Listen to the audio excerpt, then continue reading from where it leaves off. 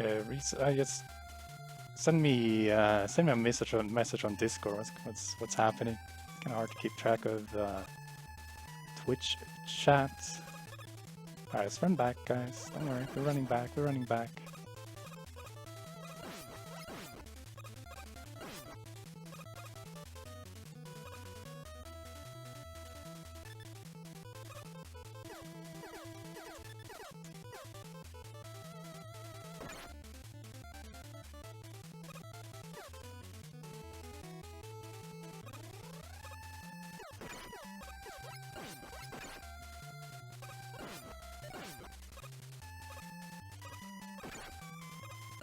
And time. We're back. Back to start. Woo!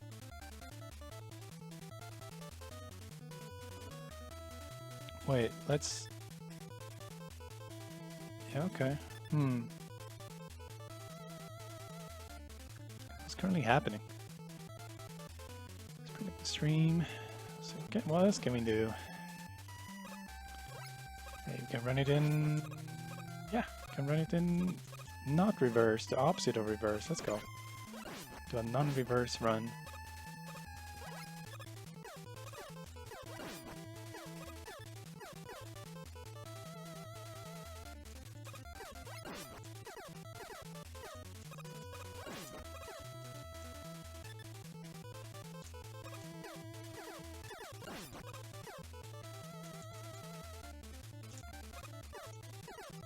Alright, going pretty good. Oh, no, no, no, no. Get up.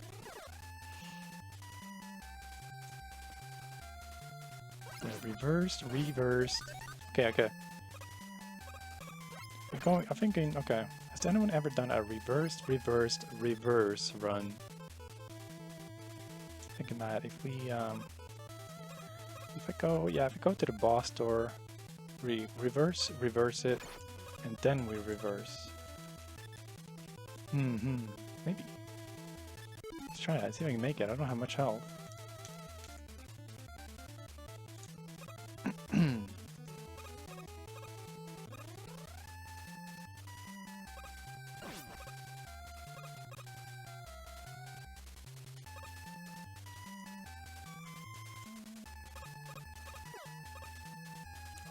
Okay, we gotta get through the big guy though. Oh dear. Oh dear. Okay. Door, go back. But the big guy's gonna respawn. Oh dear. I think it's gonna respawn again. Oh no.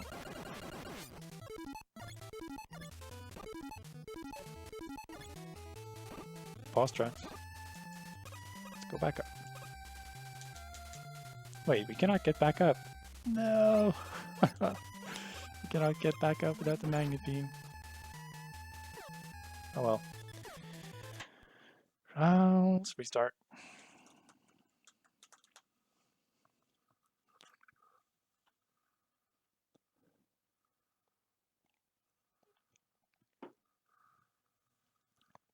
So yeah, are we all good to go? Or just yes, no, no, yes. Thank you guys, thank you. Yeah, I truly tried my best. Well, okay, we can, okay. But sometimes it just, it just doesn't work out. It does not work out. And yeah, that was Mega Man 1. Thank you all very much for the GGs. All right, that was good. Thank you all for watching. Enjoy Mega Man 2. Peace.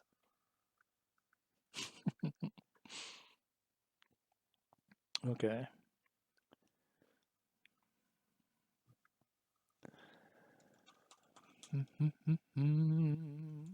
Oh, so the weather is okay here, by the way. Yeah, you know what? Let's go to ice.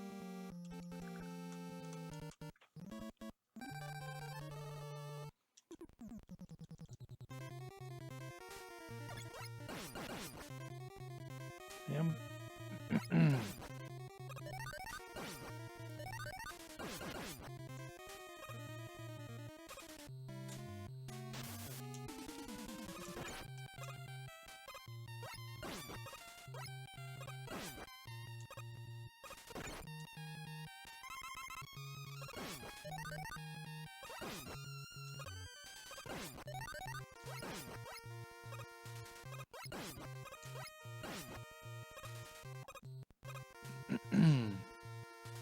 Excuse me.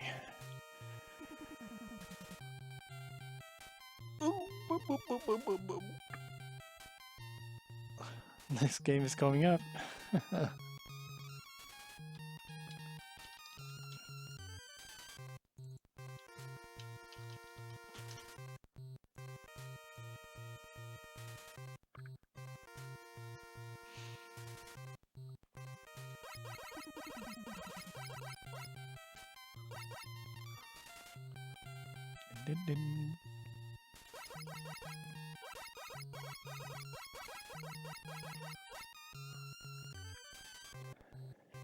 Wait. Ooh. Reset the reset hype bits. McFly. McFly is hype. Metroid McFly. It's a hype guy. Hype guy. Okay, wait, we back? Oh, we live? We live? Okay. Cool.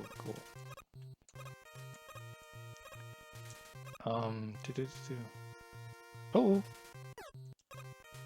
Just want a hamburger. Footage is... Alright, reset the reset.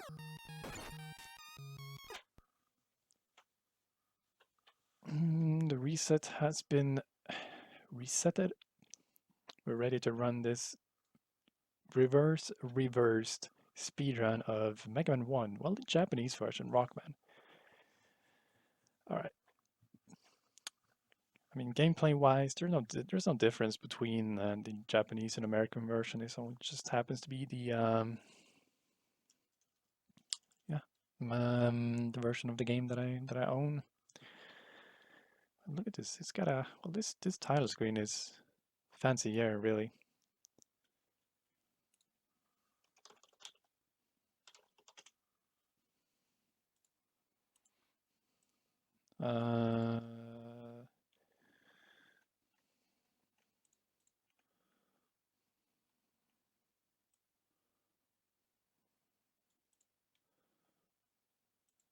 Okay.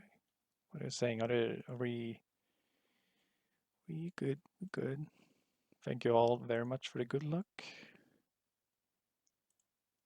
Oh yeah, Anon, it's just definitely.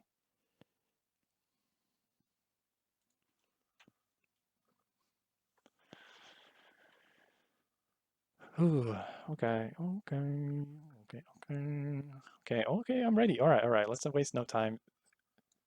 Do apologize for the big delay here, but let's go in 3, 2, 1, go. Woohoo! Yahoo! Here we go. Here we go. Let's make this the one. Let's make this one count. Yeah, let's do it. Let's go. 50,000. We're already off to a perfect start. 50,000 is great. You can get anything from 50 up to 100,000 and 50. You're saving time, saving frames. Oh, no. Okay. Alright, never mind. Alright, so Mega Man 1. Amazing speedrun game. Definitely my favorite NES speedrun game to run. I have so much fun playing this game. Oof. So this game features... got sips. I mean, overall, just plenty of tricks, techniques, tight movements. And it has a nice length too, so the current record for this is sitting at 1824. And I'm looking to get an 1819 or lower. I'll be really happy with that. So the current record is pretty good, but well, far from perfect, like most games. NES games. Alright, so what is to say about this game? Well, there's plenty to talk about. So we start off in Cutman stage. This is actually, well, this is not the intended order. There's an intended order, but we're gonna head into Elecman stage without the super arm, and well, if you're playing this game under normal conditions, you wouldn't need a super arm to get the magnet beam, which is kind of hidden in plain sight in Elecman stage. You need the Magnet Beam to beat the game, but you can glitch into the Magnet Beam and get it early. So before we do that though, we are killing Cutman just to get his weapon for Elecman, because Elecman only takes 1 damage from the Buster. So it's a very long fight without his weakness. There we go, cut down! Yahoo! 1 down! Alright, pretty good start to this reversed run. Alright, 50,000, yeah.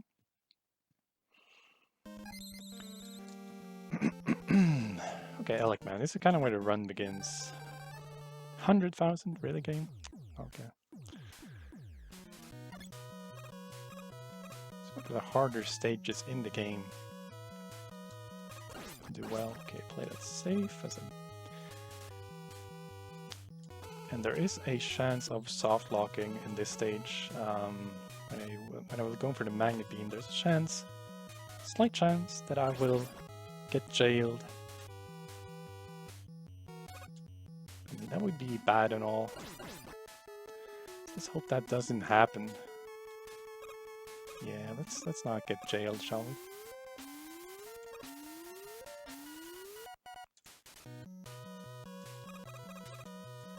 Okay, got that jump. Yeah, I mean, it's okay. It will never happen. There's no way you're gonna soft lock, right? We're completely in the clear. It's safe. I mean, it's not like... Okay, let's calm down. Okay, calm down. Alright, we're coming up to the Magnet Beam screen very soon. Just 1 screen away now. Oh dear. Can we get it? Oh. Okay, kind of played it like a coward, but... Alright, we got it. We got it. Alright, the run lives. The run lives. It's very likely that we will be beating the game now. Unless the game crashes, oh, I guess I shouldn't have said that. Oh well. Alright, time-wise, Magnet Beam grab was okay. So now see, we're using the Magnet Beam, and we will be using the Magnet Beam in every stage from now on. It's really gotta be the best weapon in Mega Man. I mean, you can make your own platform. See, if you place the platform, the Magnet Beam, set correct height underneath a ceiling, you can zip. Oh, I accidentally pressed B twice there, it's fine. And we will be doing that a lot. Plenty of zips. Placing Magnet Beam in just the right pixel. So here's Alec. 3 hits with a scissor, boom, dead.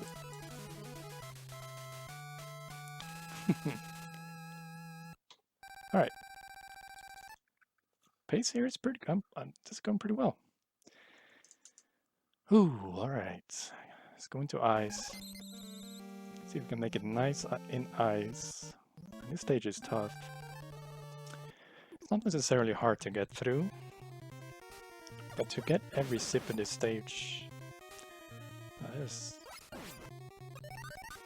really difficult. And yeah, every one of these sips, they save a lot of time, really.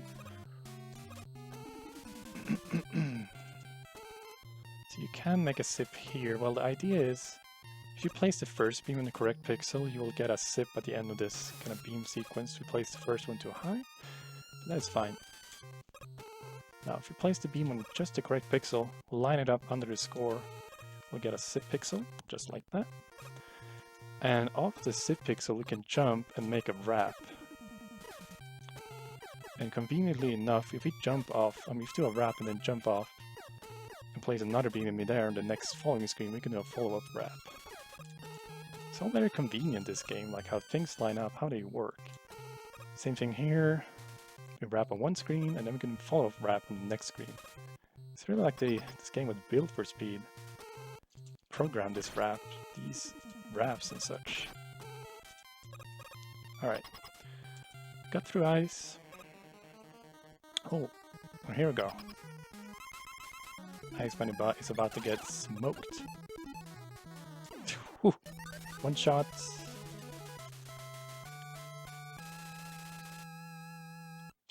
So if you pause the game, the boss's invincibility frames will wear off, but your shot will stay on the screen. So you can do that, I mean, multiple times, I mean, however many times you want, and just destroy bosses, ruin bosses. Alright. Ice down, set the fire.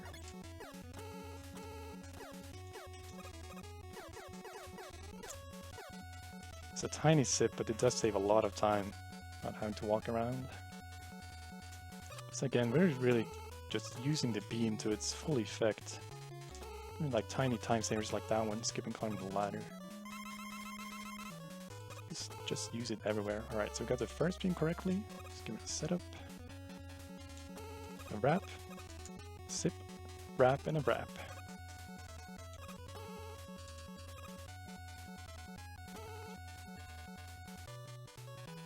There's a big sip. So you can set it up.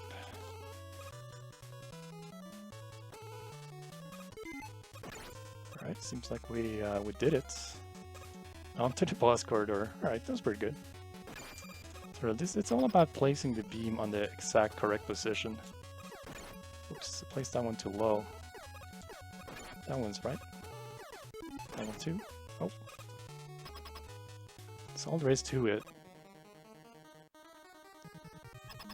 And once you... well, if you play this game a lot, then you will get consistent at it. Sure, it's precise stuff, but that consistency just builds up and builds up over every run, every day, every week, every year you play this. But still, getting all the sips. I mean, for example, in the record 1824, I don't get every sip. I miss a couple. It's just so hard to be, that consistent, that on point that you get them all. I'm sure it'll happen one day. Someone get a run like that, but for now, the game's still open. Still a big time save to be had. The record. Oh yeah, Bombman stage. Pretty chill stage. So we use the pause button on those bombs to cancel the knockback. We've been using it throughout the entire run. It's just second nature when playing this game that you don't really think of it. That finger, you just have like a finger on the pause button at all times. So here we're gonna attempt to skip this Sniper Joe. Jump. Sniper Joe. See a Sniper Joe? Okay, that was a little sketch.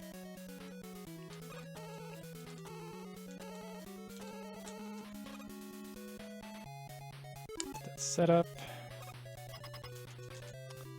For all of these, a lot of these sips, the first beam I'm placing is basically the same input. Like the first beam I placed there in the big bomb and sip, it's the same beam I placed in Iceman stage. Same beam I placed once in Fireman stage. So you really just, I mean, the sips are a little different, but the inputs they're nearly the same. Oh, almost saved time on my bombman stage. Okay, just one Robot Master to go. Gutsman. Yeah, we're gonna get your guts. Now, well, we have the Magnet Beam now. You're not really supposed to have the Magnet Beam already going into the stage, so we can just skip the childhood nightmare, which are, these platforms.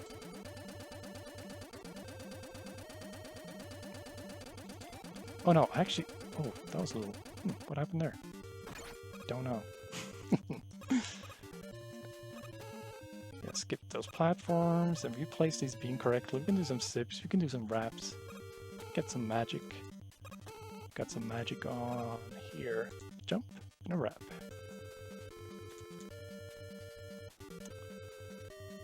So yeah, Gutsman's it's a really basic stage. We play without the magnet beam, but it has some tough magnets. But okay, at the very end of this level, oh, this boss fight.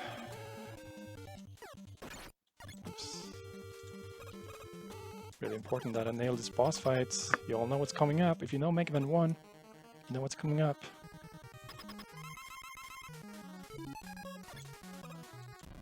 Come on, baby. Oh, looks like we got it. Ah, we got it.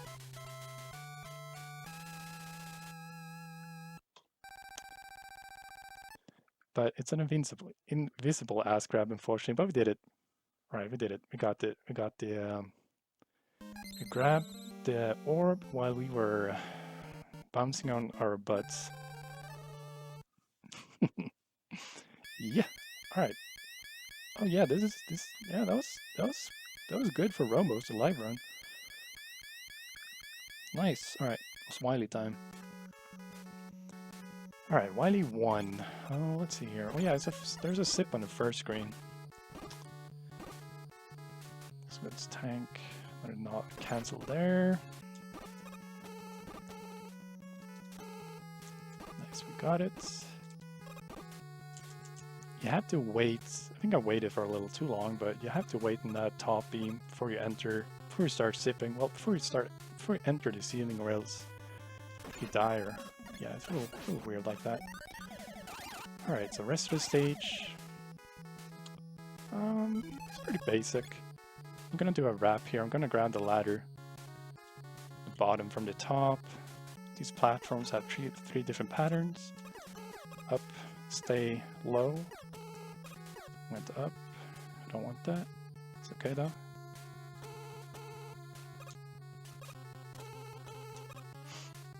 Alright.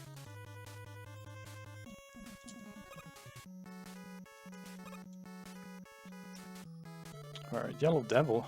Oof, where do we go? Yellow Devil does 4 damage. Looks like I have 6 health. So the devil should pose no threat to me. Dodging, dodging, dodging, dodging. Oh no! No problem.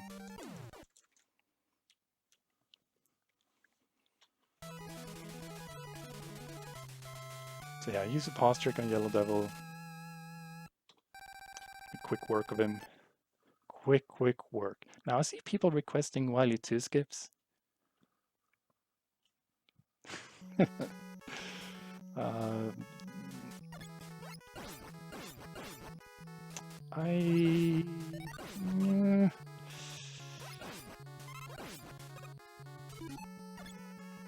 Oh yeah. Oh, I forgot where the hole was. Oops. I forgot. But I didn't mean to. I was just gonna grab the ammo. I swear, just gonna grab the ammo. But I forgot where the hole was. I was too nervous, guys. You guys made me nervous. All right. No skips. No skips. We'll be grabbing the ammo. Cause I'm scared. I'm scared of Wily 3.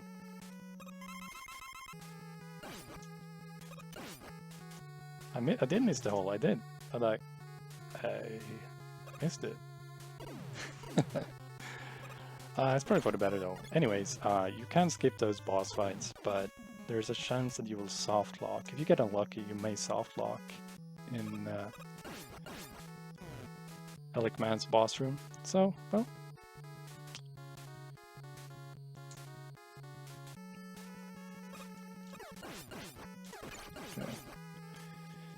Okay. Good standard Wily 2. No skips.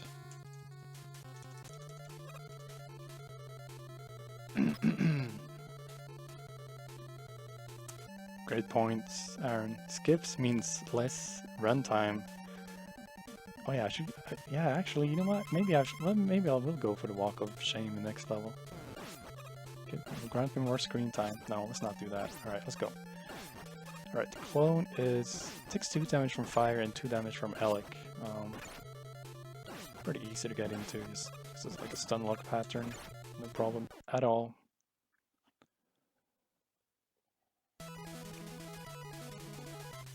Okay.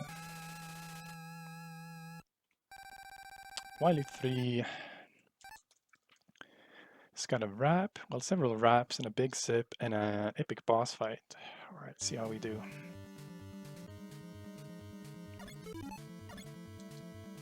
All right, we got the frame perfect jump, so that's set up perfectly. No, get down. Get down, Mega Man.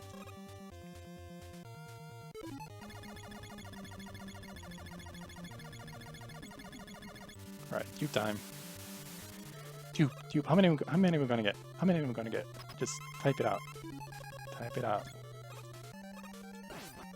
1, 2, 3, 4. Swag dupe. Ah, no swag dupe.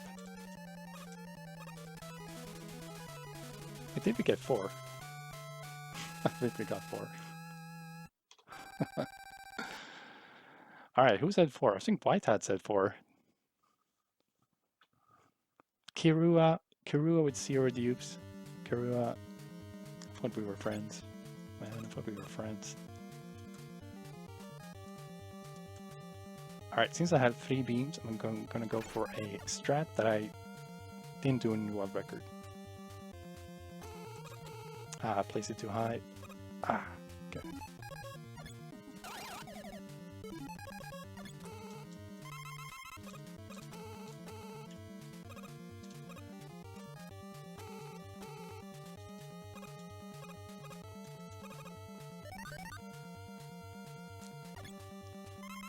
Refight skip. No problem. And we're gonna finish the game soon. No Yashishi. No. No Yashishi. Alright. Just widely left. We skipped all the refights by glitching through the ceiling. So time I'm gonna get, it's gonna be like a 1909-ish.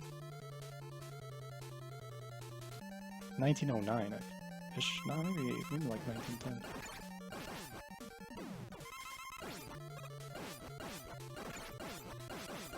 So as soon as his life is depleted. Oh, alright, looking like a 1910. Alright. Ah, too bad I didn't get the sip there. It's a tough setup. Skipped using Alec.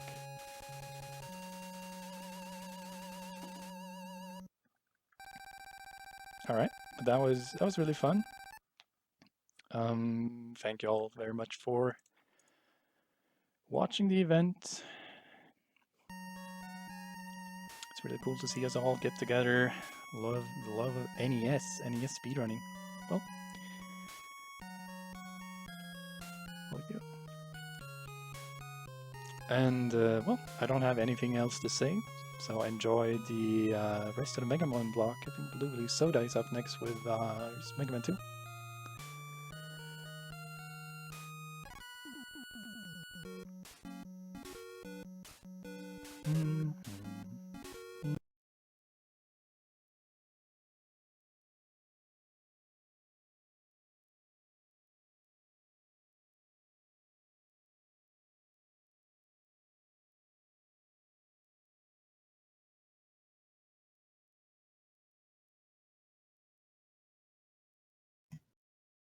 All right, ladies and gentlemen, and especially Cool Kid, thank you for bearing with us during our restreamer transition. You're watching Best of NES Marathon 2017. We've just entered the Mega Man block. We got kicked off by Cool Kid running Mega Man 1. Mega Man 2 is coming up next. It's going to be run by Zoda Nor, and we're going to have Sinister One on commentary. It's going to be a good one, so stay tuned.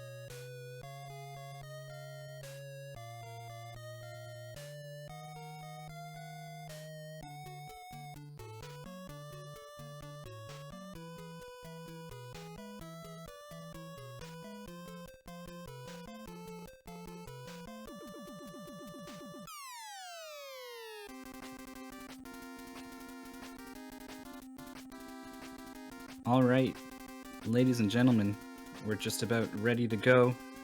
We've got Zodanor on the ones and twos and all the other buttons on the controller and doing commentary. We've got Sinister One. Take it away, guys. What's up, everybody? This is Sinister One here. I am going to be commentating for my good friend Zodanor. He is going to be doing an amazing run of Rockman 2 in just a moment here. I think he's all ready, so I am going to go ahead and count him down. So 3, 2, 1, go. And here we go. So this is Rockman 2, the impossible game. Very, very difficult stuff. Zoda's going to start off on a relatively easy stage, which is Flashman stage, but the actual boss fight here is very difficult. So we're playing on the Japanese version, which means that your buster shots actually do less damage than they do on the US version. So it's going to take him 14 shots to take down Flashman once he gets to the fight. But this stage doesn't pose a lot of threats. I mean, there's some ice physics. He's got to take down a few enemies. As you can see, they have, again, they take a little bit more in the way of shots. And he does have to take a substantial amount of damage as he goes through the stage, but nothing that would put him in danger in Flashman. And the reason we're starting in Flashman is because Flashman is going to give us item 3. There's 3 upgrade items in this game. We just saw in Mega Man 1 there's of course the Magnet Beam, and they added 3 items in this game and took away Magnet Beam. So item 3 is an item that kind of attaches to walls and lets you like slowly climb them. And that's going to allow you to get in the ceiling and initiate some zips, as well as do some other tricks later on. So that's why we're going here first. We're going to need that to set up getting item 1, which is what we really want. That's going to come from Heatman, who's next. So let's see how Zoda does in this Flashman fight here. 14 shots, and he's taking a little damage there, but that's okay. He's moving Flashman around. He's got control. Oh, he might get stomped. Ooh, wow. Clutches it out at the very last moment. If he had taken any more damage, he was going to have to take a death. And you do not want to take deaths in this game unintentionally. Believe me, he's going to be taking some intentional deaths later on, so he kind of wants to save his 2 lives that he starts out with here. So well done by Zoda, clutching that fight out. He is going to get the aforementioned item 3. There it is. Dr. Wright hooking it up. You know, you always got to wonder, like, why did Dr. Wright not just give us this stuff to start out with, man? Like, why is he so behind on making these items? I don't know. I'll never figure it out. But anyway, moving along to Heatman here. So Heatman stage does pose some threats. There's actually some very, very difficult portions here. That lava is death. There's going to be some bottomless pits, which also equal death. Zoda's going to pull out his item 3 to do this tricky item 3 throw, which can sometimes result in you falling in a pit. So a lot of stuff going on. He's got to set up the first zip. So here's item 3, our good buddy. And he's going to make a little platform there so he can jump straight over there and kind of skip doing this zigzag pattern to get up to the top. Very nicely done there. And now he is going to get stuck in the ceiling. So he's going to place an item 3 here, which the game is actually looking at where the item 3 is instead of where Mega Man is. That's why Mega Man gets pushed in the ceiling. And he is zipping across there. So it allows you to skip a pretty big portion of the stage. And now Zoda is on another dangerous part, which is these Yoku blocks. He's handling it very well so far. Very dangerous. He's trying to stay as far right as possible on those blocks, because what that allows you to do is spawn the next block more quickly. And great Yoku blocks there. Great stage overall by Zoda. Really fantastic stuff. So now we will come to Heatman, which is the most luck-oriented boss in the entire game. He can delay for either a half second, full second, or second and a half in between each of his attacks. We're going to hope that he gets a lot of short delays, a lot of 30 frame delays. There's a couple. All right, there's a 60. There's another 30. There's a 90, finally. He's breaking out the bad luck. More 90s.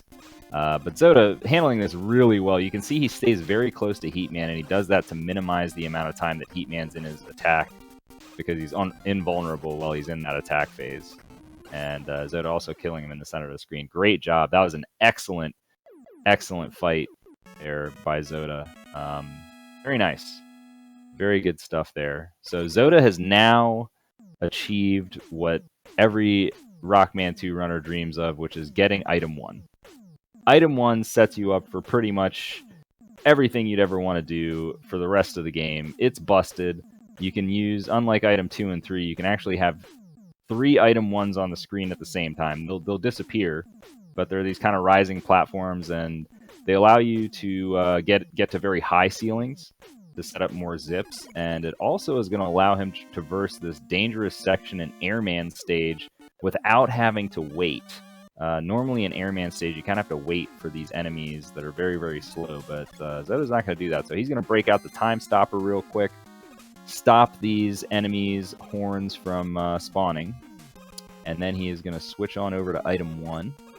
And now comes the dangerous part. So this is just a giant chasm here, so if he falls, he's dead.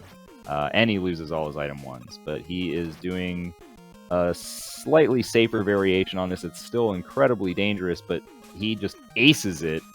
No problem at all for Zoda. That's the Nero special right there. There is a faster method of getting across, which is like pretty much you're going to die like most of the time. But it does save a lot of time. So well done there by Zoda, conserving his lives. He is a little bit low on health, lower than he'd like to be. And Airman's shots deal 4 damage, so it looks like he can only take 2 shots. Now, Airman has certain patterns where I believe he can just hit you 3 times and you're done. Although Zoda is such an expert, he probably knows how to like actually not get hit by those patterns. So I think he should be okay, but let's just hope for a good pattern where he can just get a lot of shots in on Airman. Once again, we're stuck using this Buster here, but this will be the last time really that he has to use it. After he gets Airman's weapon, he'll be able to use the weapon weaknesses for the rest of the bosses. So not a good pattern to start there. You can only get 3 shots in. Another bad pattern, so pray to God. Okay, thank God he didn't get screwed over on... Oh, no! He didn't get 3 undodgeables, but that last one's it's a bad pattern as well, because you have to like jump over that last one and try... You can't jump too high and you can't jump too low. It's like a tight jump. So, and again, Airman's giving more bad. He finally gives a good pattern. Zoda able to take some intentional damage and get in close. That's the idea on Airman, is you want to get in close. But really tough fight. So yeah, what happened there was essentially Zoda, he had taken a little bit of extra damage from one of the birds earlier in the stage, and that meant he couldn't take 3 hits from Airman. And Airman, of course, being the troll boss that he is, gives one of the worst patterns possible. And you saw what happened. So that's okay, though, because there is a 1-up in Quickman stage. And Zoda's going to be able to pick that up, so he will be able to use the intentional death strategies, one of which you're going to see in the next stage. Zoda collecting Item 2 here now. Item 2... mainly used for just traversing certain long horizontal sections of stages a little bit faster. It's faster than walking. But outside of that, it doesn't get a whole lot of use. So it's all about Item 1. Zoda's going to break it out. He's going for the rough strat there. He didn't quite get it, so he's going to do the backup strat here, which he's going to set up a zip. And he's actually going to be completely out of bounds. So the screens are going to be advancing. It doesn't look like it. It looks like he's just walking here on the same screen. But he's actually advancing to the checkpoint, and he's going to take this intentional death right here, and boom, he's at the checkpoint. So using Heatman there also allows you to skip the death animation, which takes quite a while. It's a very long death animation in this game, so that's the reason for breaking out that charged heat there. And now for the climb. This is a very, very tricky part, and Zoda making the best of his Item 1s. He's now going to break out the Item 3. And if you drop the Item 3 at the exact right point on a ladder, you can actually land on it at the same time. So Zoda really, really doing a great job with this climb so far. He's got to get a couple more of these tricky drops. Okay, he missed that one, but it's all right. He got up to the next screen anyway. You don't want to get knocked down by one of the birds. That's like the thing that you want to avoid. And there you have it. So now, since Zoda actually has a weapon weakness, he has air, which Clashman is weak to air, and he's got to hit him with 3 air tornadoes.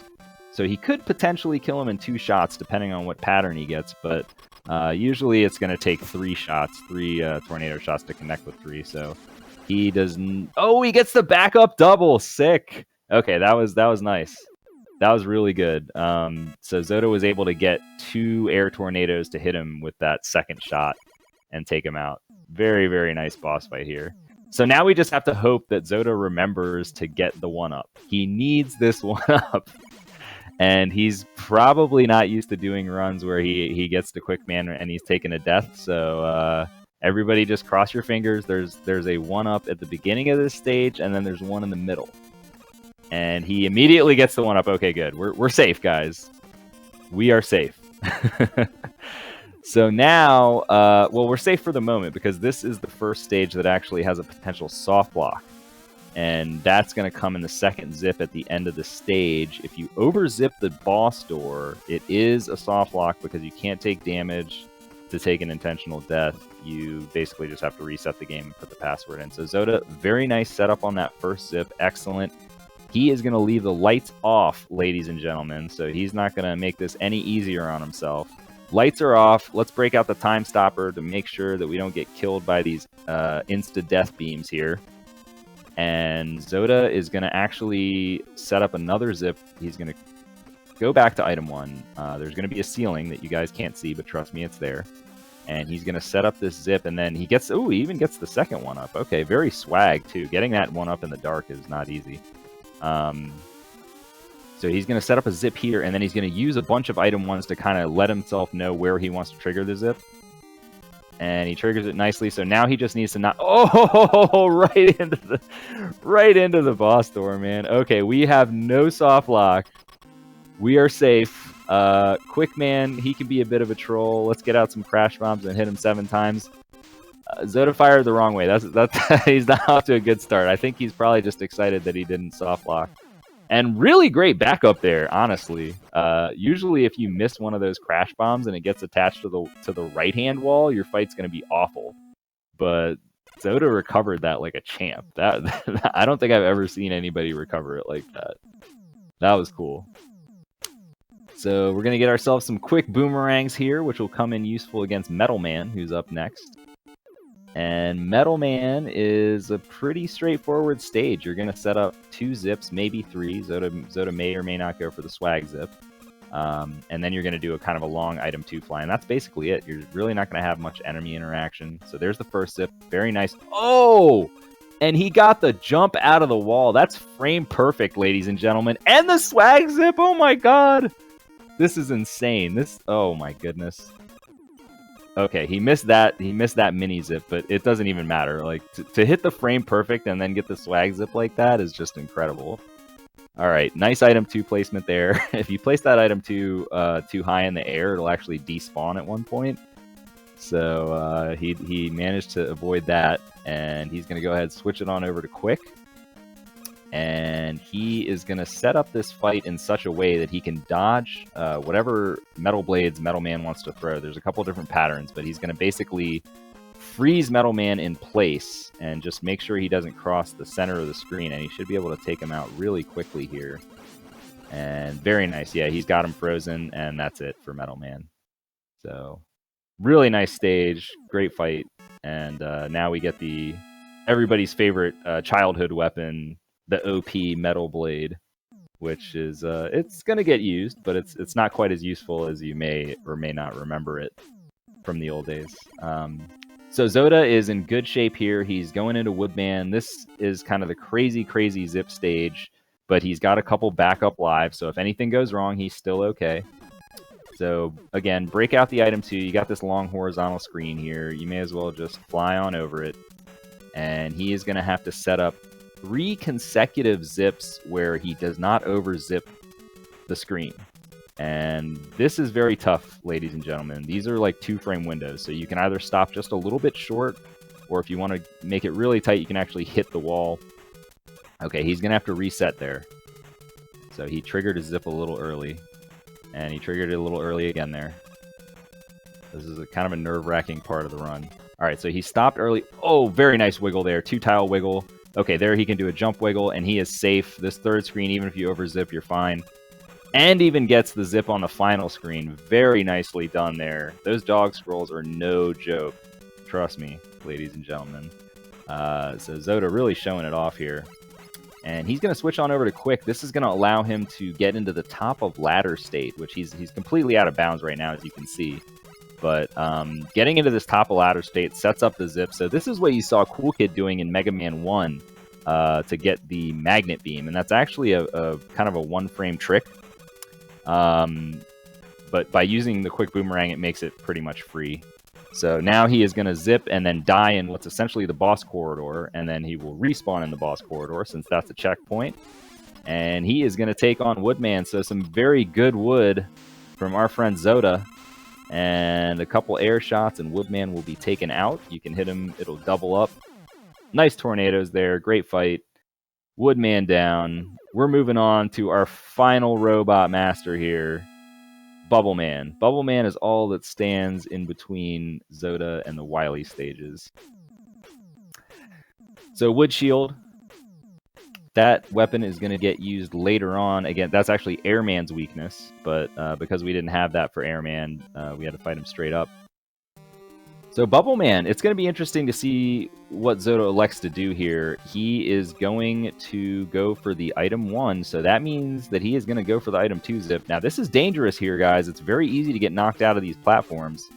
Zoda doing a great job so far, though, avoiding all those frogs, and he is to safety. So he is going to set up an item 1 zip first, and then he's going to go for an item 2 zip that is nearly impossible. It's basically... you have to place your item 2 within a 2-pixel window, and you have to land on your item 2 and then let go of left within 1 frame. So it's kind of a 1-frame trick. Excellent zip setup there by Zoda.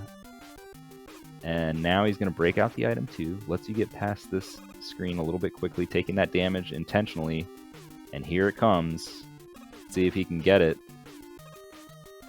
Almost. He didn't let go of left on the correct frame there, so he missed the frame perfect. Again, he's getting the 2-pixel placements. There it is. Third try is the charm. There is your item 2 zip. It's a very dangerous one, very difficult, and thankfully he remembers that he didn't have quite enough item 2 to get to the other side, and he doesn't fall in a pit. Many of us have done that before. We get the item 2 zip and then we forget we've already used it. So Zoda's safe. He's going to take on Bubble Man. Depending on what pattern he gets, he may go for a swag double KO here. Let's see. No, that's not the pattern he wants. Oh, he went for it, but he didn't get it. He did not get it. That's okay, ladies and gentlemen. That's why he picked up that second one up in in Quickman stage. Hey man, you gotta go for the swag. You gotta respect it, okay? Zoda's playing the impossible game and he refuses to use safe strats. He wants that swag, so he's going for it. Nothing but respect for Zoda there, man. That's good stuff.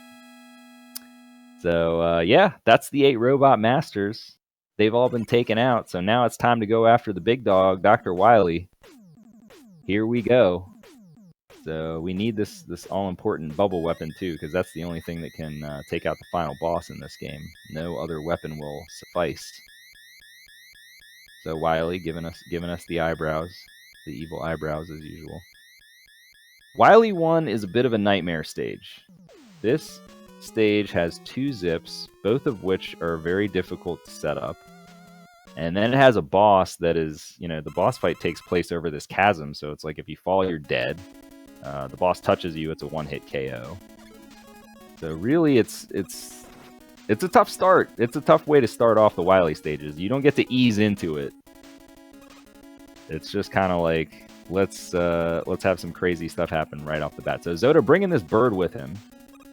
He's going to try to despawn this toothpaste right here. Does so successfully. He's able to navigate this section very well. Preserves just 1 pixel of the item 2 energy. He'll be using that later on. And he lost an item 1 there, though, so he's going to have to remember. Okay, he missed the first zip setup just by a hair. He got pushed out. That was unfortunate. Going for some different strats here. I guess he's doing this because he's probably going to pick up the weapon energy at the beginning of the next stage here. Normally, you wouldn't use an item 1 there, but he's trying to get some time back that he lost from missing the zip. So here's the second zip setup. very tight. Let's see if he can get in the ceiling. Oh, he missed it by a pixel. So now I think he's got just enough weapon energy to get over there. Thank God. The only way to get over to this ladder is to have 3 item 1s. So he's got just enough. He gets to the ladder. We're okay. Everything's fine. Yeah, Wily 1 is like the speedrun nightmare of this game, I swear. Every time. Wily 4 is nothing. Like, I never even get nervous for Wily 4. Wily 1 is what gets me. So breaking out the quick boomerangs here, it's going to take 14 shots. Zoda is going to show you guys some amazing mashing once he gets to this dragon. Kind of nice little auto-scroller here that they set up in the game. This is really cool. It's kind of like, you know, the dragon's chasing you, and you're kind of like, whoa, what's happening here? And you can't shoot him. He's invincible during that phase. So Zoda getting a good position there, and wow. That is some serious mashing right there, ladies and gentlemen. When you kill the dragon, like, way before it even gets to the left side of the screen, you have mashed fast. You have mashed very, very fast. Okay, so Zoda right away is going to need to pick up some item 1 here at the beginning of this stage. He's going to set up a zip. Normally you'd use item 2 to kind of fly across this spike section, but he is going to zip through it instead. So goes ahead, grabs the item 1. He's going to be careful to avoid these enemies, and then he's got to set this up very, very carefully. Right here he does a small little delay because you want to manipulate this guy so you can take some damage and despawn him, and Zoda with a perfect zip setup there. He's through. Gonna use that item 2 that he saved so that he can get up top there and cross over those little platforms. Those usually you'd have to knock out with crash bombs, but there's actually no ceiling there, so you can get over top of it. Nice use of the leaf shield there. You can throw it directionally, so you can take out multiple enemies. Now here, this hallway is pretty tricky. You can actually do it. Zoda, oh wow, excellent, excellent, excellent stuff. Oh man, that was beautiful. Perfect hallway by Zoda. If you hit those leaf shields just perfectly, then even if the enemies drop any items, they will spawn in the ceiling and in the floor. And of course, if you have to pick up items on your way, it does slow you down. So 0 drops is very fast. Hopefully he doesn't go for the swag right here. All right, thank God. You can fall through that little gap there, but it's very easy to die. And that would have been a game over. So yeah, that's you got to pick your swag, ladies and gentlemen. So this boss fight's usually pretty uneventful. You can do a double KO if you really want to, you know, get fancy with it. But it's just 3 metal blades for each of these little things. You know where they're going to come out. It's not random. It's the same spawns every time. So we'll see. The only thing here is Zoda going to take some intentional damage. He'll have to take 1 hit before the final one, and I don't think he's going to do it. Yeah. So no need to get crazy with the swag. Keep the run going. Keep the run going here. Okay, well played. Very, very nice stage. That was excellent. Excellent stage. Excellent Wily 2. The Wily 3 is the most difficult stage in the game, and I'm just not even going to talk during this stage because it's so hard. I don't even want to like. I don't even want to distract from the incredible difficulty that you're about to see here.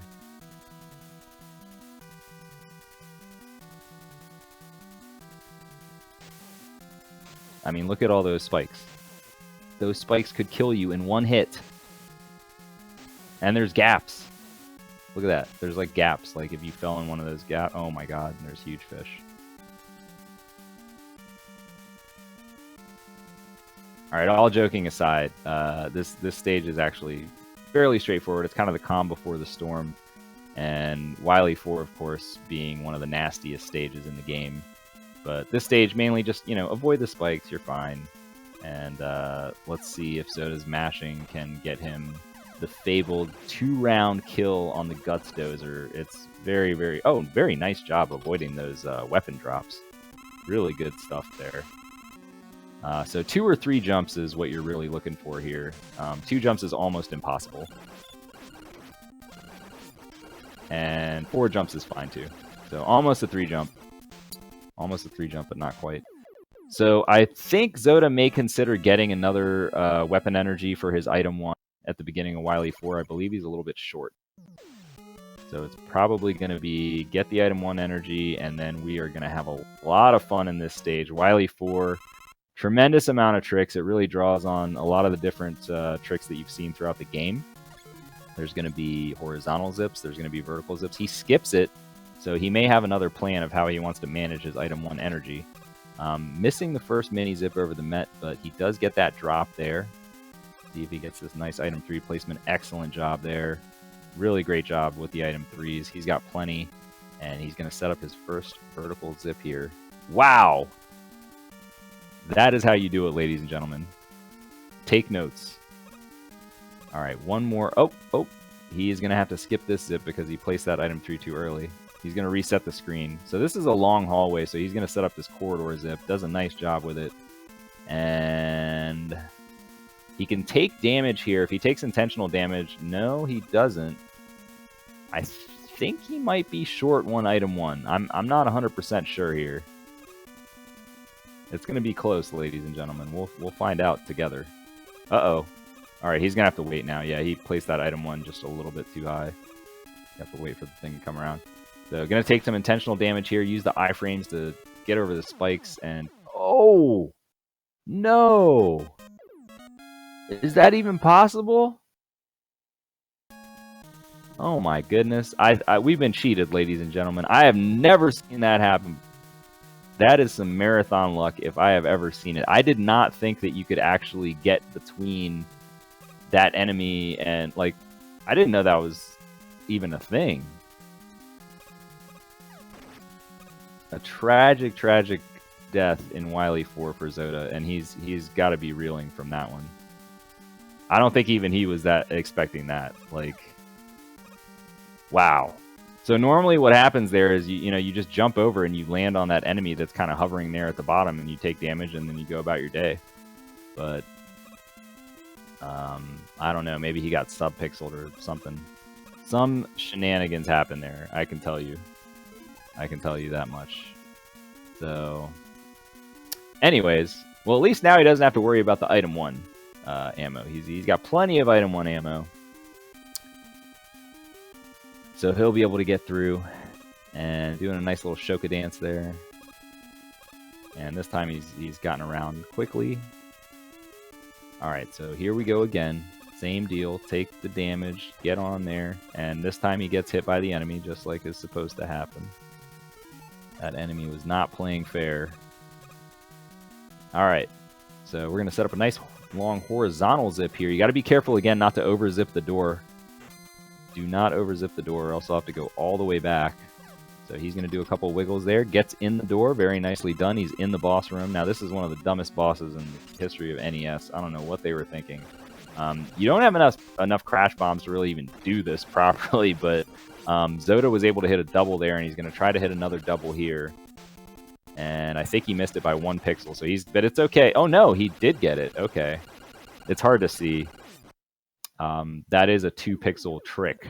So Zoda has maintained 2 crash bombs, which is exactly what you need for the Wily machine coming up in the next stage. Excellent boss fight by Zoda. Pretty much perfect. Took damage in the exact right spot so that he could set up the damage transfer to take out one of the boo beams on the wall there. And we are into the refights. So we're going quick first. 14 shots to take out Quick Man. We can't use our crash bombs this time, so it's got to be Buster only. And this guy is a bit of a troll. And I'm being kind when I say that. He's really quite a jerk. But Zoda handling him like a champ. That was an excellent fight. Switching over to air, we're going to crash next. See if we can get the good luck. And no backup double this time, but that's okay. On to wood, we have plenty of health. Ideally, you want to avoid getting all the health refills if you can. But this wood fight can be pretty tricky. You got to be very precise with your movement there. So Zoda taking a hit, but that's okay. He gets in plenty of doubles. And yeah, he's going to take that energy, and that's a good idea because against Airman, he could give him one of those patterns again where it's just unavoidable. But if he gives a good pattern, it just takes four shots, and this is not a good pattern. Very unfortunate. So Zoda's going to have to wait in the corner here and then just take him out. Yeah, really bad patterns from Airman in this run for Zoda. And time to break out the bubble. So Heatman not nearly as much of a troll this time around. Just 5 bubble shots and he's all done. Nice fight there. get on over to our Metal Blade. This is where Metal Blade finally gets its time to shine. It's going to take out 3 of the Robot Masters, and we're going to use a little bit on Wily Machine as well. So Bubble Man down. Metal on metal action incoming. And nice timing there. We got a bad pattern with a high jump, but that's okay. Zoda handled it perfectly. And then this fight, which is pretty straightforward. So the only thing Zoda has to be careful about here is not placing his crash bombs too high. You have to place them pretty precisely in order to get the multiple damage. So first one was great, perfect placement there. You could see just instantly exploded. And the second one was perfect as well. Wow. Really good stuff by Zoda. If he had been like a pixel or 2 higher, those might not have done multiple damage. So finally, we get to take on the man behind all this. Or is he a man?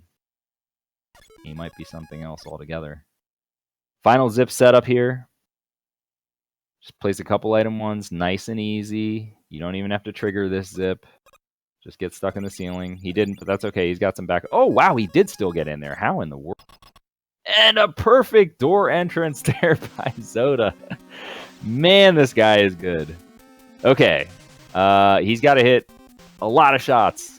A lot of shots to kill this alien. Quite a few, but he's got the mashing power, so he can do it.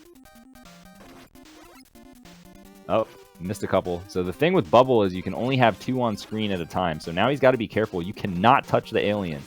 Those shots the alien shoots deal 4 damage, so you can take some intentional hits, but you cannot touch the alien. You will die.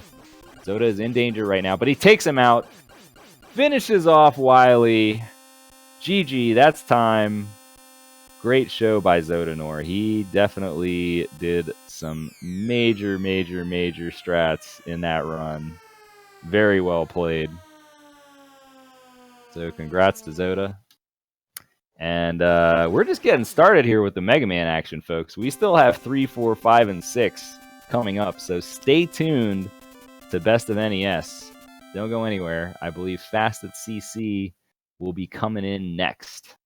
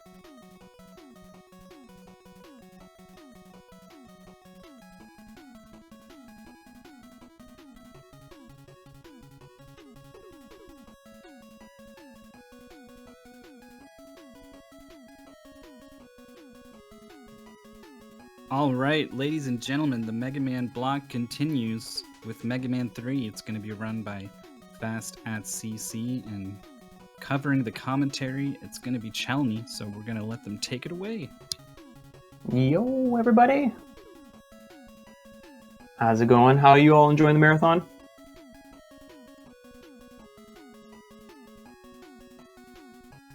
Oh, yeah, it's great. I love it. I love it so much.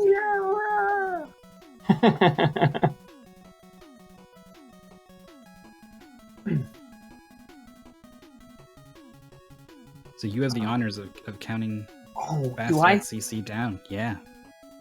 Awesome. Okay. Where is he's in this? Right? Yeah. Okay. Double check, make sure he's ready. All right, he is. All right, let's get this going. See how bad I can time my countdown with my typing countdown of 3, 2, 1, go. So Fasta, obviously, as this marathon is intended to be, is the world record holder for this game. For a long time, he ran Magnet first, a route he sort of pioneered based on the fact that the Gemini first route just wasn't really for him. And then Top First sort of came back and became the top dog, so to speak, of this game. And so he decided, since he wanted to keep up with the competition at the top, he would move. No pun intended. So yeah, this stage has a little bit of mashing compared to, I guess, Magnet First. Magnet First doesn't really have a ton of mashing other than the Proto Man fight at the beginning, but this stage has a couple cats. It's got these Met Dozers and these top guys that you want to try to take down quickly. It's all about reducing lag in this game more than anything else. So you want to make sure your shots are not too many and not enough, if that makes sense, because generating lag can come from extra shots, extra enemy objects like these tops that these guys spawn, and enemies as well. So there's a lot of things to keep in mind with the speedrun, and utilizing just not quite making this jump, but utilizing that reduction of lag can help you go a lot faster. That death is kind of unfortunate. It's right at the end of the stage. Kind of a tricky jump there. So those tops in that last room, they sort of move you back and forth to the left and right if you stand on them. And the jump that he goes for on the last one is actually not makeable. But because you jump through the top at the end, it kind of pulls you to the right, and it allows you to make this. So he jumped a little early and wasn't in the top long enough for it to pull him to the right. So he's just going to play it safe this time and wait for it.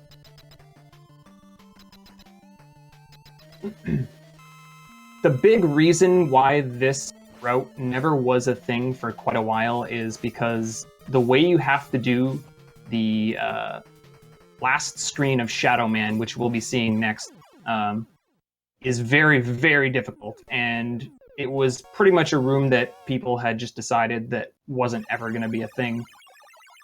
And then a couple people did some digging and found out that the room wasn't quite as impossible as we all thought. Although I might argue that it's still pretty hard. So it's a pretty big reason why the change happened. And definitely if you ran Gemini first before, it definitely made sense to change to top first. Eventually, the Magnet first runners had to buckle under the pressure and also change. So it is kind of a full circle thing, because based on the history of Mega Man 3, top first used to be the record quite a while ago when Tiki ran the game, and now it also is again. So here we're seeing our first Proto fight. Proto Man has just as much HP as Mega Man. He has 28, so it takes 28 shots to take him down here. Fasta does a nice job there of cleaning him off. The dark room here is kind of interesting in that, again, lag reduction being a big thing, so killing these enemies quickly is really important. This is actually Fasta's favorite room of the game, so you can see how much work he's put into it and how smooth that room looks, even though half the room is just pitch black and you can't see the floor. So here we are, we're coming up to that section I was talking about. Magnet and Gemini benefit from having Magnet's weapon for here, but he does not, so he's going to have to use Top Spin. The danger here is Top Spin. You might notice it when he hits these enemies, but Top Spin kind of knocks you back when you hit an enemy with it. So there's a couple different things. You can either go for it, or you can play it a little safer like he did. Or you can do what we call a wiggle kill, where you turn to the left really quickly before you kill it, and that way it'll knock you back to the right. But you have to sort of react on the fly, because those parachutes give you different patterns every time. So pretty solid shadow stage. Getting through it without a death is important. Even though he took some of those jumps a little bit safely, it's still faster. The top route is still faster by about, I think it's 4 or 5 seconds. So even though he takes a couple of those jumps a little bit safe and loses probably a second or two in there, it's still a faster route based on just the time saves that you pick up everywhere else. Another sort of thing about this route is you may notice now he's going into Gemini. So arguably, I would say the 3 hardest stages are at the very beginning of the run. That can make RTAs of this game really difficult, getting runs going. However, once you do get out of the 3 stages, it's a lot easier once you get out of there. So Gemini, again, we don't actually have a proper weakness, because Mega Man 3 only has... It doesn't have a complete weakness chain like all the other Mega Man games. It's actually got 2 separate ones. So one of the Robot Masters you have to actually kill with a soft weakness, and that's what he's going to be doing here. He's going to be fighting Gemini with Shadow. You may notice there is no more music. By jumping through the proto screen, we actually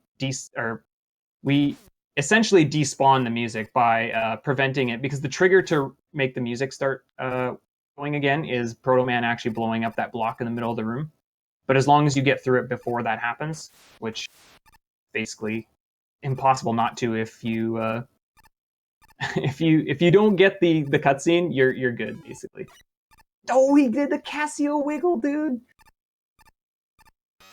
That's actually a really small zip in the ceiling, and you have a very small window because you don't hang in the ceiling for very long.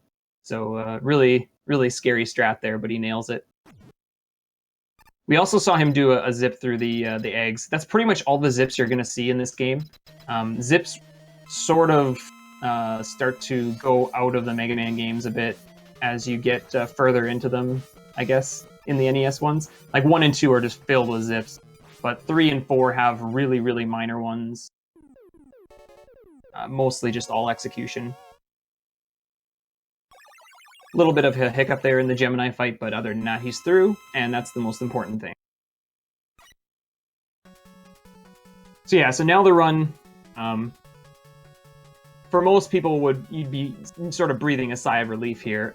Fasta, though, has quite a lot of difficult strats in his run, so even though a stage like Needle might be a lot easier than the previous stages, he's always trying to get every little tiny slide he can.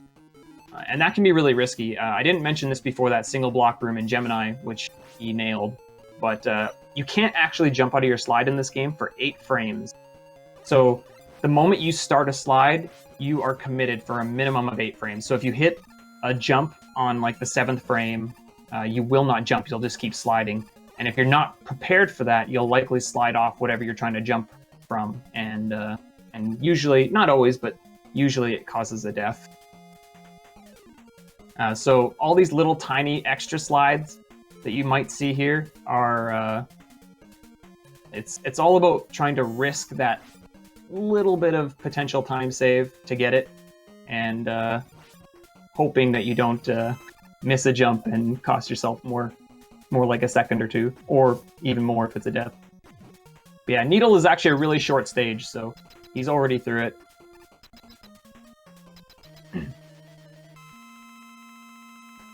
Into the Needle Man fight.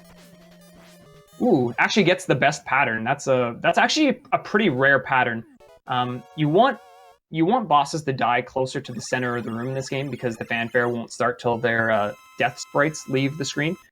But some of the bosses, you can't really manipulate them, right? You're sort of relying on their patterns. So Needle can jump really high up in the air, or he can stay on the ground, or he can sort of do the mid-hop, which is what Fasta got. So avoid killing him in the corner at all possible, basically, and he got a good pattern and allowed him to do that.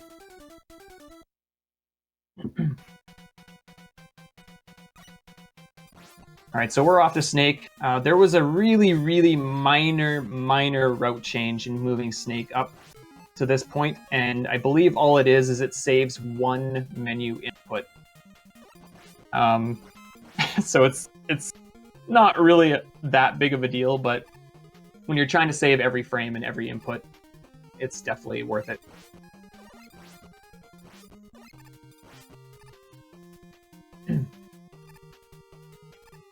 There's, again, more single blocks at the end of this stage. I don't know, based on how his top went, he might just decide not to go for them, but they're kind of tricky because not only are they single block slides, but you have to keep your jumps very, very short because you have to go underneath some enemies, and missing it causes a death and a pretty big time loss. So we'll have to see if he decides to go for it, but I'm guessing he won't.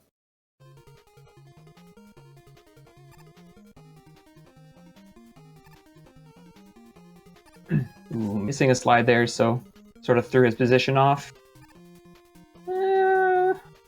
I give that. Yeah, I'll give that one a B. That's slide cancel. Slide canceling is a much bigger thing in the later game of Mega Man 6, in that because you can't jump out of slides. But ever since 6 has become a little more popular, especially with some of the guys here in North America, more people picking it up. Slide cancels have been starting to appear in all the other games. And he went for it, dude. He went for the single blocks. And he actually got the hardest ones. He just missed his jump on the last one, so that was very close. Kind of disappointing there. But yeah, so it's interesting now because you'll see them pop up in 3 and 4 and 5. Even though typically slide cancels were never really a thing in these games. Dang, that was really close. He was on the last slide.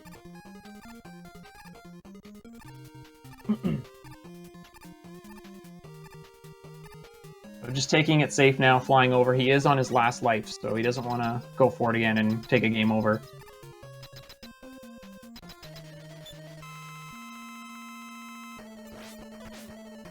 Okay, he doesn't get the best pattern here, unfortunately. Ideally, Snake Man will just walk all the way across the room and then turn around and walk back and not shoot his snakes, because those snakes, as you can see, they start to generate quite a bit of lag and slowdown, so. But fairly easy boss. Snake doesn't do a whole lot. So we've only got 3 more Robot Masters left, I think. So he's making quick work. This is one of the biggest time saves coming up here for the top first route. Since if you do Magnet first, you do not have Rush Jet for this stage. So in Magnet first, you have to do the Yoku Block section that's at the checkpoint. But in top first and like the Gemini first route, you have Jet for this stage. So you just fly right over that whole screen. I guess the best way to describe the routes, the 3 routes, is that top first takes the best sort of parts of both worlds, takes the best parts of Magnet first and the best parts of Gemini first, and sort of combines them together.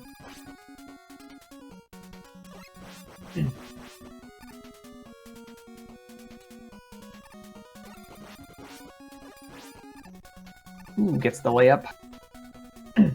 So here, this Yoku room here, we're about to see. Oh, the miss menu. We're just gonna ignore all these blocks, and we're just gonna fly.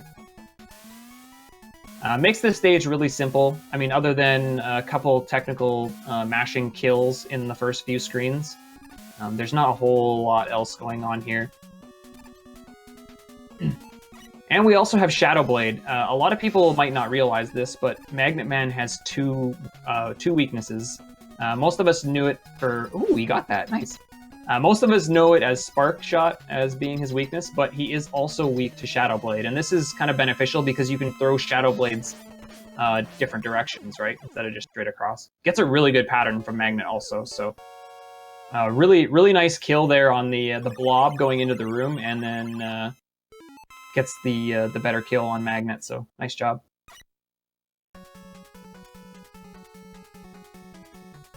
So we've got 2 stages left. We've got Hardman, and then we've got Spark. Hard is an interesting stage in that it is one of the few Mega Man stages that has no pits and it has no spike. So what they basically do is they throw in a bunch of enemies that have either a lot of hit points or invulnerability areas, or just put them in positions where they're very hard to hit. These way up at the top of the screen. And the idea behind this stage is to put so many enemies and so many things in here that can kill you that the game doesn't need a pit or a spike to kill you. It just is going to try to kill you and beat you down based on, you know, slowly over time kind of thing.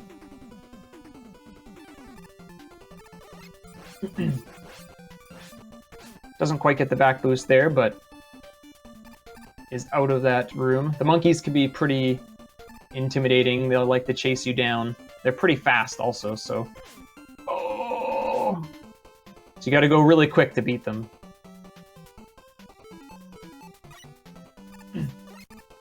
These Met Dozers are kind of interesting. They have, their hitbox is their head to kill them.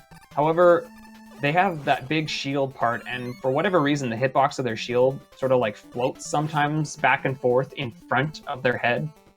So you can hit them right in the head, but your shot will just ricochet off. It's kind of annoying, especially when you're hoping to only shoot 3 shots to kill it, right, to prevent lag. Basta looks like he's going to grab the health here. Didn't have enough to do the Hardman fight correctly, so he's just going to pick up the large health there so he can show off the fight. We're actually going to take 2 body hits from Hard here, and that's why you need that that health, because it's going to be basically half your health bar, almost in damage. By getting hit by getting hit by the bottom of Hardman's hitbox when he freezes you, it kind of like knocks you out of that freeze, or that stun animation kind of that you get when he hits the ground. And so that allows you to shoot him right away again, instead of having to wait for you to unfreeze. It's a really quick kill.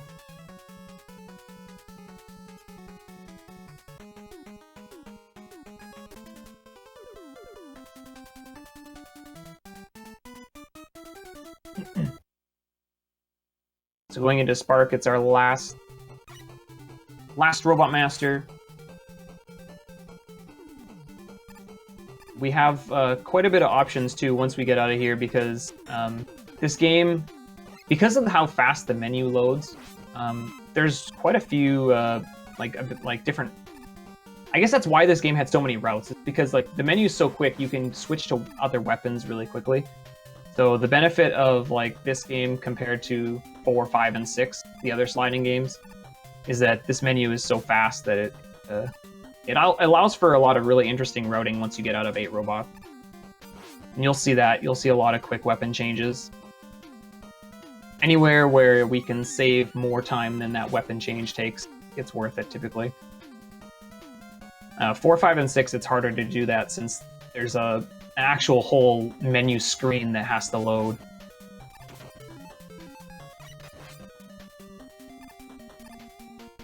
But pretty solid Spark stage here. He's got this last room. Let's see if he goes for the elevator slides. Oh, he is gonna do them.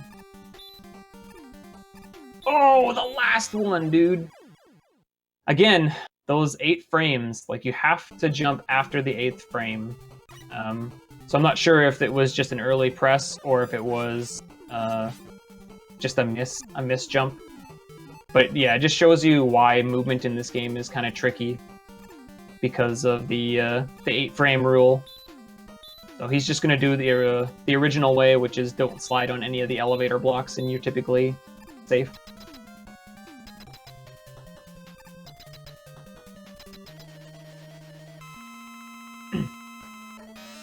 Ooh, gets the best pattern from Spark. That's a really good one again, because he dies right in the middle of the room. So, really nice there.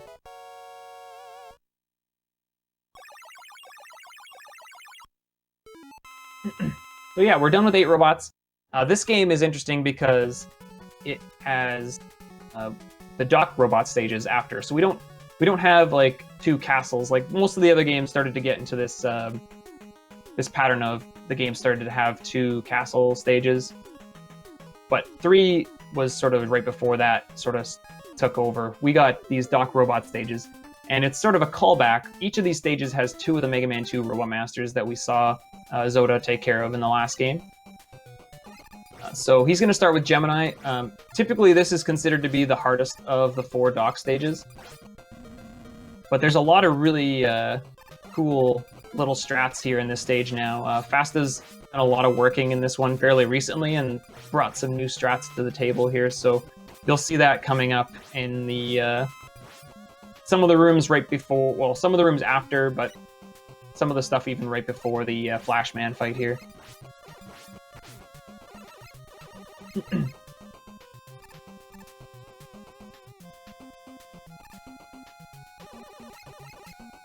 Trying to get 3 of these tadpoles on screen is kind of handy because then they don't keep spawning when you shoot the eggs. So that's sort of what the point is there. You want to get 3 of them on screen so that you can just shoot your way through the rest of the eggs.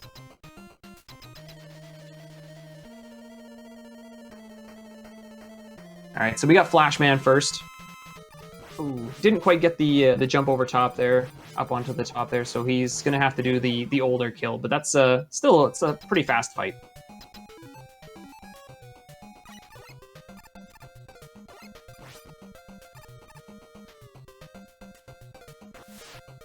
So this is a new way to do this room. Typically, we used to do some slightly safer damage boosts, but Fasta has come up with a couple other ones to cut down the time you need to ride Jet, and that allows you to go a little bit quicker again by reducing some lag.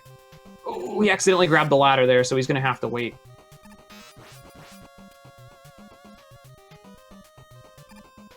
Okay. That room is a lot of ladders. You want to be very careful not to accidentally grab one.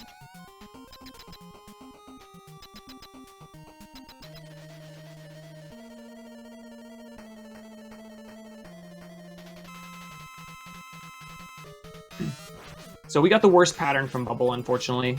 We got the 3 bubbles. Fastest health is super low here. He's going to play it safe. Fortunately, couldn't quite get the hits in, but he does kill him before taking another hit, so he would have been fine, but you know what? He's on his last life. There's no reason not to be careful there, because you don't want to die there and then lose almost 3 minutes. Alright, so we're into Doc's Shadow here. We're going to see another despawn, hopefully. Yes, gets it. So what he did there is basically he died on the same frame he transitioned the screen. So the game plays the death sound effect, and assumes that you're dead, so the music stops playing. However, because you're in the transition, the game doesn't actually kill you, and so you can progress without the music. This is actually important because the music actually does slow the game.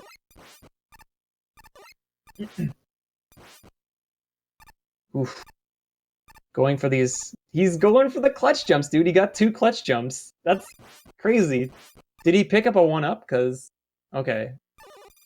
I didn't see the 1-up grab. Okay, so he isn't on his last life. That's why he can feel a little more safe going for those, I guess.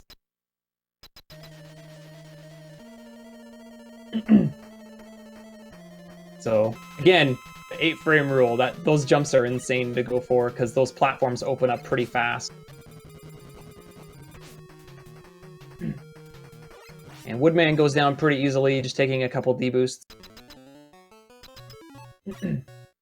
Okay, so now we go back into basically the same kind of parachute section that Shadow Stage had, except now we've got the red jumping shoes. But we also have Magnet this time, so you can see why Magnet is such a good weapon for these rooms, because Magnet will track enemies. So that makes those rooms really easy for the Magnet and Gemini first route runners, compared to the top first runners who have to use top spin in that first stage for Shadow.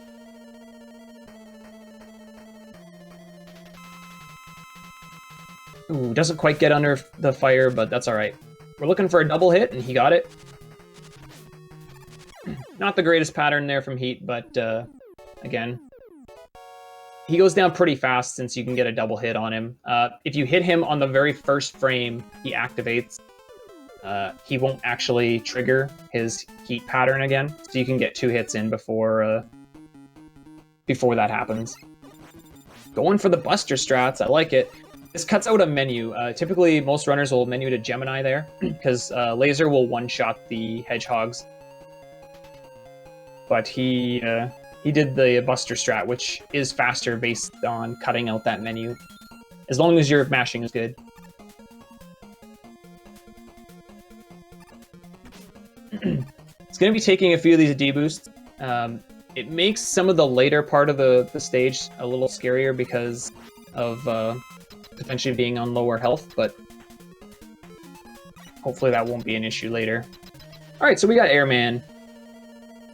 Our third Mega Man 2, or fifth Mega Man 2 Robot Master. It's a lot easier compared to Mega Man 2 since you have the slide in this game.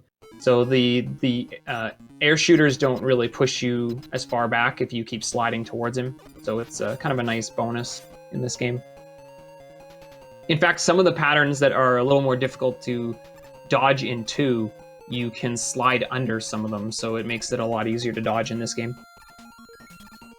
Fast is jumping off Rush Jet here for a couple of reasons. One, he's trying to despawn these dragonflies. You see them like sort of going off the bottom left of the screen.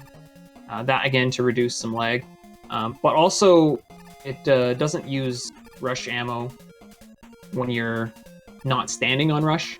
So jumping off preserves ammo, and jumping off screen yourself takes your sprite off the screen, so again, reducing lag. So there's a few reasons why we want to do that.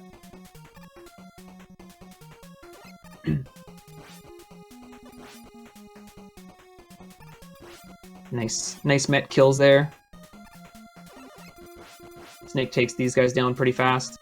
Health's a little too low, so he's gonna have to grab this, because you have to take 2 hits. Well, you don't have to, but it makes the fight really fast to take a couple hits here from Crashman. We're just gonna basically place these hard knuckles right above him, and he'll jump right into them, ideally.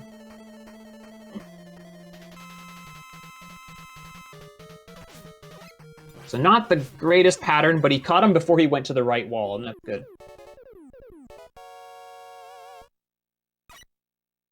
So just one dock stage left.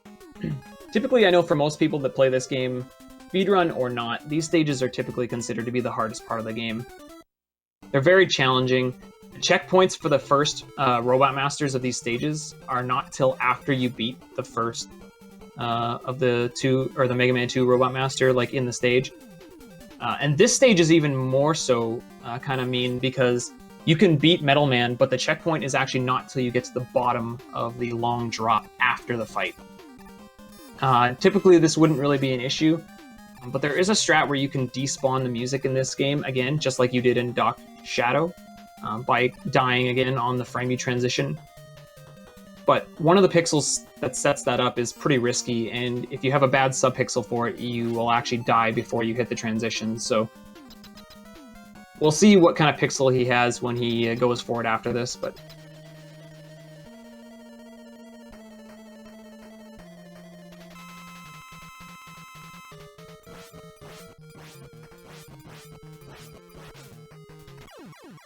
missed a shot there, but not a real big deal. Metal Man goes down pretty fast. All right, let's see.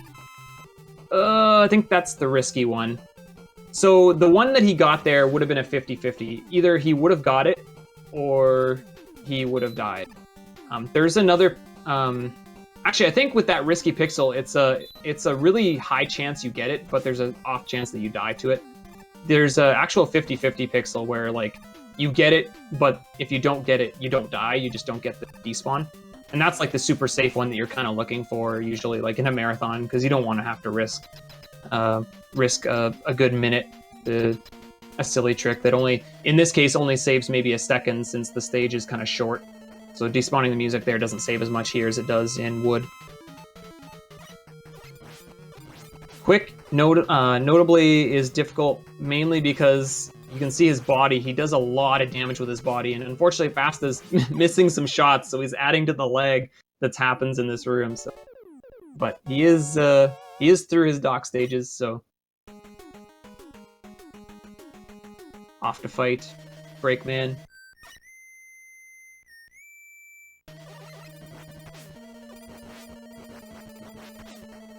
Proto gets him a little bit there. So you may notice there, right at the end of that fight, when Proto Man was teleporting out, he paused right as he was about to leave the screen. For whatever reason, pausing there cancels the teleport out from Mega Man. So if you pause at the right time, you can actually, basically what he did there, you cancel out Mega Man's teleport, and it saves a little bit of time.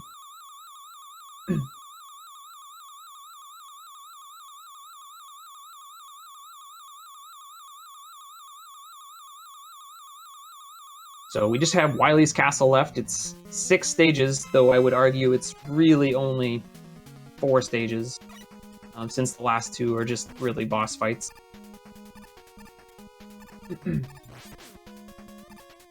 So Fast is taking those hits intentionally. The idea is to just, because those top spawners have 6 HP and the tops only have 1. Oof. Had to chicken out there on the spike slides. It's just easier to shoot the one top to reduce the lag instead of trying to mash 6 shots into the ones that are standing on the stairs. So we actually take intentional hits there to do that. If your mashing is strong enough, you can kill the top spinners also, and that is faster. But very few people go for it because it's really hard to jump mash that fast and still make it fast.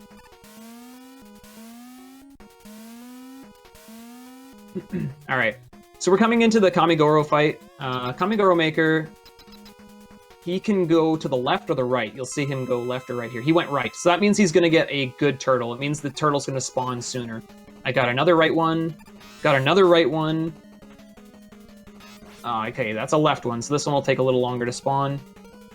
And another right. So we got 4 right and 1 left. That's actually a very good pattern. The turtle can release the Kamigoro can release them at 4 different intervals, and when he moves to the right, he has the 2 fastest releases, and when he moves to the left, he has the 2 slower ones. Is how that works. So that's a really good pattern that he got there. So into Wily 2, this is the only Wily stage that actually doesn't have a check. So any death in this stage sends you back to the beginning.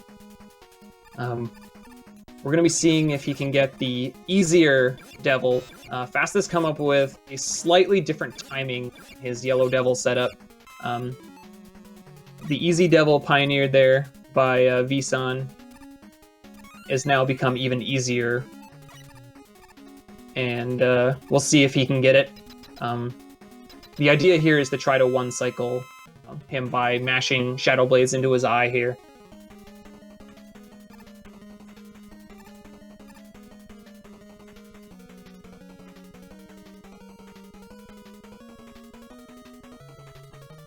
So he's gonna take the hit here a little bit different, a little earlier than you would normally.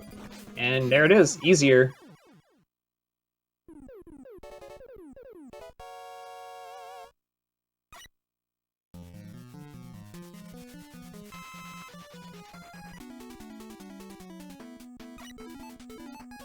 Alright, into Wily 3. Oh, doesn't quite squeak past the second bullet for the 1-2. But recovers pretty well, actually. It's really easy to get stuck in that room based on how much lag is on screen from that one sprinkler enemy.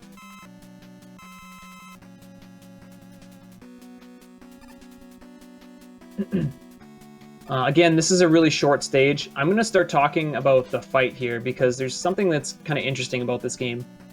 It wasn't until Mega Man 4 that you could pause the game while you had a weapon on screen. But in this game, it only doesn't check for that when you have, like, Rush equipped. So you're going to see him shoot a lemon here, and then you can menu with that lemon. And when you come out of the menu, the lemon will take the damage properties of whatever weapon you change to. And since Top Spin has the piercing capability, it doesn't just disappear when it hits the boss. So it actually hits the boss every frame that it's inside the boss. And so it almost appears like the boss just insta-dies based on the fact, because Top Spin is one of his weaknesses. So it's kind of an interesting kill. These golems giving him a little bit of problems. All right, see how many 2-frame jumps? He gets 2 of the 3.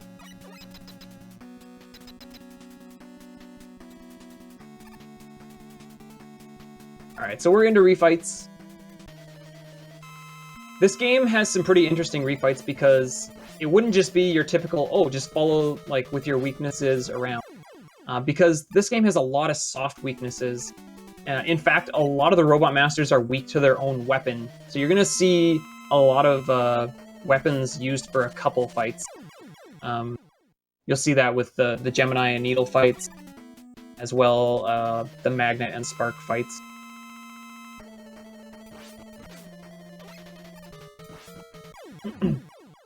But Mega Man 3 refights go pretty quick. The weaknesses pretty much wreck these bosses in this game.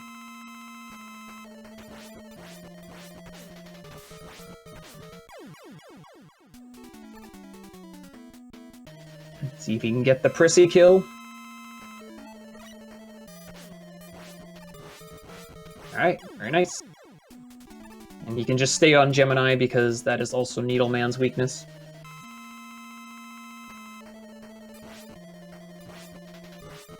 Right, didn't miss. It's really important to not miss a Gemini laser because if you don't, or if you do, the laser will bounce around the room. And the laser is actually 3 separate sprites that all have their own hitbox.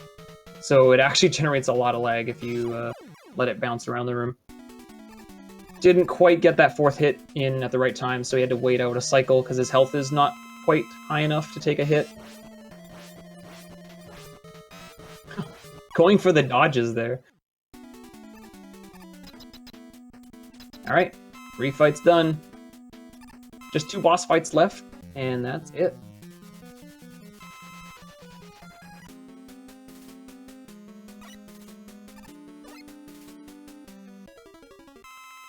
There's a quick kill on this boss as well. The idea here is that Fasta is going to try to shoot a couple snakes to lag the game a little bit, and that will allow him to jump up and shoot Wily here. So you're going to see him take a hit, shoot 2, and then jump up. And just enough lag is generated from those 2 snakes that you can jump up and mash Wily down fairly easily. You don't have to shoot the lag snakes. If you're a really fast masher, you can actually shoot the 7 snakes needed to kill Wily without them, but it makes it a lot easier to do that. Alright, 1 fight left, just the Gamma fight.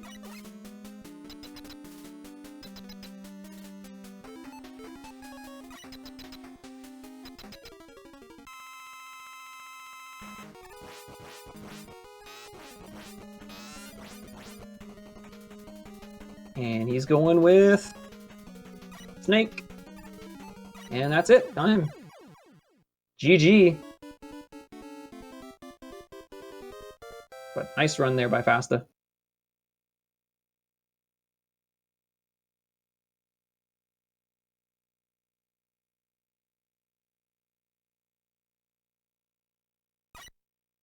In the American version, like typically most people kill the second phase with topspin, but in the American version, you actually have to do something a little bit different because Rockman 3 you maintain iframes when you menu, and in Mega Man 3 you don't. So normally you would like coil up and be inside his hitbox and then get hit again. So in Mega Man 3, the US version, you actually have to do that rush coil bullet swap to top again, like we did in the Wily 3 fight. Kind of an interesting use. But that's also why Rockman 3 is a little bit faster than Mega Man 3. That boss kill is a little bit quicker in that regard. But if you're using Snake, should always be the same. Oh, we're gonna get the extended proto. All right, I'm gonna stop talking. Enjoy the music.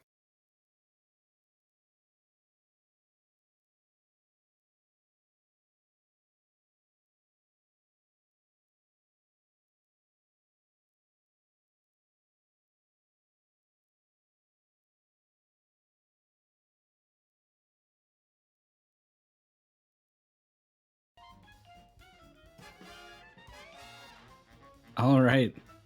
I think we're going to miss out on that music. Rip music. That's too bad.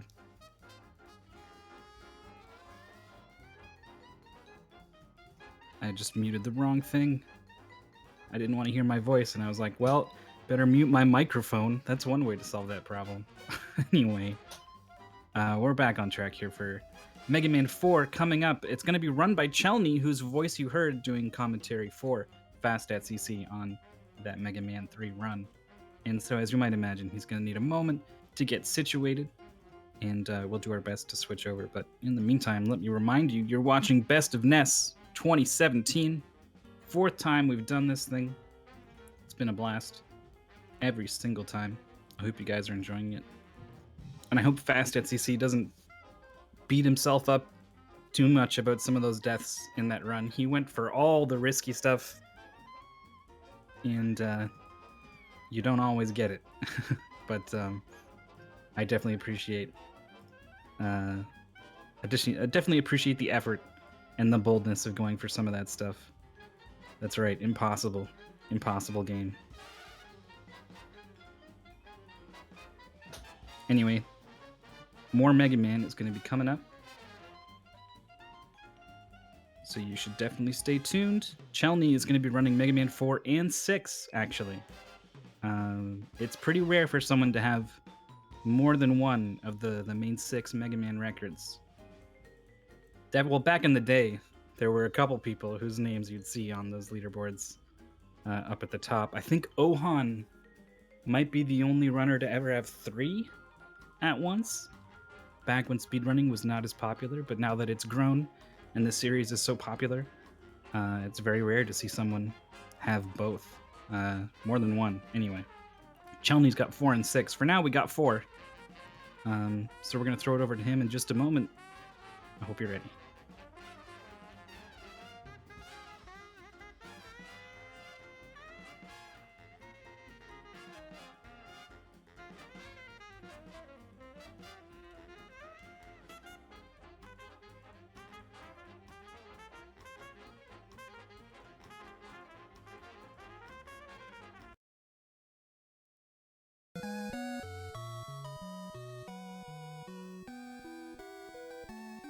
I don't know. Am I on the stream?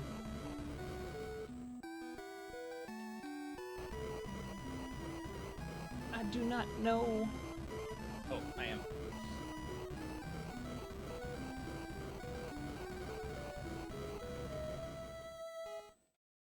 Hi guys.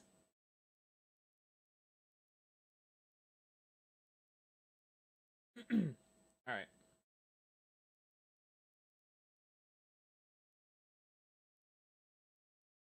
Alrighty, well, I'm ready to go, so I guess there's no one else to wait for, so I'm just gonna get this underway. So if Fast NES is ready for the timer, I'll give a countdown.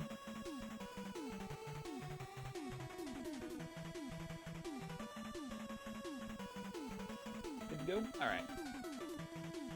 Alright, let's do this. In 3, 2, 1, go.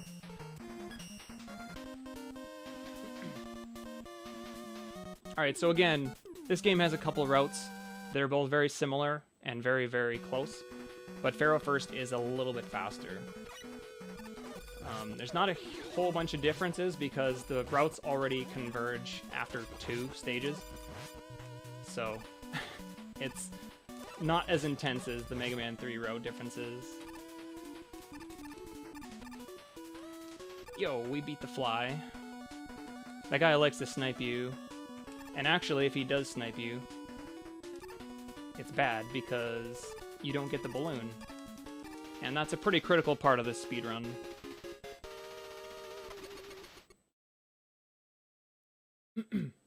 Yeah, we go to Pharaoh First. It has a few different benefits. One, you get the balloon, so now we can use balloons when we're in Bright. As well, it gives us Pharaoh Shot, which is an incredibly broken weapon.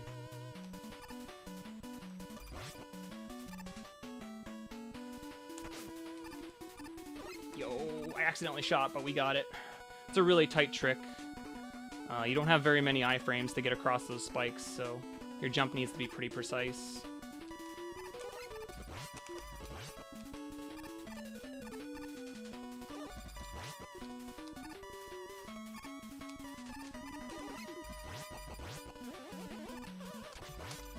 Ah!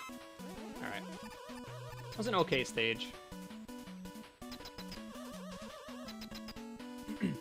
So yeah, doing it this way, you fight Pharaoh with Buster and then Bright with Pharaoh Shot. Pharaoh is not technically Brightman's weakness, but because of the properties of Pharaoh Shot, it's faster to do that.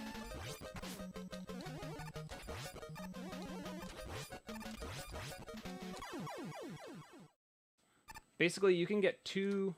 Hold on a sec.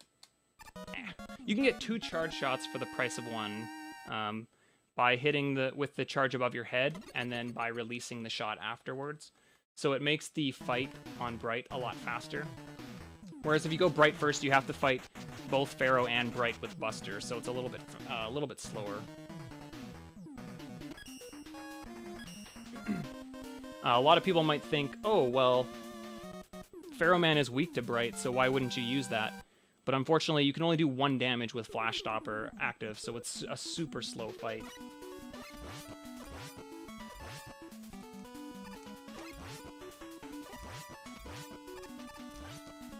Alright, so big form of RNG in this stage is the Grasshoppers. I got a good jump here from this one, that's good. Oh, okay. So that, again, the second one there, he can jump short and big, just like any of the other ones. But if he jumps short, it's a very, very tight jump to make it. I should have probably just waited, but I wanted to try to go for it. Unfortunately, I got an aggressive sub-pixel, and so I fell off. That's okay.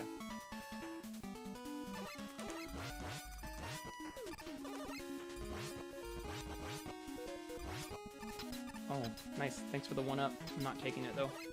Alright, we'll play it safe this time. That's a new strat there. We used to always deboost into the gumball machine, but it's faster to actually kill him by a little bit, so I've been working on that. Alright, so I'm not going to talk while I do this. I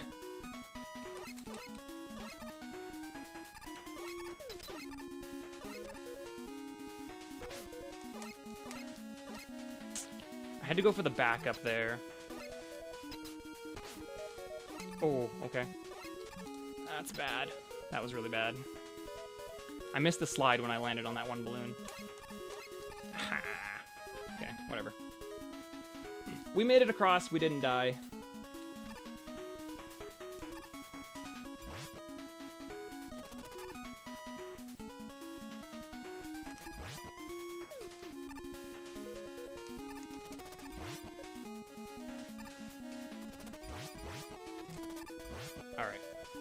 So yeah, you can see why, if done correctly, this route should be faster, because if you do the balloons...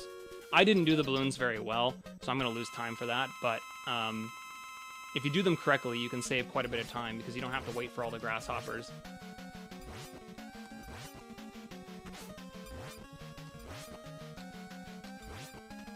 And here's my double hits. Hitting him with the charge above my head, and then hitting him with the release charge, because you keep the charge even though he hits it above your head. So... so the death early on kind of sucks. Probably cost me about 30 seconds or so, but that's fine. So regardless of which route you choose, now the runs would converge here.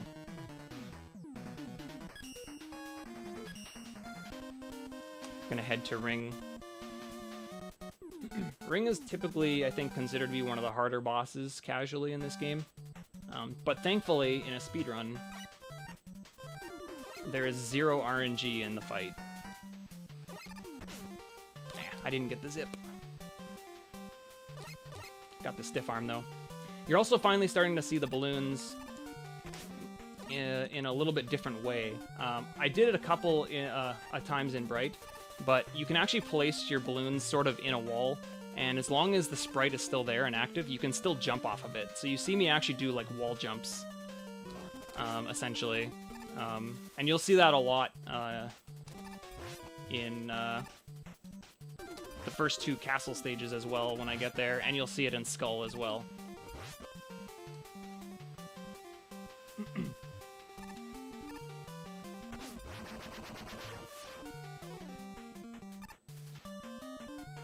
These hippos, we don't really have to kill them because they didn't make an invisible wall. So we just boost through them and keep on going.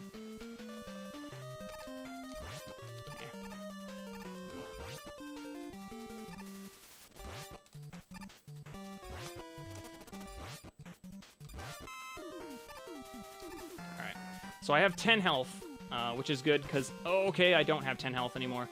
I can't, now, literally, I can't do what I was literally about to do. I have to wait for these rings to open up now, because they only do 4 damage. The body of that guy deals 8. So I could have slid through him, but unfortunately I didn't grab the ladder as soon as I mentioned it, so... Alright then. Okay.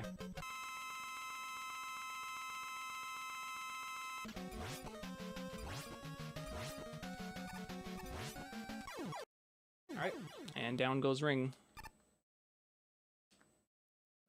I don't know if I'm on it.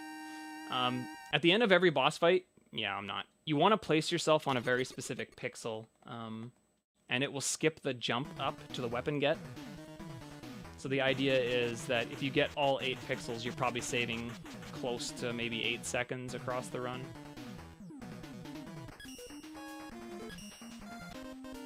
Yo, if anybody's got some good dust jokes right now, bring them out.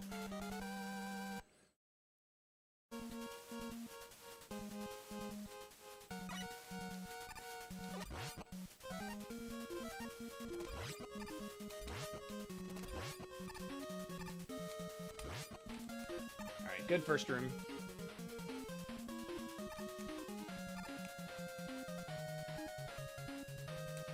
Nice.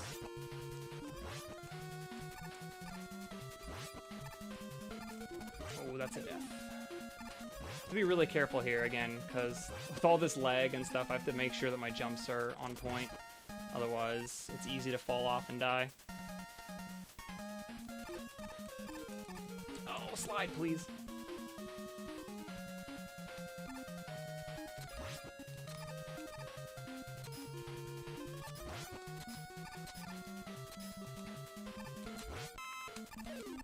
Okay.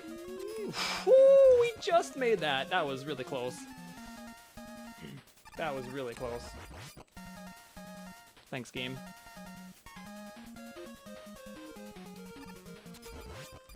Alright.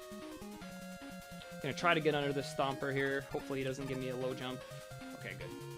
Alright, that was a decent stage.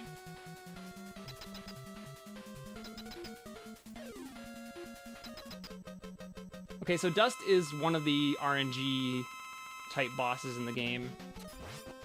We want him to just jump. One more jump. Ow. Okay. He did give me one invincibility pattern, but I have lots of health to deal with it, so it was okay. But ideally, he just jumps back and forth and nothing else happens. And that way you can kill him in the middle of the room. Because just like Mega Man 3, bosses, you want to kill them in the middle if you can.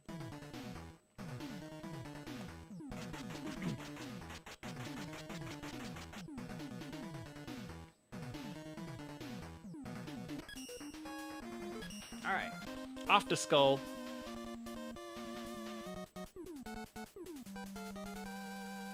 This is where you're going to see a lot of balloon usage now. We're also going to get our one and only, basically one and only zip right here.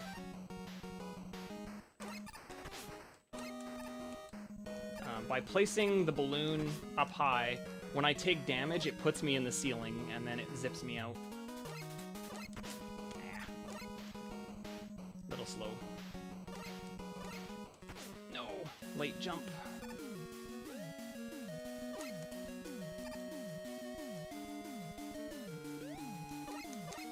You have to be careful when you try to do that zip, though.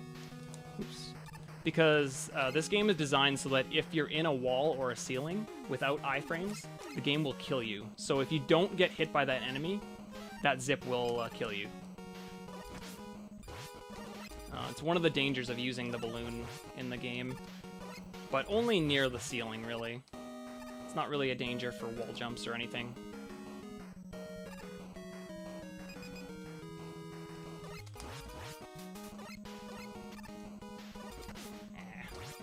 A lot of shots just a hair too low. Okay. Slow stage. haven't really mentioned it, but I'll talk about Flash Stopper here after this boss fight.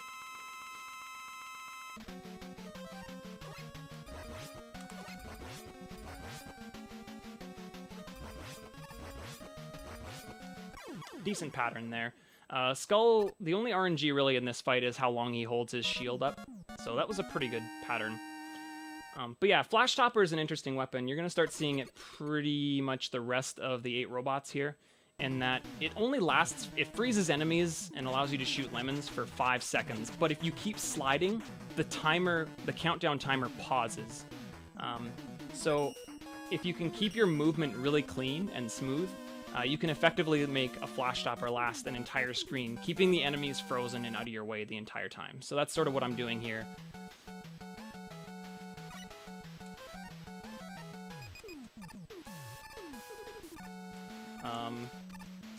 Just like in Mega Man 6, in Mega Man 4 and 5, you can't actually jump out of a slide underwater. So you're going to see I have to cancel my slide on all these shorter ones because otherwise I can't jump.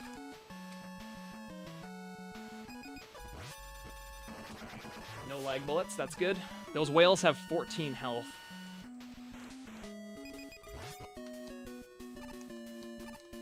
Jump, please.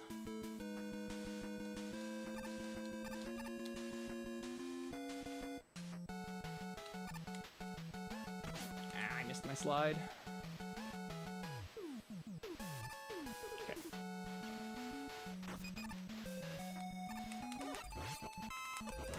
Dang. You can get underneath him with a really, really... Ooh, I'm not going to make that. With a really small jump, but...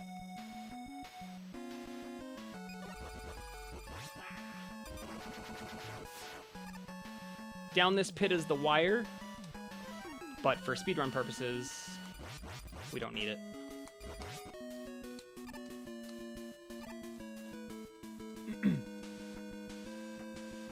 And that's basically the end of the stage. Dive Man is a pretty easy fight. There's not a whole lot going on here. You just jump over him and don't get hit.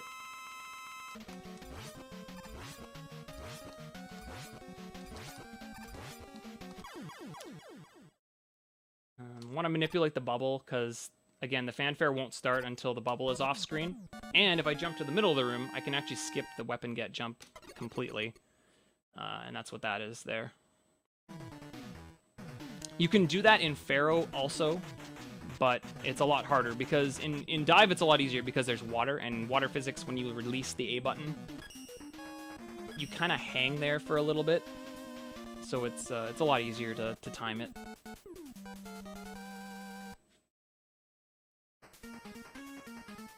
Alright.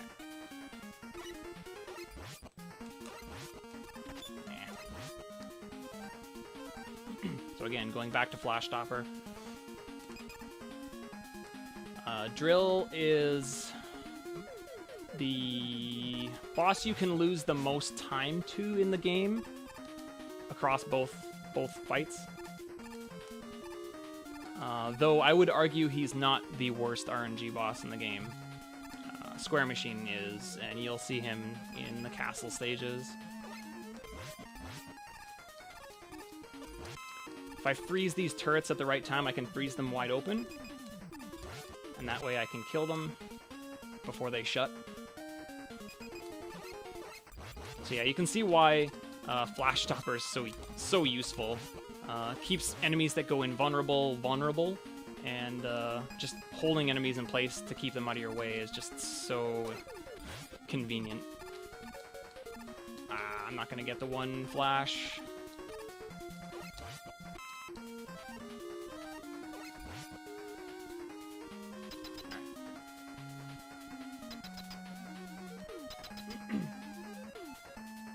Okay, so here he is.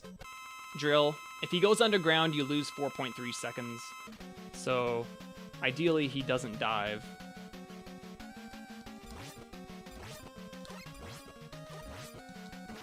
Oops. Oh. That was a pretty good pattern. He was just about to dive there, actually. He started to. You can still hit him for like the first couple frames, but... So that dive he does at the very beginning of the fight, that is a 100% time. Like, that's just part of his pattern. He will always dive that way. So that was basically what we consider a no-dive fight. So that was good RNG. I didn't really fight it properly, but that was a good pattern. And now we've also got Rush Jet. You won't see Rush Jet until the castle stages, just because Balloon is such a better weapon, typically, for movement.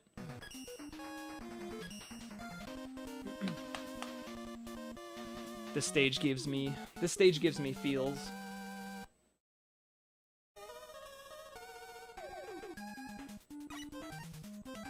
There's also a couple mini bosses in this stage again that we're gonna skip.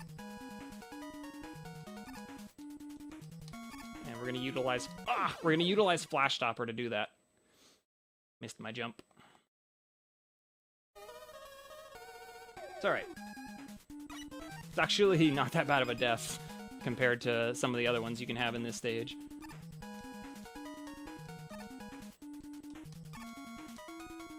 That one was almost too early. Alright. The rain pushes you back, so it's a little tricky.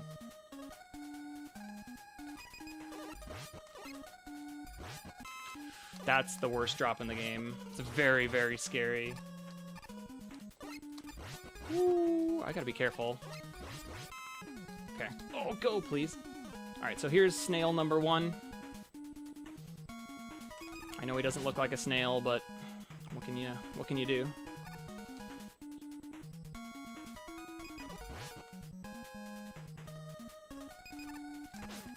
Alright. Last room.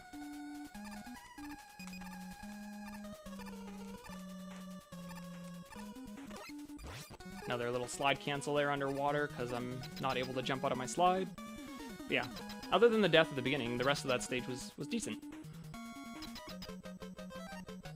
And Toad is weak to drill. He's a pretty easy boss. You just sort of pummel him and he dies.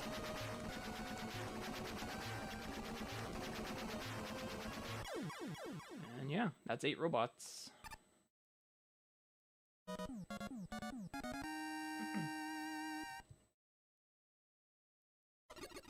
Alright, I still am on 0 lives. It's kind of unfortunate. It'd be nice to get a drop somewhere, but...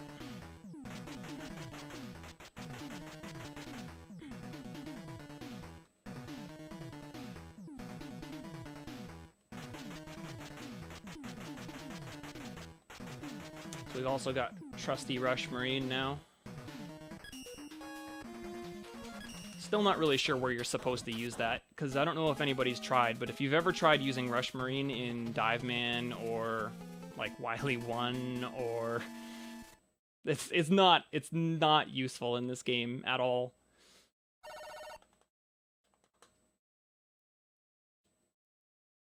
All right, here we go.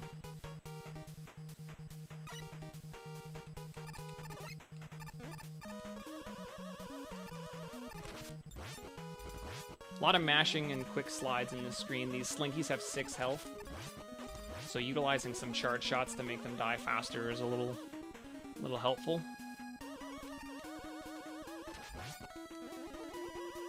Ah, released a little too early.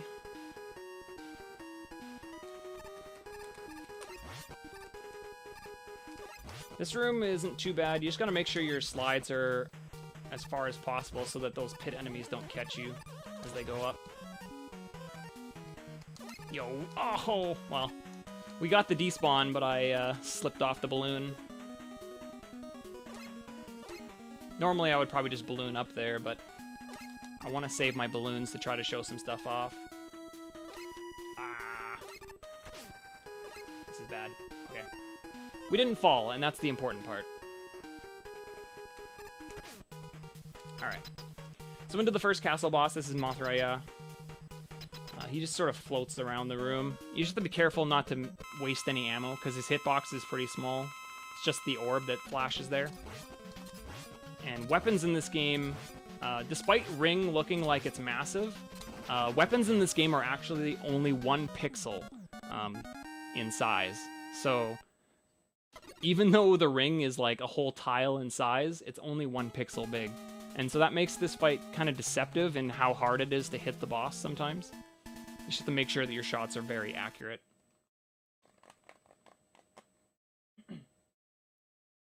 All right, into Cossack 2. This is my favorite stage in the game, again. I'll focus here. Got one. Failed that one. We'll grab this anyway, though.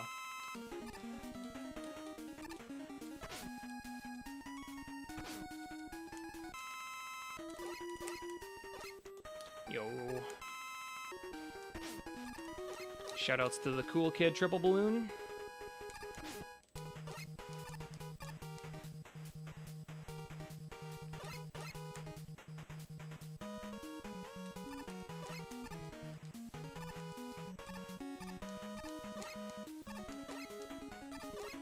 Alright.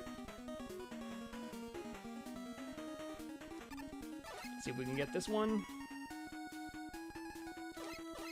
Yo, we got that one. Nice. Alright. Those ladder balloons are newer, and they're pretty tricky.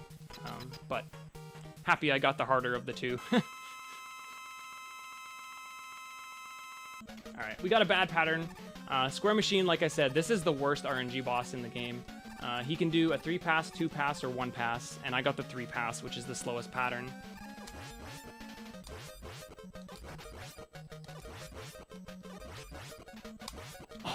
Almost got 6 hits there. Hey, we got on top. Alright, I got the second worst pattern. I got a 3-pass and a 2-pass, so it's kind of unfortunate. This loses a pretty substantial amount of time. So in PB attempts, that's a pretty rough pill to swallow.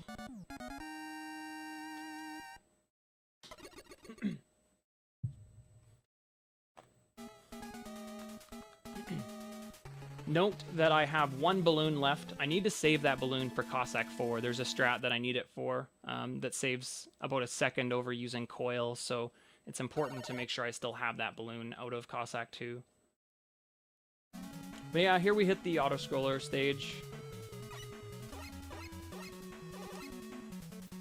So there's not much going on in this stage. The only thing you really need to concern yourself with is not dying, so let's hope I don't GDQ it.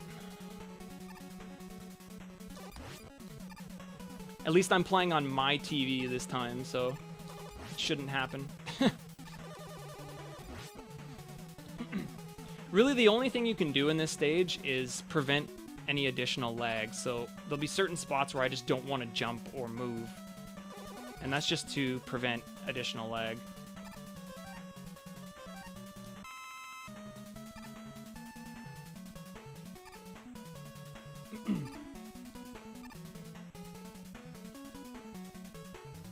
Alright.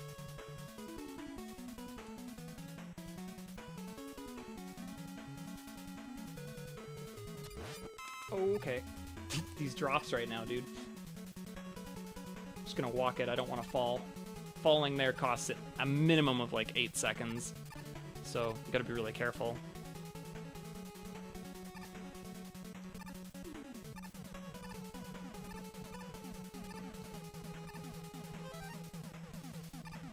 Alright. A nice little thing with Pharaoh also is these little Saturn enemies are kind of like popcorn. As long as you don't release this shot above your head, you don't actually use any ammo, so... Alright, we got it, because I'm on my TV. I have a visual cue based on the side of my TV there for that strat. And this one also, so... In GDQ, it messed it up a bit, and I jumped too early, and I died. So I realized that my TV here at home has a lot more cutoff than I thought it did. Alright.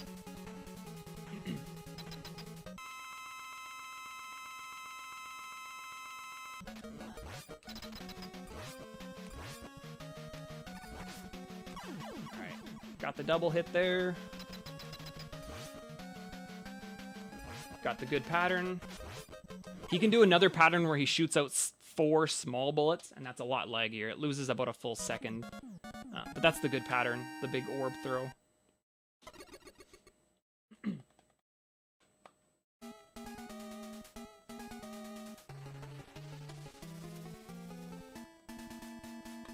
Alright, so we just got 5 stages left in this game. This totally amazing, wonderful game. No bias here. Alright, so I'm going to do something here at the beginning that might not seem to make any sense. I'm going to charge here. And I'm going to pause. Now, I actually store that charge, so when I menu back to Buster, I will still have that charge shot ready to go. That's important because I'm going to utilize that charge shot to kill the Slinky at the top of this next screen coming up. We call this the stored charge kill. It's literally that simple. I don't have fancy names for stuff. So I menu here, and switching to Buster allows the fully charged shot to release as soon as I come out of my menu. Oops.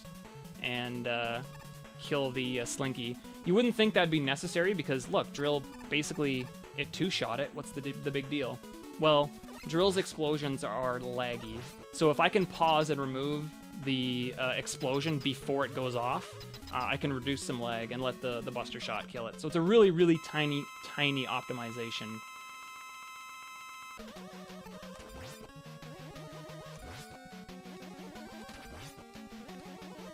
This guy suffers from flash stopper syndrome.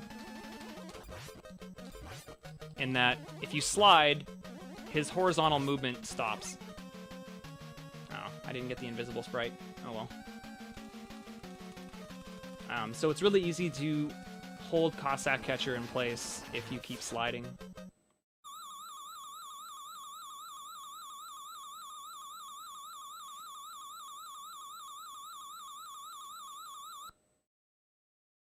Oh no, it was Wily!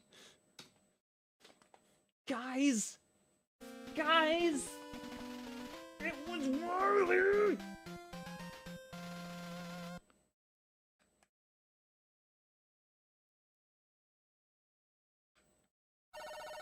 Alright. We're off to Wily 1. This stage is filled with Mets. Mets that die in 1 shot, Mets that die in 3 shots. So you have to be kind of careful. In a speedrun, thankfully, we know which ones are which, so we know which ones we have to shoot multiple times, like this guy right here. But it is kind of tricky in a casual playthrough.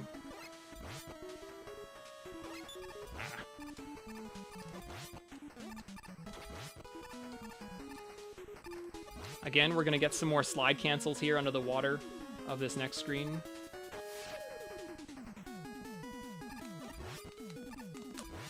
Gotta be careful not to jump too high.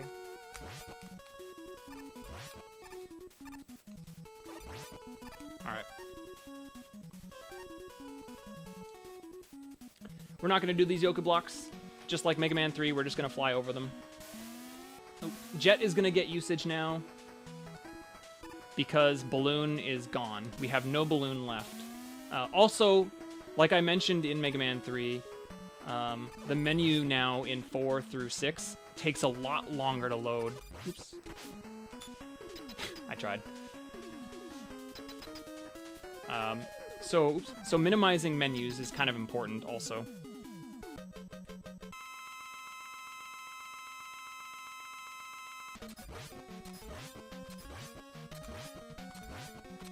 Alright, we got 6 hits, that's good. Pretty much guarantees a 3 cycle. Ooh. Got a really good pattern. Alright. And Wily 1 is done.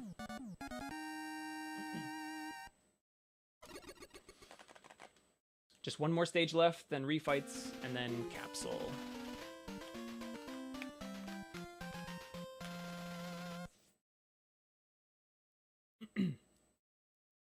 You're pretty much going to be seeing, for the next stage, it's almost entirely Jet until the little bit at the beginning and a little bit at the end, and that's like, the rest is all Jet.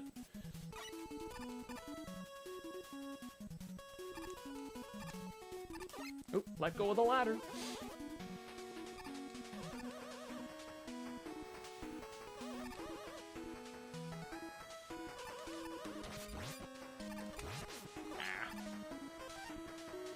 Alright, here we go.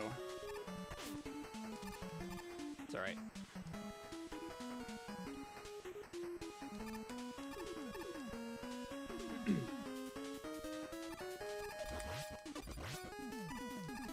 Can't do any fancy wall jumps with the jet, obviously, but I didn't do that right. I've been working on that spot specifically, like over the last couple days. I'm changing my strat there. But yeah, it's a little slower than Balloon, just because you have to wait for jet to come from the top of the screen, so it takes a little longer. But it's still faster because jumping is faster than climbing a ladder. Corner jump. Oh. Alright, what pattern? Arc, arc, arc. Yo. Get to do that little back boost. Alright, so I'm switching to Toad here because for whatever reason, hitting him with Toad before his health starts to fill causes the fight to start immediately. And then we just finish him off with his weakness. Ideally. Alright.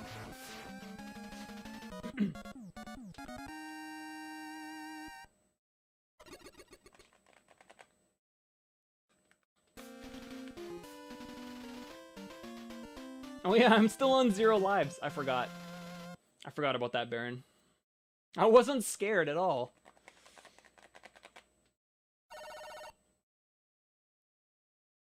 Alright, we have just refights left.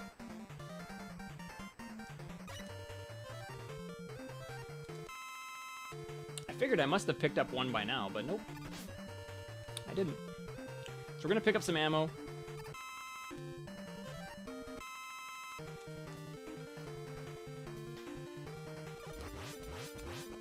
We're actually gonna kill, again, because, like I mentioned earlier, Pharaoh's weakness, which is Flash Stopper, is a really slow kill.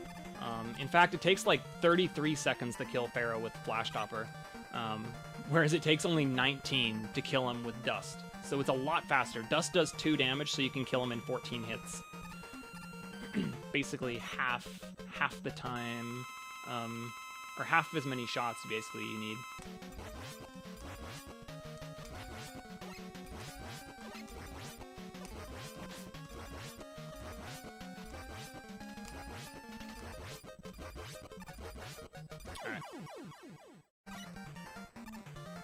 Oop, and we can stay on Dust and go right to Skull, since that is also his weakness.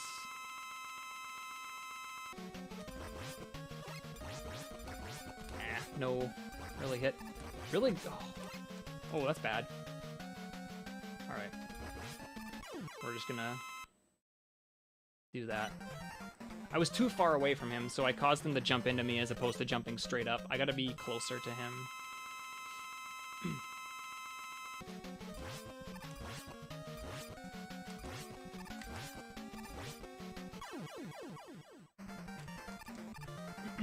Alright. We're gonna do the first few hits with Skull here to, again, do faster damage. And then we're gonna switch to Rain Flush. It just takes a really long time for Rain Flush to go off. So it's faster to do the first few hits with Skull. That was a good fight.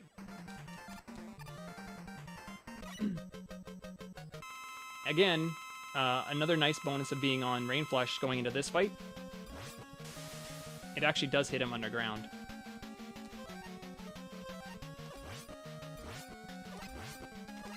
Okay, so there's a dive. We don't want to see those. Come on, dude. Be nice.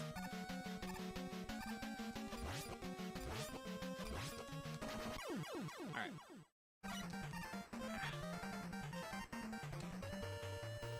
Again, Toadman's still a punching bag.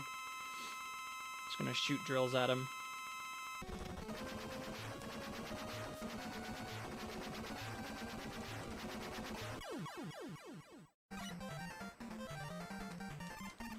There's an interesting fight here. It's sort of inspired by the Mega Man X2 fight at the beginning of the game.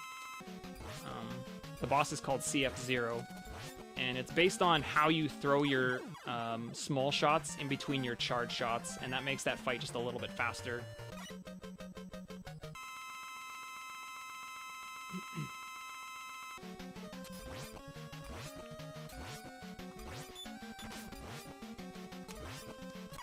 Alright, not a great pattern, but...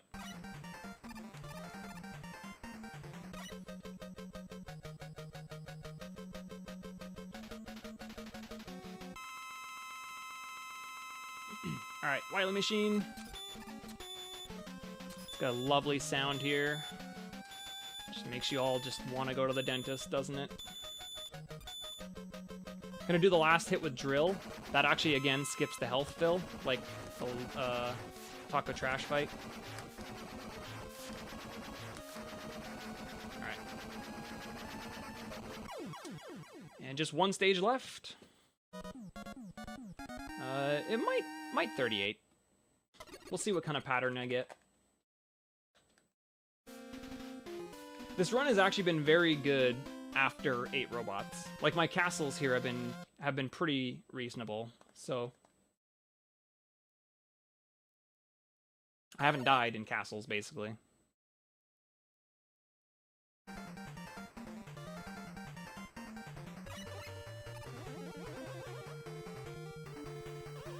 Just one hallway.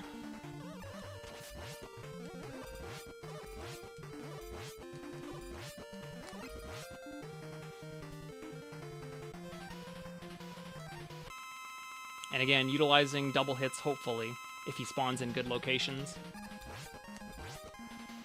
That was a bad spot. Oh, bad spot. Bad spot. Come on, dude. Give me one. Thanks. And that's time. 38, 32 it kind of looked like. So that's a good time. I usually stop my splits at the end of the fanfare here. That's the JRTA timing. So JRTA was 38.46, so yeah, probably 38.32, roughly. Yeah, that's Mega Man 4.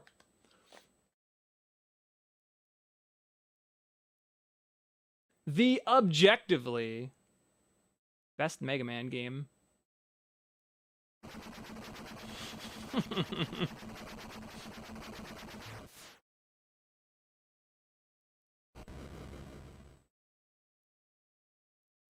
Thanks, guys, for the GGs.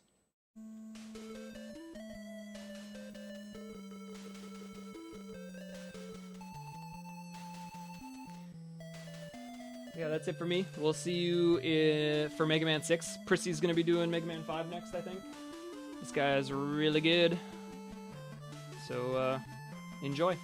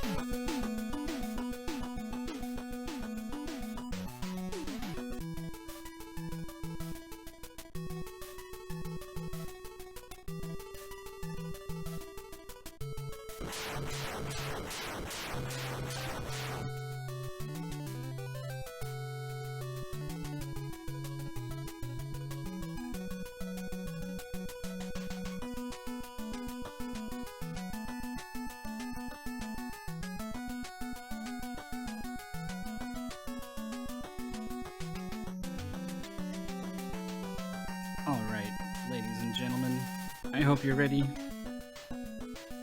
for more Mega Man. Mega Man 5 is brought to you by Prissy. Recently the #1 finisher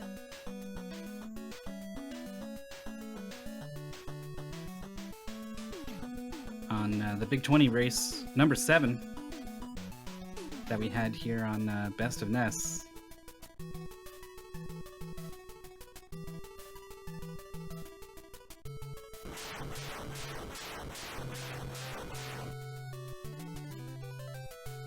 Prissy's been a very good Mega Man runner for a long time, did very, very well in numerous Mega Man tournaments, including the 8 Robots tournament. That's not what that's called. 46 Robot Masters tournament is what that was. 8 in all the games except for the first one where there's 6. So Prissy is very proficient at the Mega.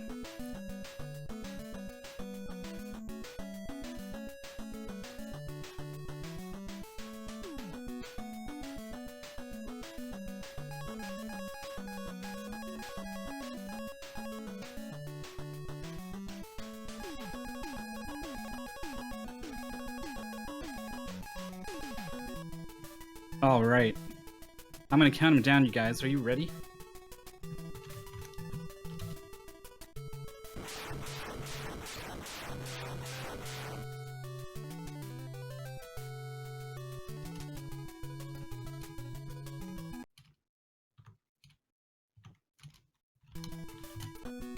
There it is. Countdown done in chat.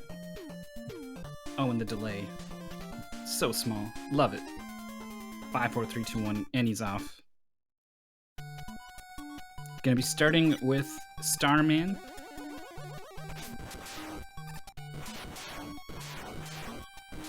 Lovely change in physics from the other Mega Man runs you've seen so far.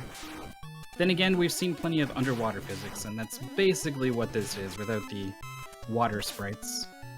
You're seeing both the slide and the Charge Buster make a return here, except the Charge Buster is a lot better. It's got a wider hitbox, and it pierces enemies now, so you're going to be hearing a lot of that lovely wah, wah, wah, wah, wah, wah, as he charges up in a lot of situations. Look at that. Look at the way the Buster just takes care of that.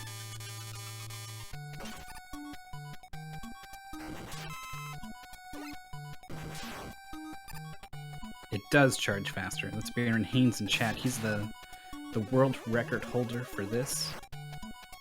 And Prissy's gonna do his best to make him proud.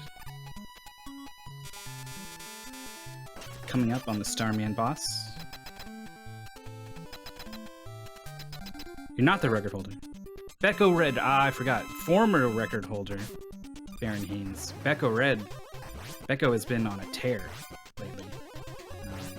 He took the record a little bit back, and I think improved it further. Anyway, we got charge shots making Starman go away.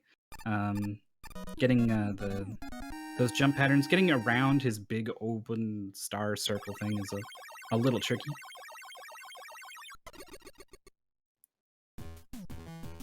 Ain't no shame in being a former record holder when it comes to these Mega Man games. There's so many people playing them. They're very competitive up at the top.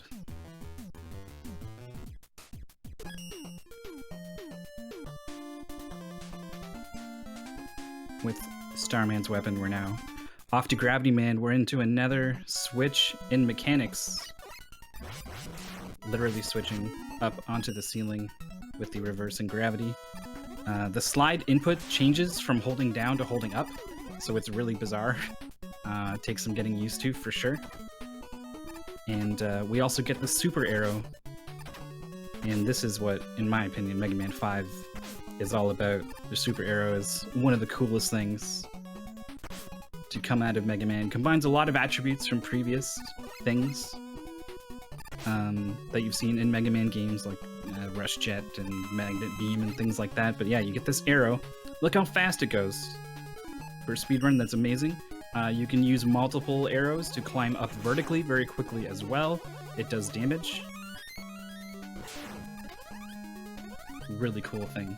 And managing your super arrow weapon energy is the crux of a lot of the routing in this game. Chrissy's doing a pretty good job so far.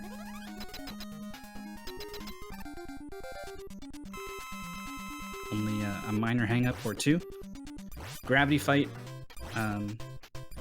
not too hard. The hardest thing is getting him there with that that pattern where he jumps along the bottom, getting your shield high enough to just nick him. So a pretty much textbook Gravity Man fight from Prissy.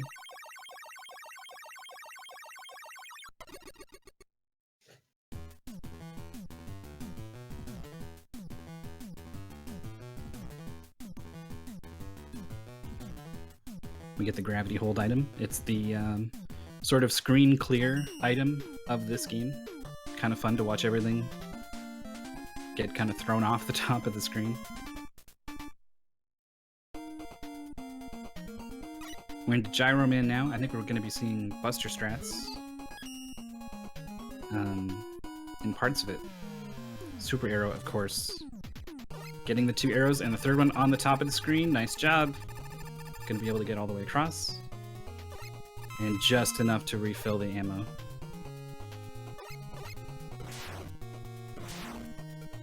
There's that chicken. We'll be seeing some more of those later on. And yeah, there's the Buster.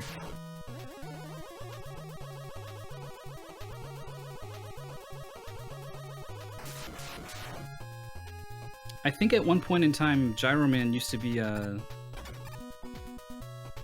starting point in the route. Maybe that's ancient, or maybe I'm making it up, because the super arrow is so good you want to go after that early on. There's the K, collecting the letters in these stages unlocks Beat, and Beat is going to be used, I think, entirely for the Wily fight at the end. Greatly speeds it up, though it's really tricky to use. It also throws me off because I'm mostly familiar with this game in the context of a 46 Robot Masters race. And in that, since you're not doing the Wily stages, you don't need Beat, so you skip those letters.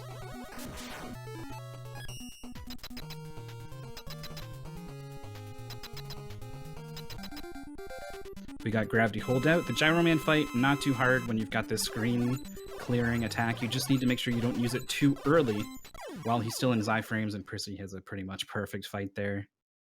This run has been pretty darn good so far.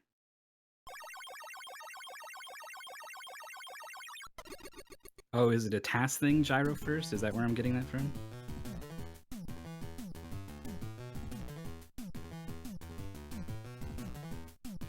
I think it was in a task where the first Crystal Man shenanigans were discovered. But I don't think we're going to be seeing any. You will do a really hilarious warp here in Crystal Man stage if you're just doing the 8 robos, but we need to do the stage to get the letter, and it's a tricky stage. There's a lot going on here. Super arrow out just at the top of the screen and just over the falling crystals. Well placed.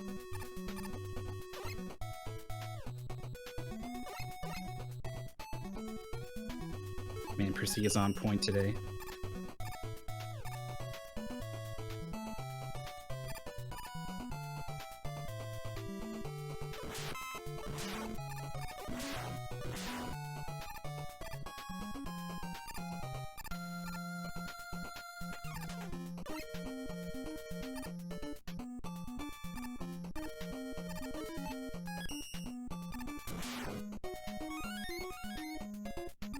Picking up that M tank for later. Speaking of M-Tanks, Prissy says he's got something new for us in Wily 2. Keep an eye out for it. There's that letter, snagging it on the way down.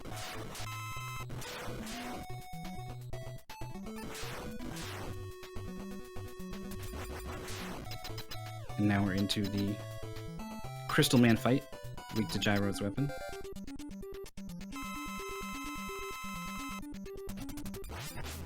Trying to find the right placement for the gyros. They do kind of track the enemy a little bit, but they move pretty slow and they're not the greatest at it, so you want to do most of the tracking for them, putting them right inside that hitbox. That was a really good crystal fight.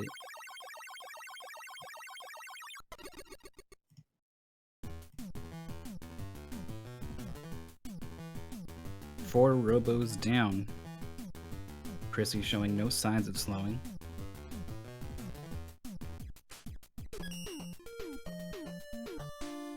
Man, I wish he was Gyros man. Gyro man.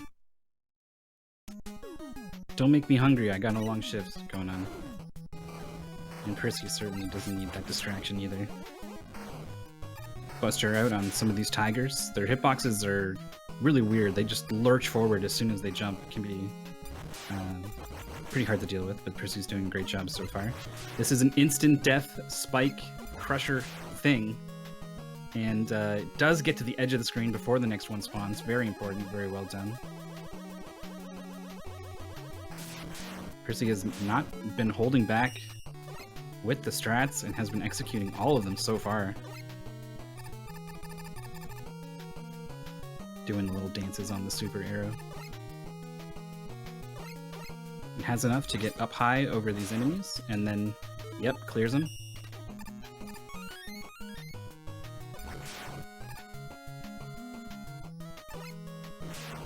If he wanted to be safe here, he could switch to gravity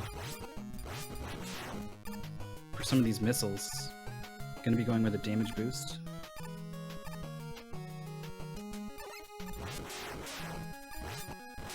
And he's not, he's baiting them out and jumping under them. Safely into the boss door. Bit of a scary moment there.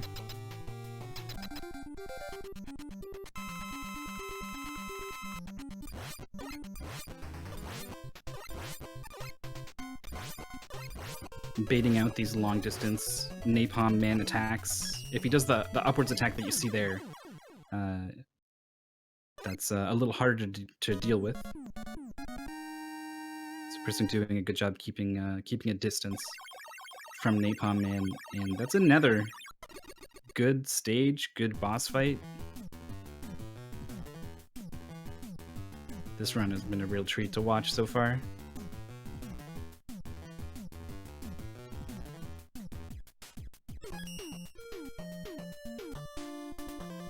Yeah, the little guy is Eddie, pretty sure. And he takes just a little bit too long to spit out whatever item he has in him, so all the speedrunners tend to just blow right past him. Even if they wouldn't mind an extra life or any tank. Finally showing that he's a bit of a human. Or that he is a human with a bit of a mistake there on the Met. I was beginning to wonder. Detouring for the secret room.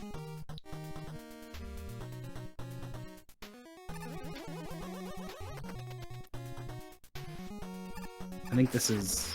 I forget his name in this one. Stone Man? He has the amazing Power Stone weapon.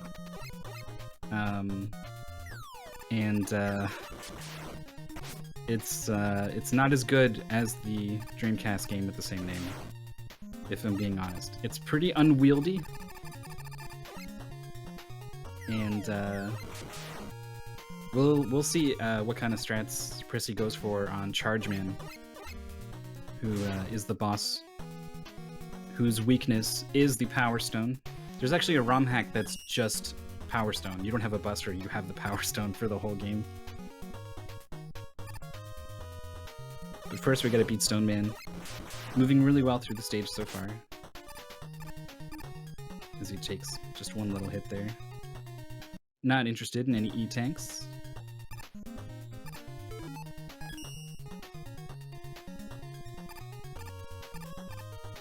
Damage boost strats on the Met.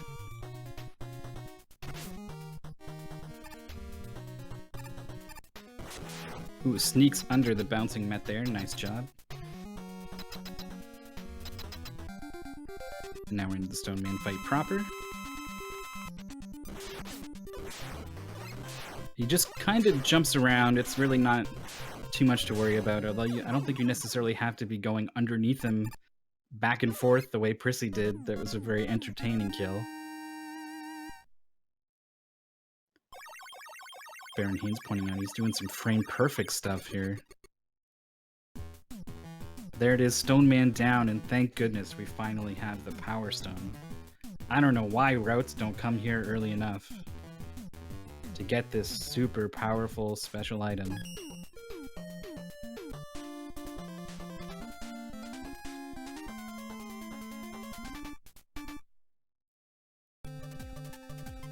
Charge Man is interesting, because he's just literally a train. If I'm being honest, I think that's pretty cool.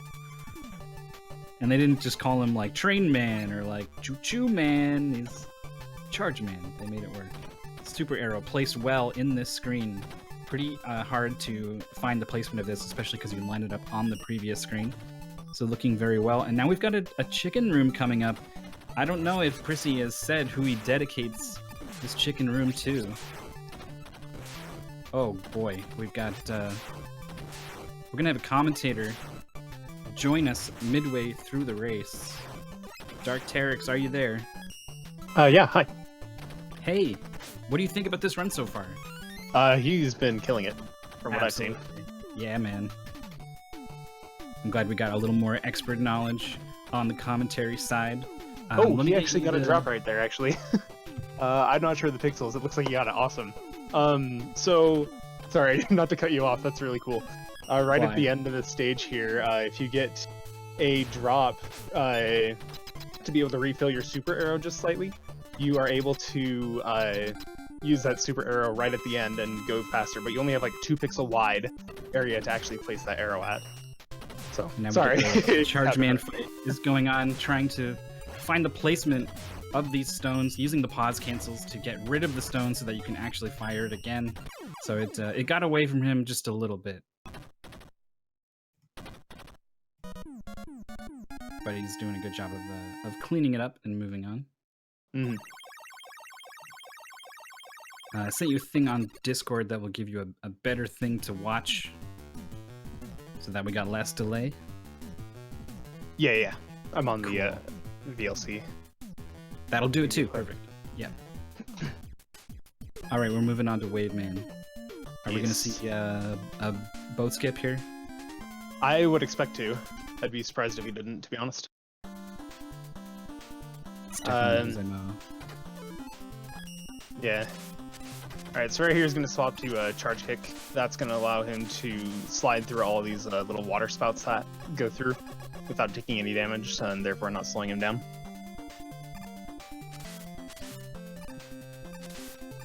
And then he's going to swap to Arrow right here.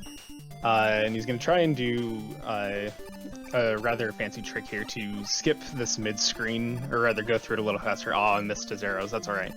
Yeah. Oh, is he going for a backup? He was. He is.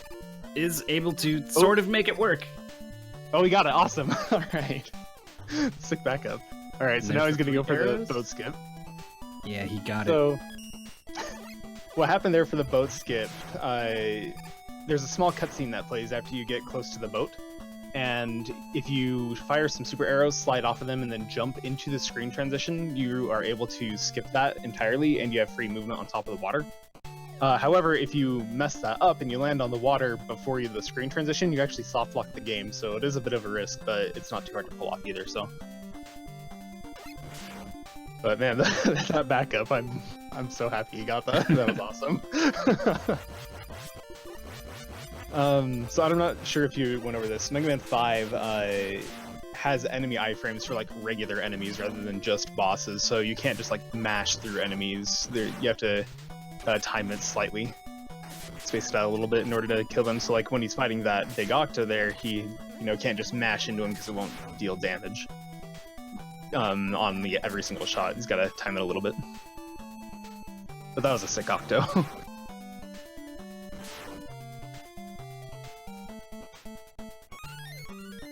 Grabbing Needs the the letter last there. letter.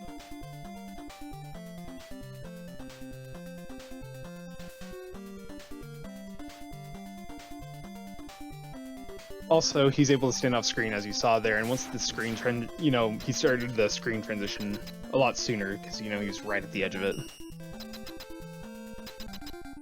Swapping back to charge kick to take out Waveman, all you have to do is just repeatedly slide into him. This can be a bit of a problem if you get here with low health, though. Yes, that is true. Especially with what he was doing there, he was Yeah. taking some purposeful damage boosts in order to be able to hit him twice. The smooth play from the beginning of the stage gave him all that health to work with.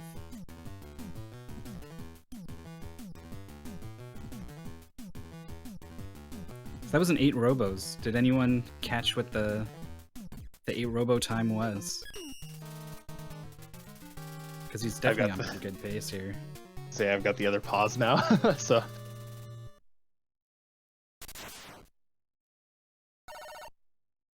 But yeah, it was definitely good 8 robos. Onto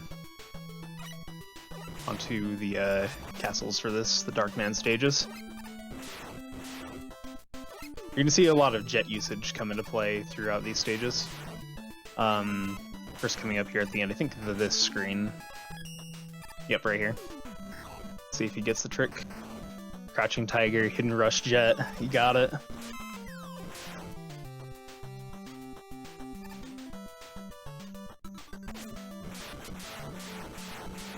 I love the little hop over the explosion there. Yeah.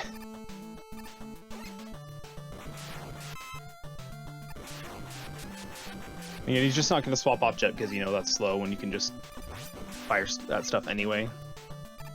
Yeah, it's faster to just eat some of the lag off of all these flying enemies and avoid their stuff. Not to mention he can still use it, like here, he has to use it. Rather than using Super Arrow, which he'll need later on.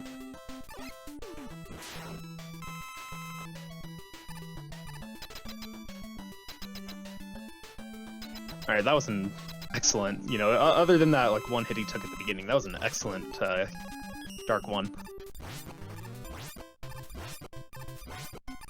And here we just have to swap to Water Wave and just kind of get in a rhythm. This boss isn't too hard once you got that rhythm down, just kind of jump over his shots. Yeah, he was kind of inside his hitbox a little bit at the end, so I had to just barely get outside of it and turn around and get those waves in there, but he did. Pretty much a textbook fight there. Kind of doesn't matter what you're doing while those iframes are up, as long as your hit comes out to get him once the iframes are over. Oh. Bit of a misstep there, but that's fine.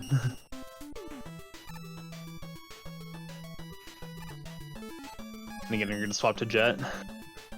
Just to get yourself a little bit of a platform without having to use Super Arrow. Oh no! Yeah, that was pretty precise to get up on that ledge without hitting the enemy. Mm-hmm.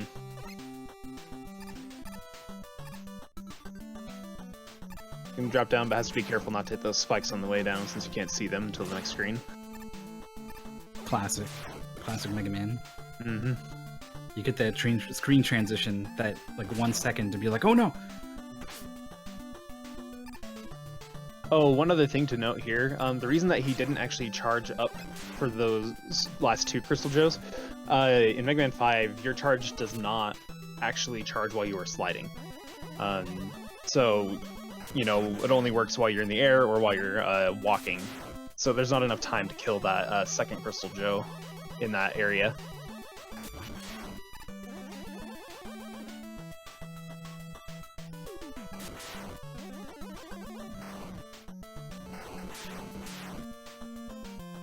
Even late game here, the Buster and the power of the charge shot showing its worth. Alright, so we'll get our first instance of Beat here. Beat is actually useful in this game, unlike Mega Man 6.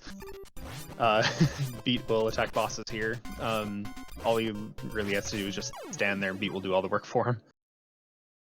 It's important that he's standing at certain points, right? I'm not entirely sure of Beat's physics in this game. I think it has They are something to do with definitely weird. I think you have to be not moving after Beat has hit its target for it to reacquire the target again. Something like that. Wait for Baron to say in chat. Yeah, and it's definitely really weird and unwieldy. So Prissy doing a great job of on that fight there.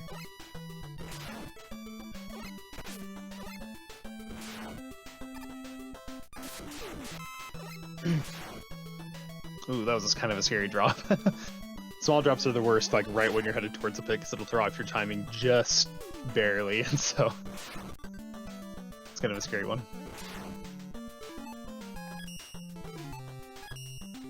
Super arrows out. Baron is trying to figure out how to describe Beat. That that is a good answer. All right, Super so I don't arrows think high you had enough there, mentioned but this. not low enough to get underneath the ceiling there. Yeah.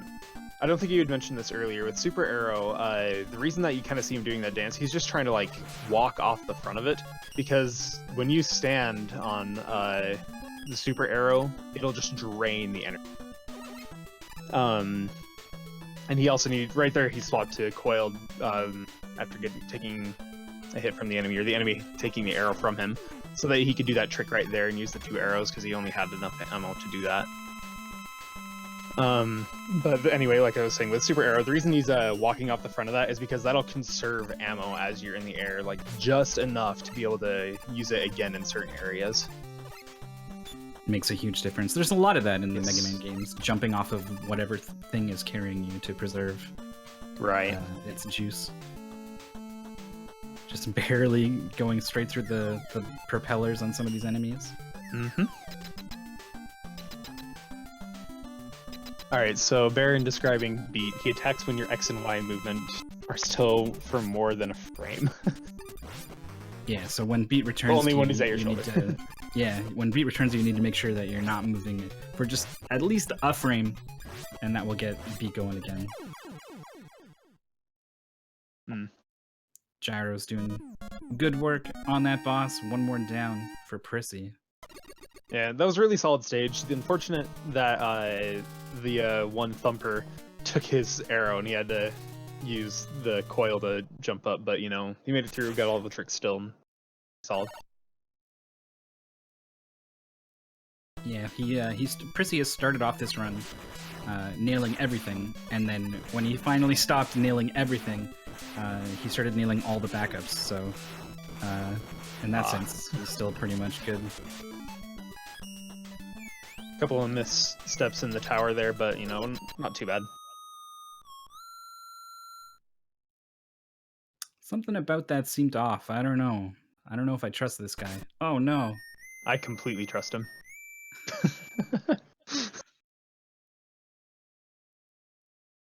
Here we get to see the famed L tank. We have no idea what L is for. It's love. We assume love. Yeah, there we go. I mean, it seemed obvious to me. Yeah.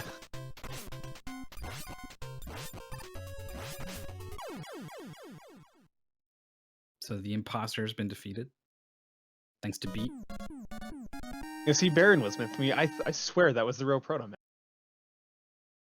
The heck, man. Oh my god. Are you telling What? me it was Dr. Wily the whole time? You know, at some point you'd think people would get this. Yeah, this is the 5th time. We've been Fifth time, around the block bamboozled. before. Yeah. You Can't keep believe it. getting I away can't with believe it. I've been bamboozled this many times. I mean, I'm not saying that, you know, I'm exempt from that. I certainly fell for it. I had no idea that this was Wily. I mean, look at that face and those eyebrows. He's just so cunning. Cunning. That's a perfect word for it. So we're to the Wily stages. Prissy said he's got a new strat for Wily too. He told me specifically to look out for it when I told him I was on commentary. I don't know if you know anything about it. But... I don't. So I guess we'll find out. Yeah. And if I catch on to it, because I'm only so familiar with 5. Oh, Prissy's been leaving some comments in chat. He said he didn't want to do commentary, but he's definitely contributing to it. Said his heart rate hit 200 for some of those backup strats. in Wily 2 over the chicken after the M tank in Wily 2. So we're not there yet. We're in Wily 1, but we'll keep an eye out for it. The last time Percy did this, found something on his own, he kept it to himself and told a commentator for one of the Mega Man 3 matches. And they had no idea what to expect, and it turned out he found a way to turn his sprite into a needle. His entire Mega Man sprite just becomes a needle for like a frame or two. Yeah, that's a good one. So we'll see. We'll see if it's like a speed strat or if it's something along the lines of becoming a needle. Yeah. All right, so we're back to a Crusher section, back from Mega Man 4. Moves a little more smoothly this time, at least. Ooh, yep, getting through.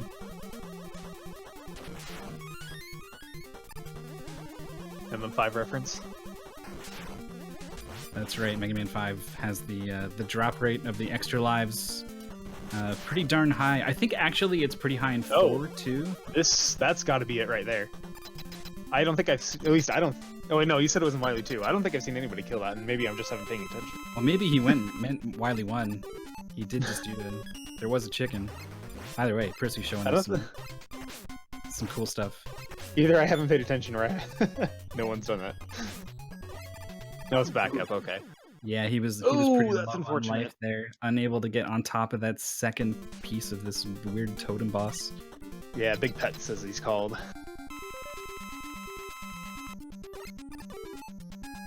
Yeah, that makes sense, Baron. Thank you. Alright, so even though there's a misstep here, you still get to see the cool fight after that, you know. Perfect. There we second go, time perfect, around. yeah. So for whatever reason, if you turn around and take damage, you just kind of zip up to the top of Big Pets and can just hit him from up there. But the only way you can actually hit Big Pets is if those platforms are actually out. His eyes don't open until then, which is why he has to go back down to open them up again. How do we run impossible games? That is a very good question. Yeah, the Mega Man games are very intensive. They never let up with the execution required. Yeah. It's fun, though. Can't deny that. There's the M tank. So again, as Chelny had said before, in Mega Man 4 and 5, when you're in water, you kind of get Mega Man 6 physics somewhat. So you have to slide cancel, but you can only do it turning around. And unlike 6, which like dead stops you when you do that, you'll actually continue to walk back the other direction. But otherwise, yeah, while he's underwater, he can't actually jump out of his slide. He does have to turn around to do that first. Barely saw that turnaround sprite though, so that's how you know how quickly he's doing those. Oh, okay. He's jumping underneath the bat rather than taking a damage boost to go through the spikes.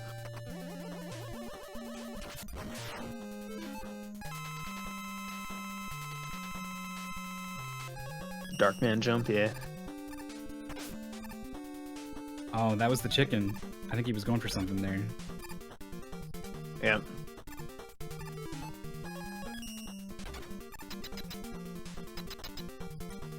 Looked like he was trying to slide on the jet and then jump up the ladder. Here's Papot.1's favorite boss in the entire series. It looks G9. really fun. Yeah. The boss being immune and who dancing wouldn't like around that up boss? at the top of the screen. Alright, so yeah, it was the over the chicken there. Apparently, it's 0.3 seconds faster. I guarantee you he's not happy that he messed it up. Regardless of how well the rest of the run goes, that's But- gonna bother him. He did get to show like what it was still. Yeah, we absolutely could tell what he was going for there.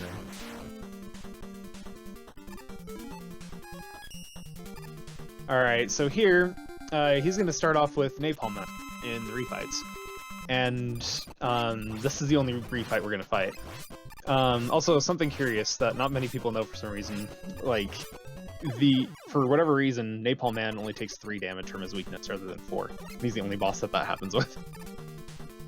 Alright, oh, perfect. First try, alright. First arrow, I should say.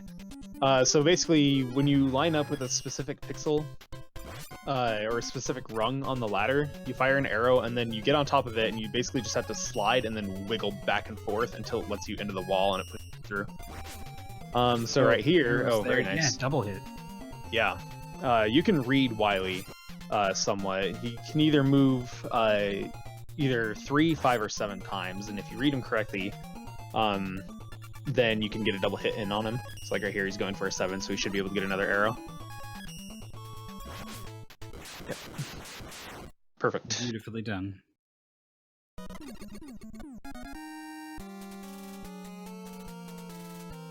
The victory music got a little weird there. Maybe Baron has more insight on that.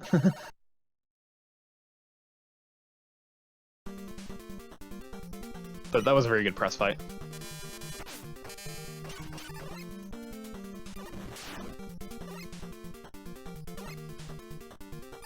For some reason, it teleports out early if you skip the refights. Oh, so it's even faster just based on that. That's awesome. Alright, so into the final fights here. He's got to fight the machine. Interestingly enough, the machine is weak to like the utility weapon of the game rather than a standard weapon, like all the other ones are. And now he's going to swap to beat and hope for the best. Yep. Alright, will Bird be dumb? Alright, that's good. It's tough to get B to reacquire a target in midair because you need to be at the top of your jump to get your Y thing to stay still for a frame.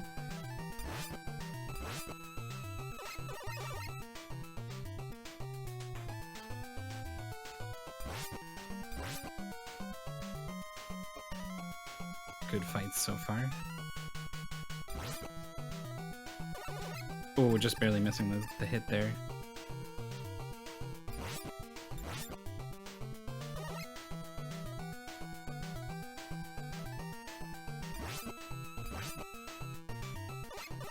One more. And he's already got the tracking on it, so right as soon as he spawns, he's dead. Time. GG, Prissy. Fantastic run. 1 death. Very that quick was a death. very, very solid run. Well done.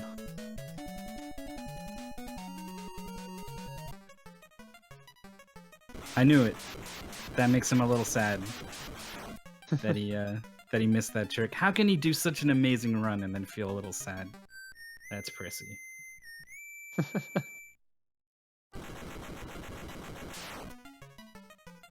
Oh man, thank goodness we were saved by that mysterious stranger. I don't know who that was. Someone in that corner there. Likes red, but who knows what that was. Proto Man died earlier. Yeah, I missed it. I wasn't. We had to kill Proto Man. Well, that's it. That's going to be Mega Man 5. Shoutouts again to Prissy if you want to give him a follow. Links in the chat. And thanks so much, Dark Teryx, for jumping in on commentary. Yeah, sure. No problem at all. All right, so with that, we're going to swing it back over to Chelny, who's going to be running our final Mega Man game of the marathon. I don't think there's any more on the NES, 1 to 6. So to cap it all off, it's going to be back to Chelny, so stay tuned, because you're going to want to see it.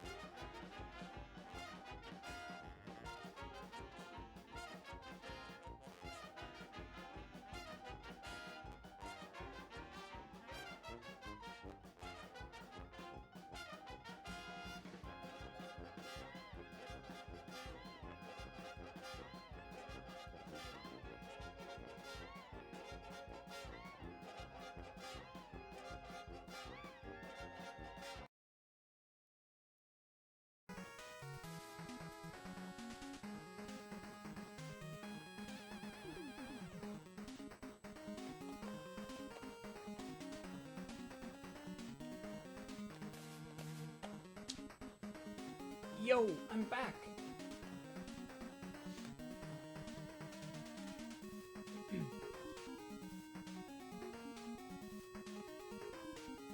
What's up, everybody? We're gonna play Mega Man 6 now.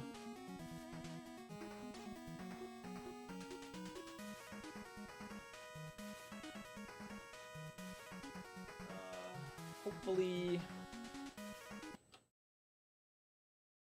I'm assuming you guys are good to go with the timer.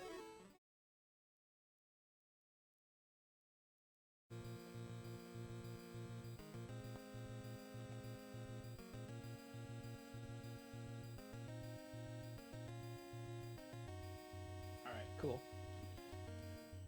Okay, well, I will give you a countdown then, and we will get this going. Mega Man 6, the final NES Mega Man game.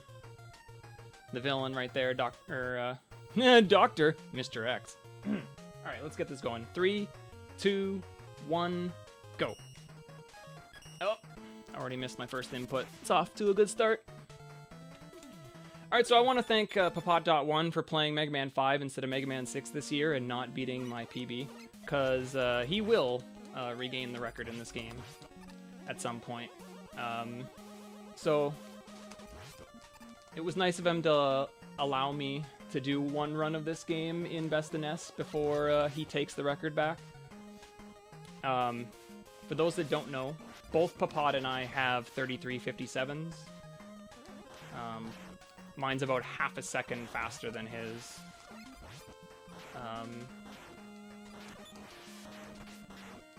I got mine with some newer strats, so when he returns, he will regain it for sure. Oh, okay, nice jump. Nice jump, nice jump. Off to a good start. Showing off right away that deaths in this game are super fast. For whatever reason, if you die in a pit like that, you almost instantly respawn, so that was not that punishing of a death. Anyway, let's talk about the game a little bit. I alluded to it in Mega Man 4, but you notice that I'm having to turn and stop a lot. It's because I can't jump out of slides anymore. So every time I need to jump, if I'm not doing a full slide, I need to do a cancel. There's two different ways to cancel in this game. One is to turn the other direction, and the other is to hit A while you're in the middle of your slide, as long as you're not holding down. And by hitting A, you will come to a complete stop. So you can double tap A, so to speak, really fast, and you can A cancel and then jump right away. But you always have to cancel your slide first, unless your slide ends. So we start with Wind, because Wind is a really easy buster fight.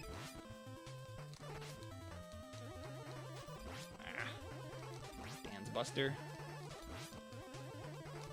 Dang. Except when he's being a jerk. Dude. Nice fight, dude. Alright. So, he's an easy buster fight, typically. But you want to have Wind for Flame, because it makes the Flame fight a lot easier and faster. And Flame's weapon is really strong in this game, so having it for most of the 8 robots is really helpful. It does like 4 damage to almost everything in the game, so it's a really useful weapon. So kind of like Mega Man 1, how they do cut to make Elec easier. Same kind of deal. You can do Flame first in this game, but the fight is a lot tougher to do optimally compared to Wind, so. So this is Flame. Flame is the best stage in this game. It's a really good speed stage. A lot of little cancels, and the music is great. This game is really good for music. I made a joking statement at the end of my last run about how Mega Man 4 is the best, objectively the best Mega Man game. I think that this is objectively the best Mega Man speedrun. This game's movement is very technical, and so there's nothing that feels better than getting a really clean slide cancel into a jump. It's honestly, it doesn't like look spectacular necessarily, but it feels amazing to get like that 1 frame turnaround cancel. So I don't know, it's just a really rewarding speed game to play. Get up there. I got edge clipped back there, so it kind of threw off my movement. Alright.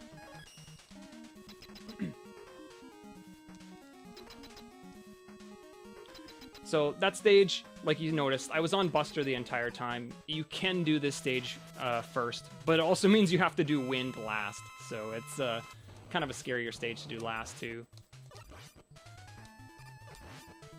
There's not a whole lot of RNG in this fight other than the really high jumps that he does, because you can't hit him when he's way up in the air. But other than that, the fight's pretty straightforward. The boss fights in this game are actually pretty easy. They're not that difficult at all.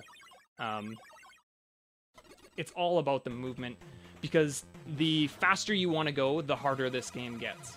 Because of how slide canceling works, you want to be sliding as far as possible, right?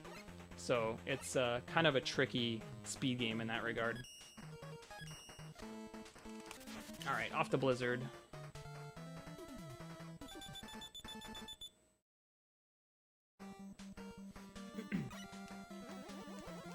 So Ice has a weird mechanic in this game where if you turn cancel, you actually rubber band the opposite direction. But if you A cancel, you maintain your momentum the direction that you're moving. So on Ice, we want to do A cancels, and then everywhere else it doesn't matter.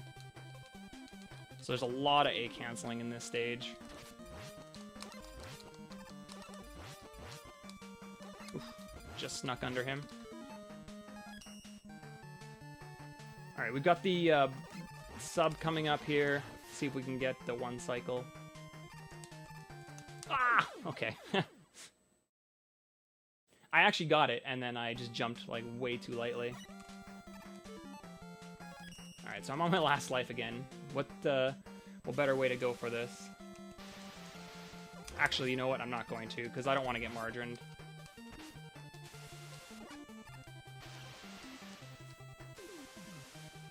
That bullet could be an issue. I'm just gonna do that. All right.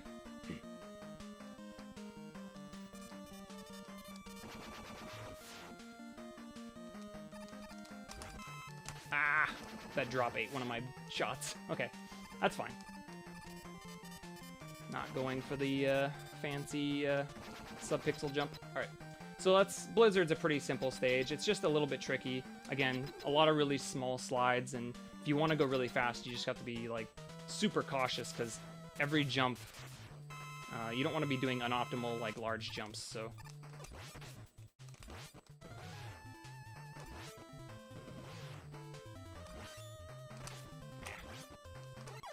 Okay. That's fine.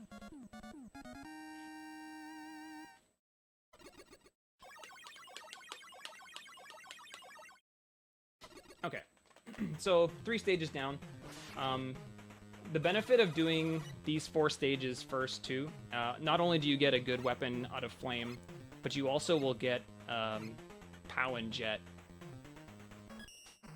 And those can be useful in some of the stages coming up. We're going to be using Jet, at least, in a couple of the stages. Alright, we're into Plant. This is arguably probably the hardest 8-robot stage. It's not too terrible, but it's got some really, really tricky timing jumps in the second half. What we call plant forms. Really hoping for a 1-up before I get there, because I'd rather not game over to it, but... Oh, I didn't menu. That would have helped.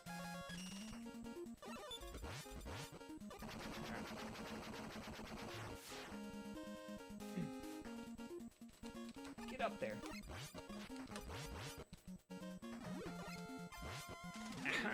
Why? Okay. So I didn't get one. But you know what? Screw it. It's about having fun and going for what you want to go for. Not worried about getting a good time.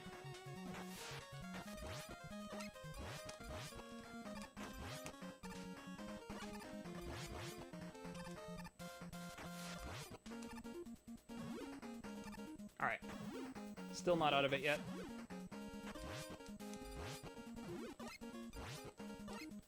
And we're home free. So, those platforms, those little purple platforms, you're supposed to open them with like Buster or a weapon of some sort, so you can stand on them. If you don't open them, they try to kick you off, so there's a very small frame window to actually jump off of them.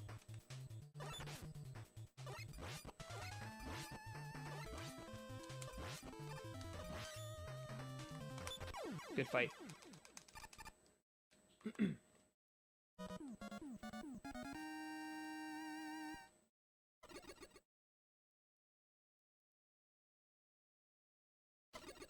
So Plant there's a little trick where you can manipulate him by tricking him by standing in the middle of his hitbox. Plant is supposed to like jump and throw his shield and do that, but if you stand in the middle of his hitbox, you kind of trick and confuse him and he doesn't know where you are, so then he just starts to walk back and forth. And we utilize that to get a bunch of hits in, to kill him basically in 2 cycles, essentially. Alright, into Tomahawk.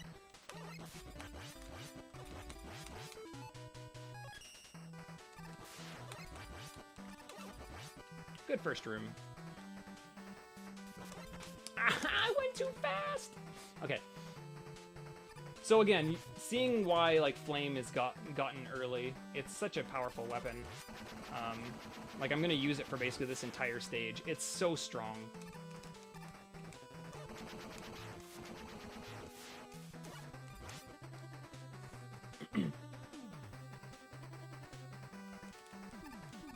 It's routed pretty tightly in this stage specifically though, so like if you don't get a drop, you have to avoid killing something.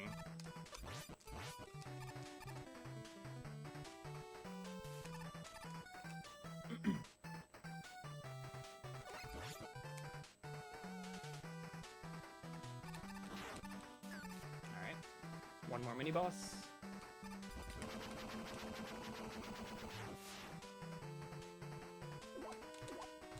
I missed my jump. Okay. I have to wait for that bullet now. Okay.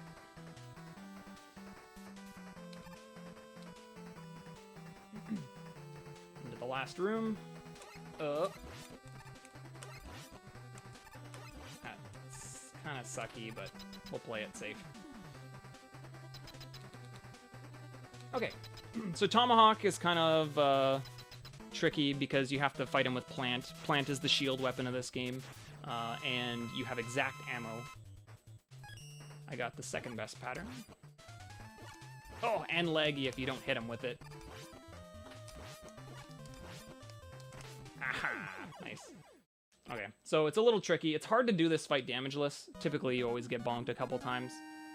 Unfortunate how I got bonked in some of these fights, but that's alright. Still okay.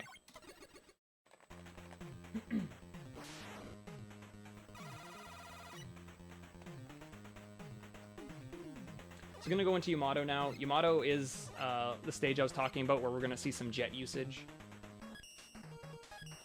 These last 4 stages all have a beat letter. There's a optional or a side boss room where you can fight the boss in, and if you do that, you pick up a beat letter. But beat, like Terex mentioned in Mega Man 5, is not useful in 6. And so the only one we actually get is this stage because it actually is faster to go to that boss room.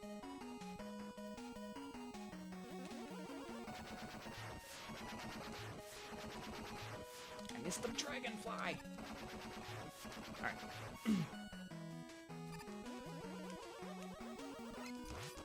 Alright. Okay. So again, like, all these slide cancels are, it's just a matter of, like, getting used to the positioning of, like, where you want to cancel at an edge. Because most of the cancels are the same. It's just a matter of, once you get the muscle memory for sort of where you need to actually stop in order to be able to still jump, that's sort of when you start to get a feel for the game. And yeah, the movement can be very tricky until you start to do it a lot. And you're just going to have to accept the fact that sometimes you just will lose runs to missing a cancel, because it's just a common mistake.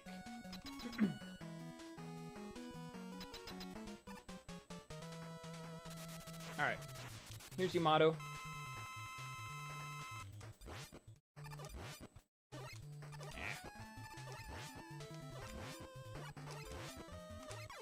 Alright, down he goes. Yamato's a pretty easy boss. He doesn't do a whole lot.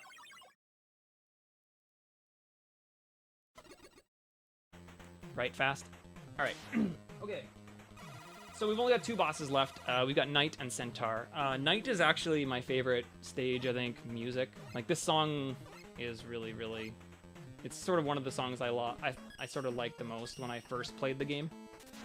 And, kind of got me hooked on the rest of the soundtrack, actually. Because 6 has one of the best soundtracks in the series, I think. Every track is pretty strong.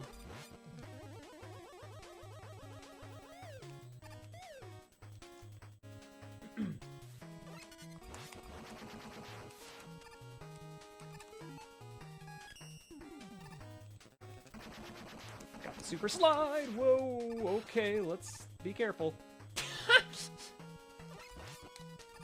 That was interesting. We're alive.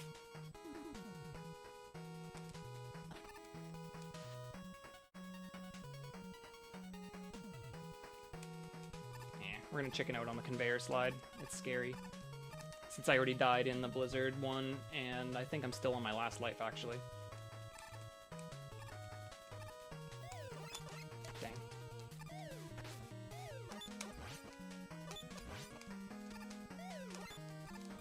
Alright.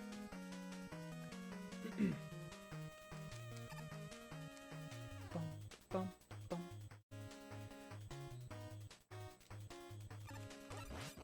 Yo, we got the Mad Nerds. I think I was okay on that slide there, but I canceled it anyway, just to be careful. Like I said, you can still jump out of your slide if you're doing like a full slide. So like basically your slide comes to a stop, and then you can jump. But if you are in the middle of a slide, you have to cancel it. Some of these slides are set up in a way so that you will come out of your slide before the edge, so that you can jump without having to cancel. Raiden the Quick came up with that, so we actually dubbed those slides Raiden slides, just because they're really convenient if you can throw them in.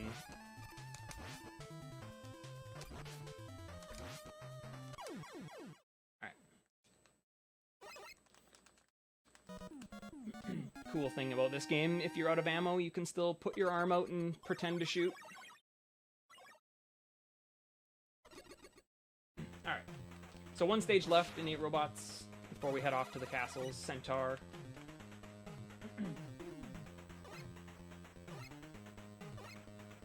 It's got some tricky rooms in it, so...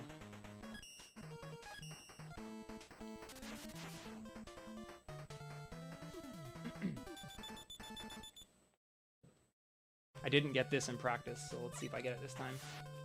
Yo! Easy every not time in practice. That's a 2-frame back boost, so it's kind of tricky.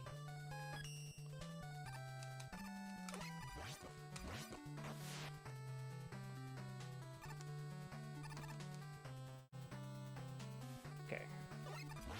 Gotta focus here. Oop, no, that's not when you shoot.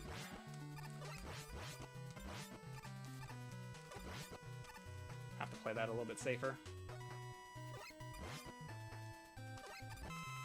Got a drop, which slows me down, but it actually makes the stage a little safer in that regard.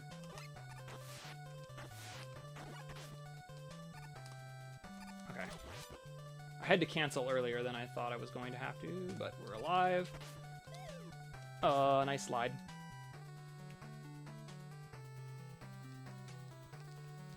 So I've got lots of ammo, lots of health. Just have to get past this waterfall section.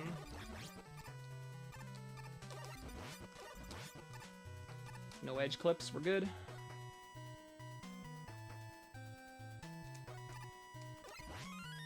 Dude, the 1-ups! Ah, okay, I tried. Sorry. Sorry, Pot Dot. You can do a jump off the bottom of ladders in this game. It's really weird. But I don't have the timing for it in my muscle memory anymore, so couldn't do it.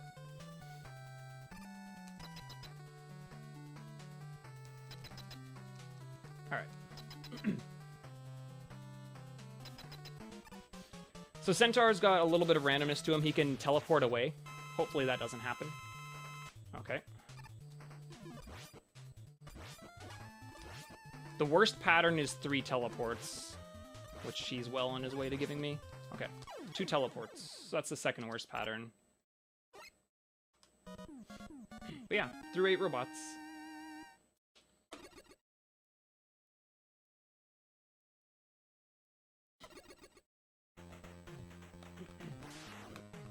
Honestly, after the, what was the bad death? I forget where it was.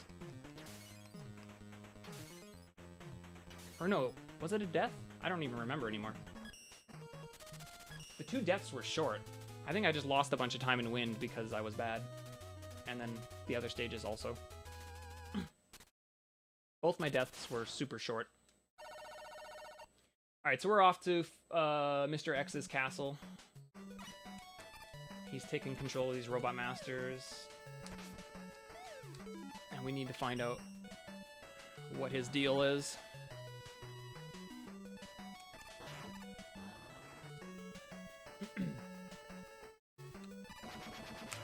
Yo, nice. You're gonna see a lot more jet and POW usage now in the castles. Gonna take the shortcut here. Yo, nice.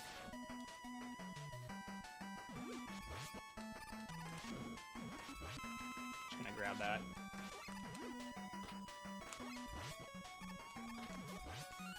Nice one up. Gonna get a bunch more here too.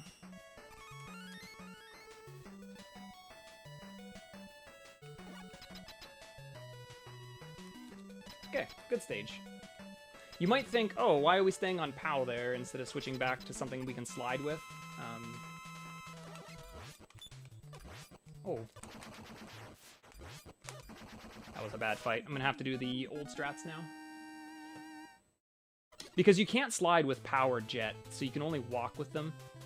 And yeah, we discovered that, or Terex discovered that the menus, just switching back and forth in the menus, is so slow that it actually is slower to switch back so you can slide. So we just stay on POW now.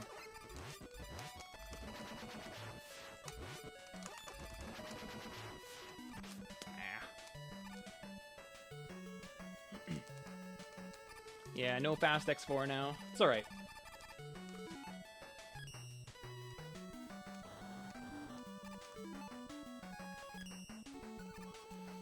Gonna get to see some good tomahawk usage here.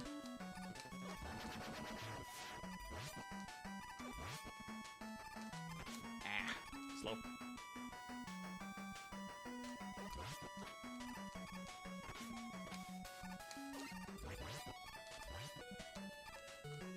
So those 4 tile blocks, those are like a full slide length, so I don't have to cancel those ones if I slide from the correct position, which is nice. So this boss can be a jerk. He can go up and down the wall and dodge your shots, which is a real pain. So hopefully he doesn't do that.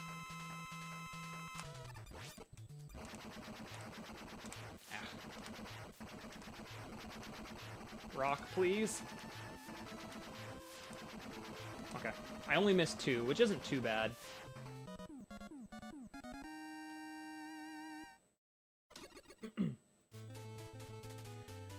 Heading into X3, X3 is the stage you're going to see the most jet usage. Jet is a really interesting weapon in this game, like how jet works. You can like maintain flight horizontally by sort of like feathering the jet, like feathering the throttle a little bit with A. So it's kind of interesting. Like if you hold A, you fly upwards, sort of like this. But if you like constantly release and feather it, you kind of like hover in the one spot. Vertically. So you'll see a lot of that here in this stage.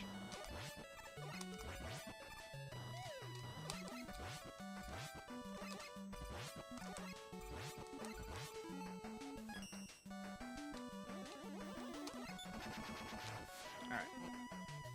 Into the checkpoint room.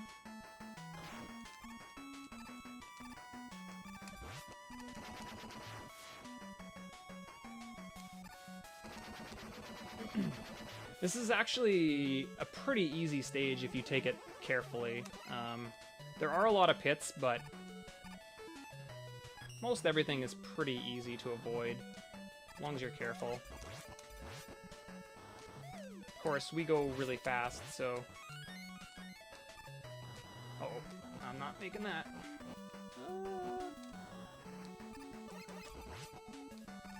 Alright.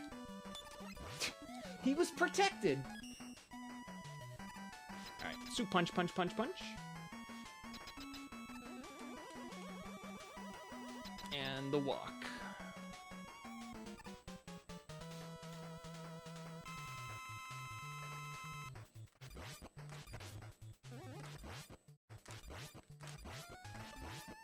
So this boss can be a jerk. He can kind of move forward or stay away and shoot straight and shoot the bouncing orbs. You just kind of have to react to whatever pattern you get. He can be quite the jerk, though. That was a pretty mild pattern, so not bad fight.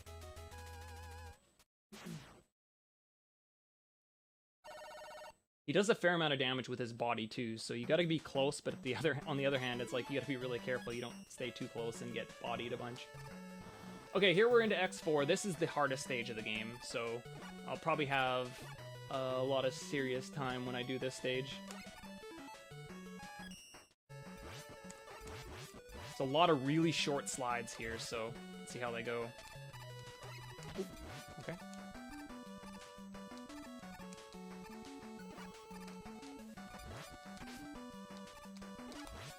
Okay, good start. If I'm really fast in this next room, I can beat this shield attacker. So let's see what happens here. Yo, nice! That's really tight to do.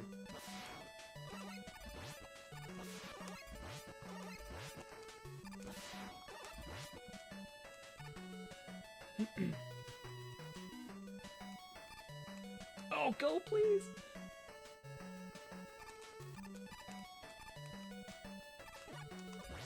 Just gonna play this a little bit safer. Okay, so I can't do... Like I mentioned, I can't do the flame strats here because of how my first fight went. So I have to menu to POW, and we're gonna do this fight with POW.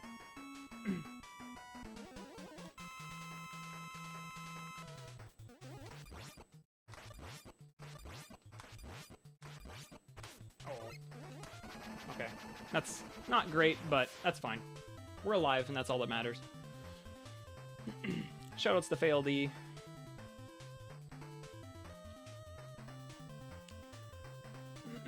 I'd give a surprised what? But we all knew this was coming, let's be honest. Wily is actually Mr. X.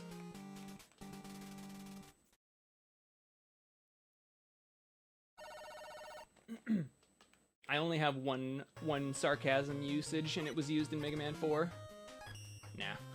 Imagine me being sarcastic only once. Alright, so we're gonna get some more usage here from Jet. Tink. The end of this stage has a boss fight that can be very, very awkward. You have to fight Mechasaurus with Yamato's spear, but the spear travels at 6 pixels a frame, and his hitbox is only 4 pixels wide. And because of that, every 6 pixels, there is a 2-pixel dead window where your spear, even if it hits the right spot, will just miss. So this can be a really annoying fight. If you shoot from the correct spot, we've found that if you shoot from the wall, it's a consistent spot. Thanks to Baron for that. But other than that, you're kind of just hoping that it'll land. Ah, okay, good. You want to cancel right before the door and slide in, because otherwise you walk in this room a bit. It's a little slower. So there, I got one spear eaten.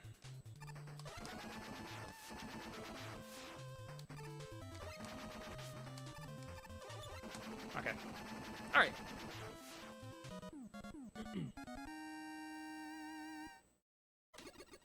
Still going okay. We're still alright. We got Wily 2 left, then the short little stage before refights, the refights, and then the final capsule.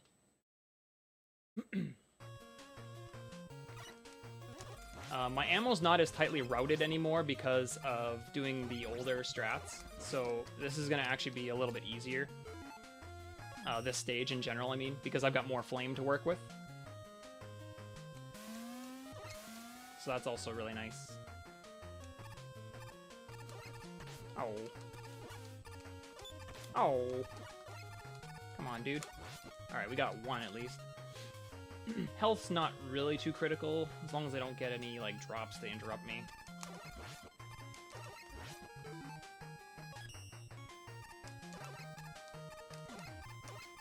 I forgot how I do that. I'm not gonna risk it. Alright, we're alive. It's a very, very short stage, and we've got our most favorite and wonderful boss at the end, VJW.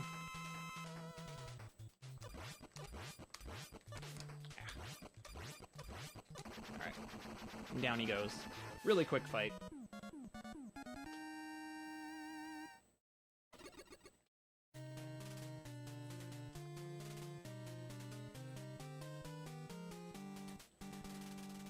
So yeah, the only real thing you really need to know about this first section is I need to make sure I have a certain amount of ammo for Tomahawk.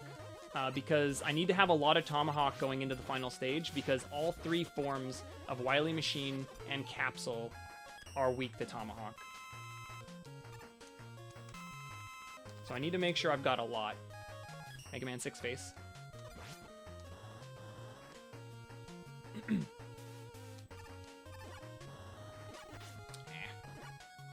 I was too far away.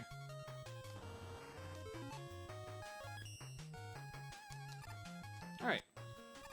No crazy order, we're just going to be using weaknesses here, so you can just go around the horn, kind of, with the capsules.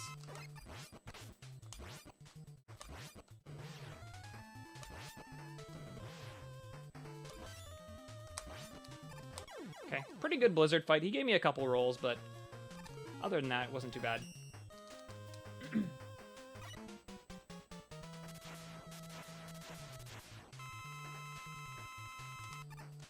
Nice jump, dude. Oops. Forgot how heavy you are in this game. Like, when you release the A button, sometimes you just fall super fast in this game. Oops. Good menu.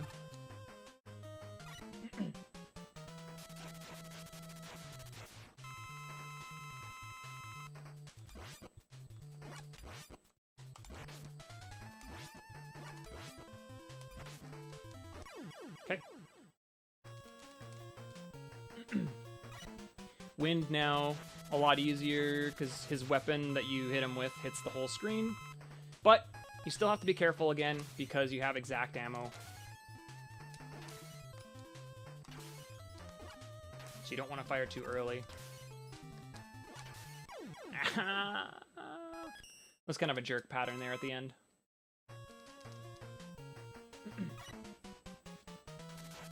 Into Centaur again, hoping for 2 walk patterns, no teleports, please. Nice. So only 2 teleports across 2 fights is actually pretty good, so that's not bad at all. Again, don't want a lot of jumps from Knight if possible.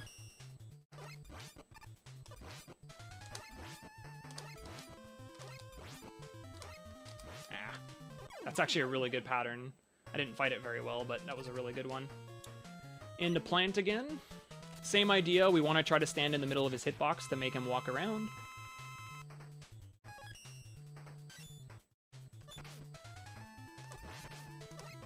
Nah, I'm not going to get 6.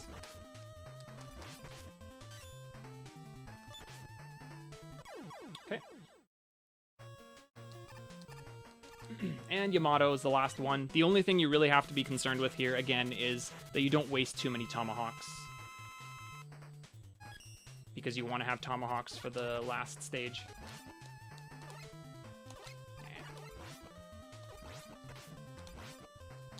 Oh, okay. Jerk! Alright. Okay. Last stage. Yeah, I guess I just want to do a quick shout out to all the runners that did the Mega Man runs, and everybody that's done their runs, I guess, for Best in S so far, but some really solid Mega Man runs, showing off some pretty cool stuff. Percy's run there just before mine here was really good, so shout outs to the community, dude. Like, the Mega Man community is amazing, so if you guys like Mega Man speedruns and are at all interested at picking one of these games up, I highly recommend you try to find any of the guys who did a run tonight. Like, just contact them and see how you can sort of get involved, or just try to learn one of the games on your own. It's a ton of fun. Alright, machine 1 down. Machine 2. Oh, wrong way. Still right, I still have one extra tomahawk here. Time is coming up.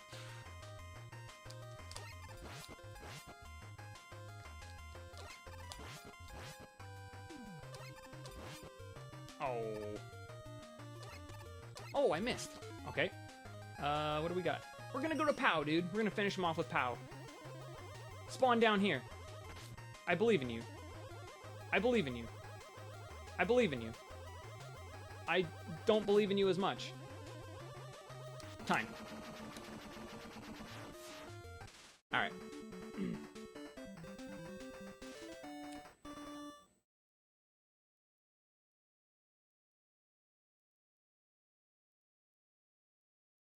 And that's Mega Man 6. Mid 35 is not bad, considering messing up the end fight there, and then a couple deaths. But again, like, this run went, again, my castles were a lot better than in the run, just like my Mega Man 4 run, so it's kind of funny. 8 robots were kind of rough, but... yeah, thanks everybody, again, to the Best NES for putting on this marathon like they do every year, and thanks for watching.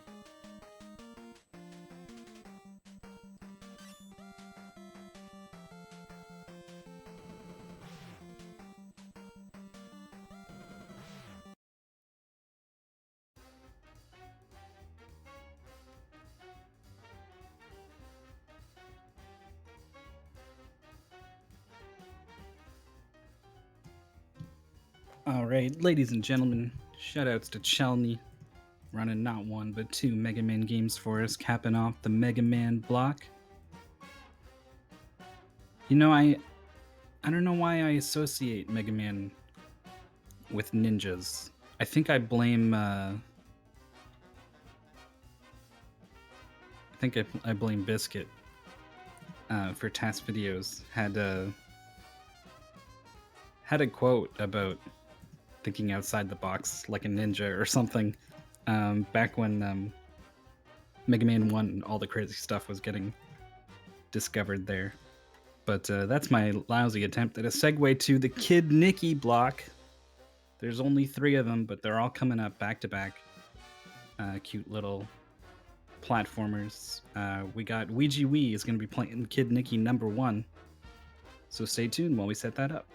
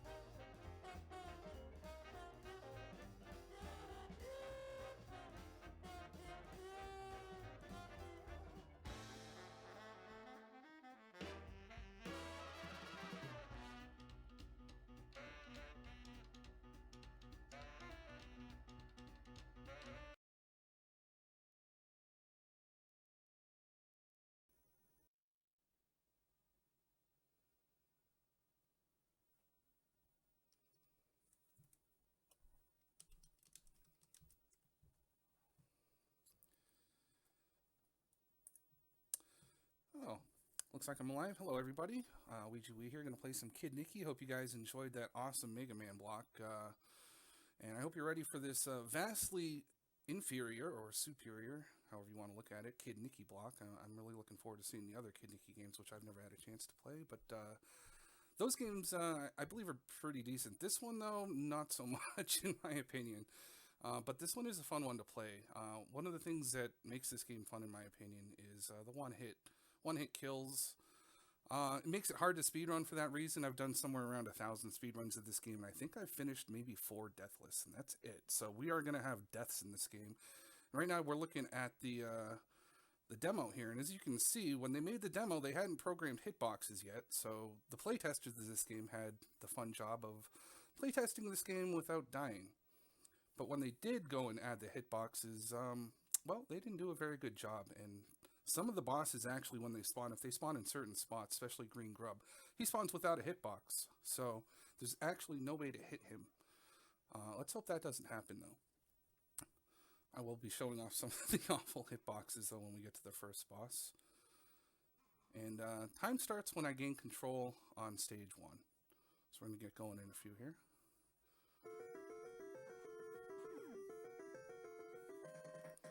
So time will be starting in 3, 2, 1, go.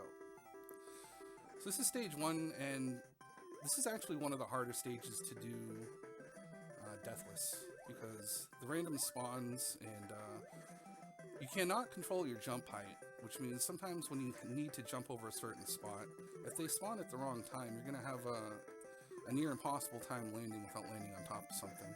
So I'm going to be playing this a little bit safe so that I don't die in this stage. This is definitely one of the more scary ones.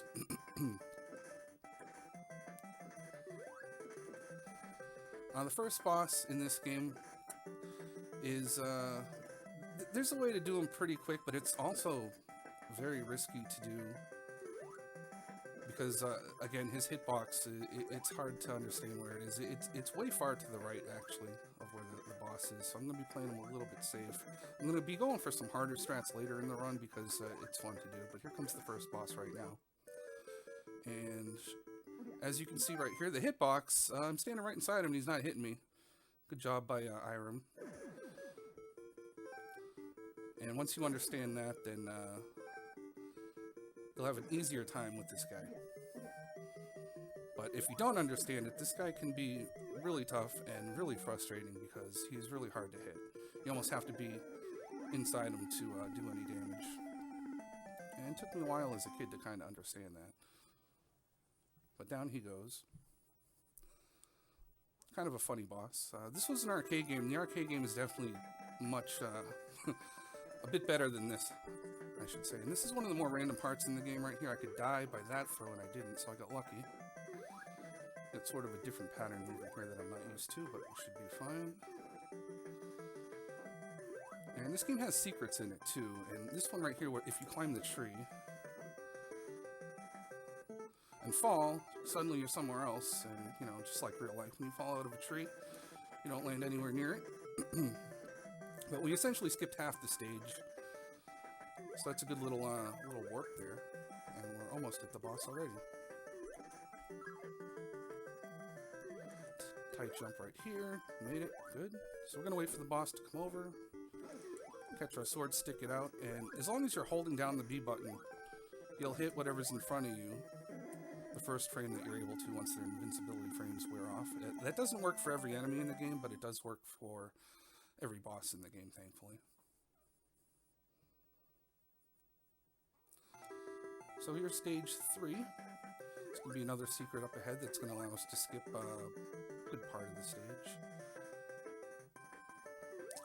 And this is where you'll start noticing some slowdown, like right here. You'll see that like when he was running, he stopped for a little bit, and that's because they programmed this game so well, it takes a few seconds to load the next part of it.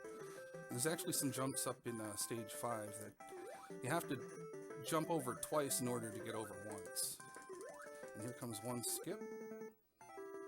And again, half the stage is gone. This is one of the more dangerous parts to be jumping over things. They can spawn in a bad spot. And this boss, if I get really lucky, I can kill him really quickly. But we didn't, so we're going to go for the backup strat here. And the hitboxes on this one, again, are super weird. And all I have to do is hold my weapon out and let them run into it. Pretty easy once you get it down. But this boss, like the first one, very strange hitboxes. So, stage 4. If you walk to the beginning of the stage and look down, you find a secret. Which, of course, everybody found when they were a kid because it's, you know, makes sense that if you duck there and hold the duck that you're going to find a bonus stage. And these bubbles right here, this is the first really heavy random part of the game. I'm going to take this one up. Those bubbles, they move faster than you do, and there are times where there's really nothing you can do to get out of their way. And there's going to be more coming up in this stage. And this stage right here is really infamous for the speedrun, for ruining every speedrun. Because this part coming up ahead is very RNG dependent. It's going to let you through it. Now I picked up a white tunic, and what that's going to allow me to do is it's going to allow me to take an extra hit, so that hopefully I can get by this part. But aside from the bubbles, jumping off of those platforms right there is also random because, again, they program the game so well. Sometimes you'll jump and you'll spam that A button and you'll just end up walking off into the water.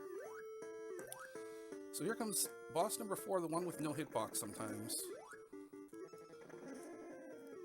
And if he spawns in the right spot, we'll see that happen, where there's nothing I can do to actually hit him. So we're not getting the best pattern, but that's fine. Maybe I'll get a extra hit in here. Nope. So you gotta hit 5 parts of the body and then the head twice. And okay. One more hit. There we go.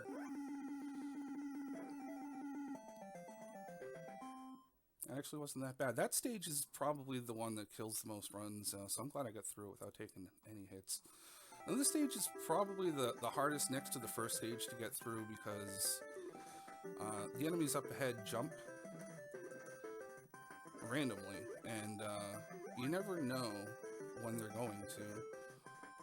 So it's best to just kind of play it safe, and right here, luckily that guy jumped, because I'm not sure I was going to make it. I was probably going to land on top of him. Yep, so right here is the spot where you have to do 2 jumps to get over because, again, it's loading the next part of the stage. And another dangerous spot there where you're trying to go down and there's a guy running back and forth below you. Up again, we're going to have to jump twice. Okay, he didn't troll me, so that's good. I remember when I did the task for this game on taskvideos.org. It's still there, it's still up there. People were wondering what was up with me jumping twice in these spots. But, you know, there's literally no way to get through it with one jump. So here's the 5th boss. And that's the quick kill, so that went well. Basically, you run up to him and you jump and swing your sword at the same time. And you should be able to catch it on the way down. So 2 more stages left in this game.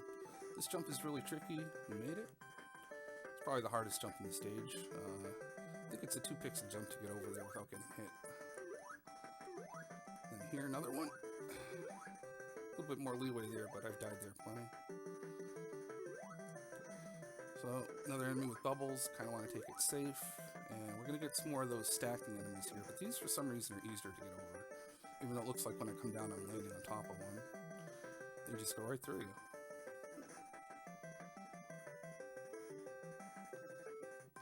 So, when we get to the boss, I'm going to try the quick kill. I've only done the quick kill once in my life. It's a 1-pixel jump. And if you do make the jump, you have 2 frames to turn around at a specific spot and then hit the boss. And if you don't do that, you're dead. So, it's literally nearly impossible. I'm going to give it one try. Here we go. Wow. Wow, okay. That's only the 2nd time I've ever done that.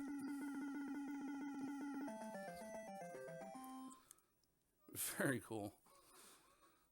So we're getting close to the end of the game now. This is probably the easiest stage in the game. For some reason, they forgot to program a lot of enemies in here. So basically just hold right for most of it. And again, we're going to do a skip right here. You hold down. You'll skip half the stage. Actually, I think more than half the stage.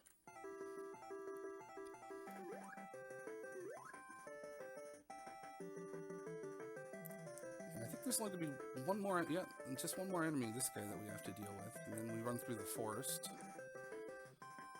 Just by holding right. Kind of odd that they would make a stage this late in the game so easy, but they did. Kind of thankful for it, because the earlier parts of this game are very unforgiving to get through without a death. Alright, so that just happened. I guess I'll play it safe next time I come here. It's very rare that you die there like that. Something like a 10% chance, so I wasn't expecting it. But yeah, like I said, there'll be deaths in this game. I just didn't expect it to be there. The next stage is where I do expect to die multiple times. I'm going to be going for some hard strats at first, and if I don't get it, then I'll play it safe the second time. So we'll just lay in here and wait this time.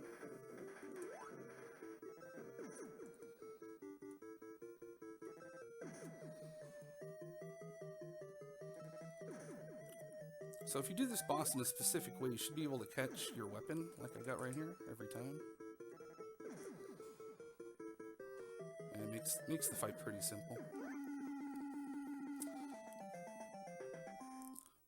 So that is actually the final boss of the game. We're going to have to beat him one more time, though, and he has 4 forms in this stage. And they're all really tough. So let's see if I can get through them. Nope. Tried the quick hit there, and I just missed, so again, we'll just play it safe. Even if I play it safe, though, there's a good chance that'll happen. So I'm glad I picked up that extra life. I might need it. Alright. So you gotta hit each form twice. And as you can see, as I hit him, he spit another fireball, which makes him super dangerous. Another tough jump here. This game does seem fair, doesn't it? Especially the bubbles, which we're going to have to face one more time up ahead after this form. Okay, shoot 6 times, and we're going to hit him and run. And this is a glitch that I discovered while running in the game. Okay, we got it. You gotta hit him here. And for some reason he killed me. I've never seen that happen before. That was odd. Well programmed game, you only just die to nothing. That's how you know it's a good game. Okay, try this one more time.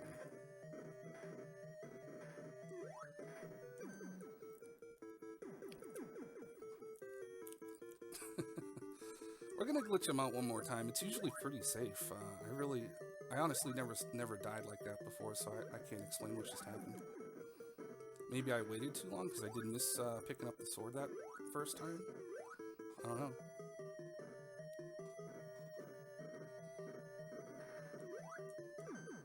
Let's try this. This should be safer. Wait for him. And now we can go. And we got him that time. Alright, so every time the boss changes forms, he turns into this little flying head thing. And now we gotta deal with bubbles. Whoa! Yeah, that was close. Okay, one more form, and this one is not any safer than the others. So I'm just gonna have to hope that I don't die here, otherwise I have to do the entire stage over.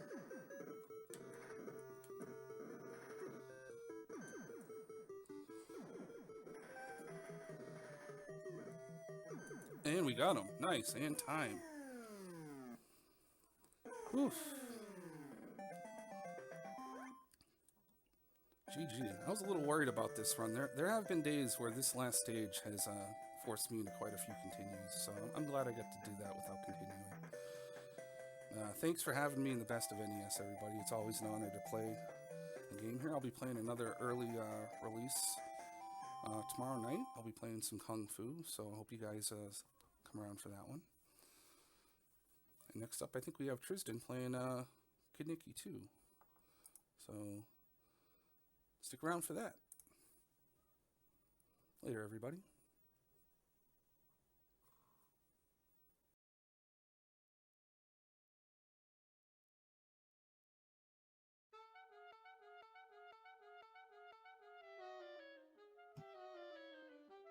All right, thanks so much, Ouija Wee. Links in chat if you want to follow that runner. I hope. I just realized I maybe didn't update it. Nope, I sure didn't. Don't worry about that. The right one will be in chat shortly, along with Tristan running Kid Nicky 2. So stick around.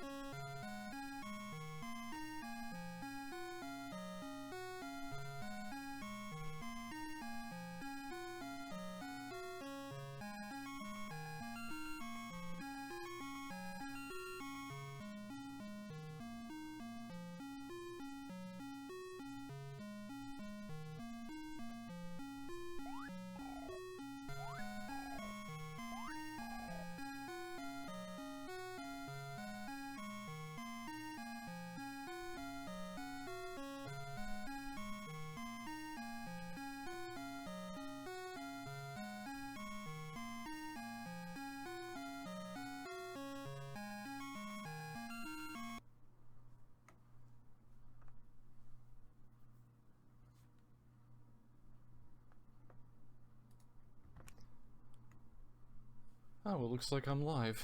Am I live? No one told me I'm live.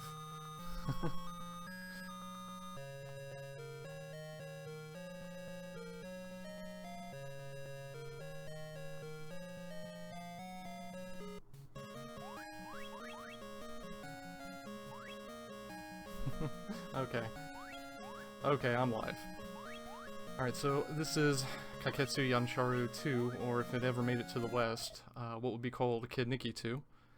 A couple of important discoveries were made by Nicky between 1 and 2, including a slightly better sprite for himself, I don't know how he did that, and the ability to take more than one hit. So this should, you know, hopefully be a better game. I'm ready to go. We're going to start this up in 3, 2, 1, go. So you start out with the ability to pick one of 3 levels right from the beginning. Their order doesn't really matter, except in a speed run you want to make sure you end on the rightmost level for routing reasons, basically.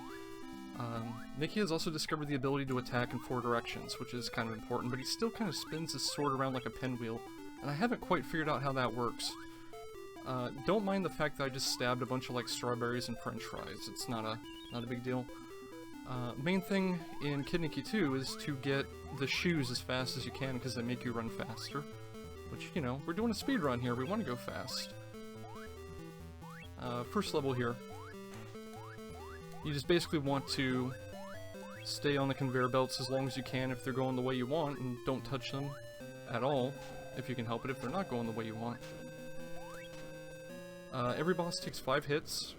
After 4, the boss gets double iframes, because that's a cool mechanic. I don't know. Let's head over here. Level 2. So, level 2 showcases the most swag and, like, stuck-up volcano you've ever seen. I don't know if he's angry or proud of himself or constipated or what, but there you go. Good job, Volcano. We'll never see you again. Took an intentional damage boost through his lava rocks. It's fine. Since Nicky actually has 3 health, which you can see at the bottom, I can actually do damage boosts in this game. Ain't that cool?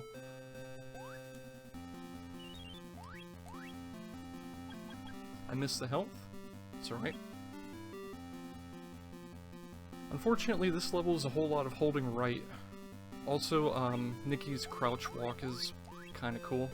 Not as cool as the dude from Vice Project Doom, but, you know, whatever. This guy, if you stand right over your lives indicator at the bottom, you can just do this. No problem.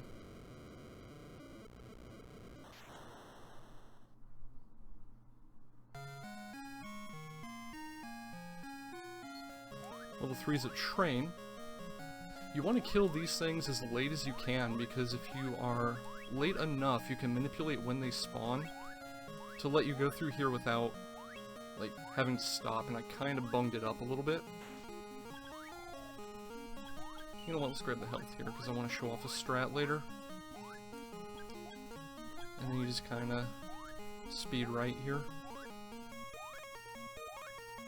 Here we showcase the weirdness of Kid Nicky's sword's hitbox. I can actually stab things under me by attacking forward while falling. I don't know. The hitbox on the sword is like as tall as he is, and maybe even a little bit more. And I abused that in a couple places. I also was not expecting to take that hit, so we get to do a backup strat. Nah. Grab this. If you have full health, you just face tank this guy and stab until he dies. Why you want to kill the conductor of the train you're riding on, I don't know. So you want to do that level last in the initial trio, because if you do, you can just hold A when you go back to the map screen and immediately start the graveyard stage. Graveyard stage also showcases the laziest alligators in the world, where literally all they do is swim forward a few feet and then open their mouth and hope you jump in. They are actually alligators, not crocodiles. I am an expert on telling the difference between the two. Used to live in Florida, trust me, I know. There are a couple of precise jumps here just to be able to grab the shoes and keep going without stopping. And really, if you're going for world record, tiny optimizations are the name of the game, because at the moment, my PB is about 1.5 seconds off my summer best. So, like, at the moment I'm 2 seconds behind. I would have reset by now. This guy, you just kind of jump up and stab him in the trunk here. If I were actually letting him, like, not take hits, he has a pair of eyes there that open up, and that's when you damage him. Stage 5 is probably the most dangerous stage, and I'm going to take a couple of safety strats here. I say as I intentionally faceplant into 2 boulders. It's fine. I'm going to grab health here. I usually don't grab. Usually I would do the rest of this stage with 1 health, but I'm going to grab two health ups just for safety. Reason for that is the bosses coming up can glitch, It's the only glitch in the game I'm aware of, and it's the most annoying thing in the world. It's a jellyfish that attacks by throwing a tentacle straight down. And it can sometimes glitch in a state where it always has that tentacle out. But when it doesn't, you can quick kill it, like that. Easy peasy. When it glitches, the entire underside of it, all the way to the floor, is a hurt box, and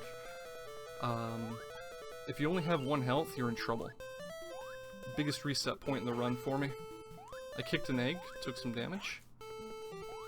Tightest jump in the game here. Got it. So I have 1 health left. So we're gonna quickly grab back up here.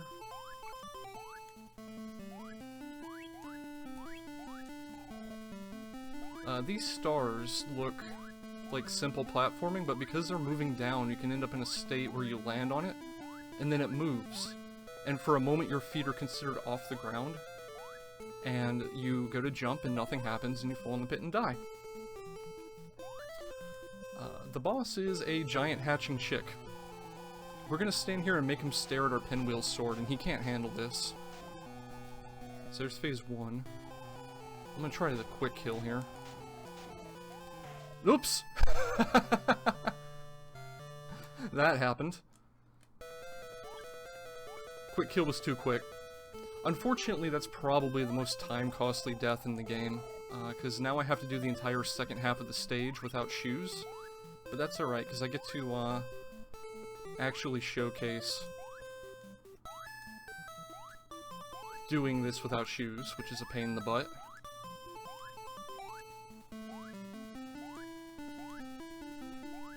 That's gonna cost me about a minute, and that's why my estimate is 11 minutes and not 9. Yeah, I was going for the chicken butt. If you kill this thing fast enough, I'm gonna try it now that I have 3 health. You kill it in a 1-frame window, 2-frame window while it's facing away from the camera, so its butt is flashing at the player. We call it chicken butt. I couldn't get it. Oh well. So I got a quick kill of some definition, just wasn't on the chicken. That's totally fine. So here is usually when I would start to get nervous if I was on PB pace, because most of the really dangerous barriers to the run are over with. This level is pretty easy, except you have to do the entire thing on 1 health, because there are no safety strats. Also, I am not Ouija-wee, if someone could, you know, fix that. Alright. That's a really tight jump, you can easily bonk on the ceiling. So let's go here. This boss is... This is probably the only unmanipulated boss in the game. We don't have a manipulation for him yet. Thank you. He's actually being really nice to me and giving me all bottom pattern, except for this, but that doesn't matter. We're actually coming up on the last level already. This is a boss rush with a lot of the bosses from the original Kid Nicky. Whoop! I'm going for a ride.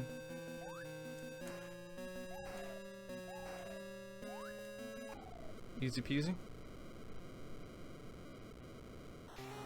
Too bad.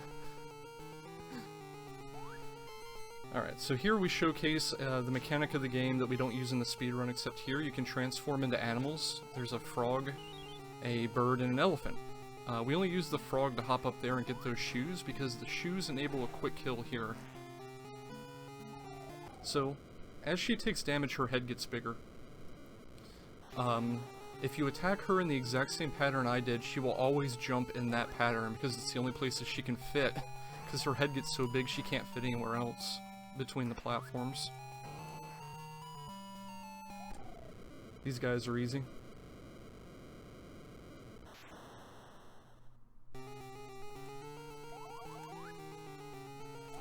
Next boss is a little scary. because you have to navigate on some really tight platforms. If this guy actually lived long enough, his attack is yelling a word balloon with the word fool in it at you, which I thought was kind of cool. But he never gets that far in a speedrun anymore. Hey. Uh-oh. That should be fine.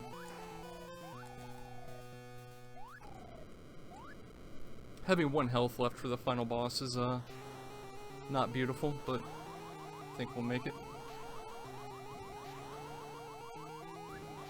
So the final boss is, the evil wizard dude. And the top princess is real, the other 3 are fake. If you hit the real princess, you die instantly. Do not pass go, do not collect 200 bucks. And that's time, sorry. That looked like a 1045, which is not terrible. Also, stream is going to completely rip quality-wise here.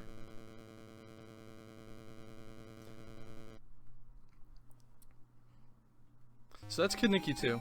It's a lot simpler, a lot easier than Kid Nicky 1. Yeah, congrats on not murdering the princess, you're right. In practice, I did it 3 times in a row and was really nervous about it. My PB is 922. I took a bunch of safety strats and to death. 1045 I'll take. Perfectly fine.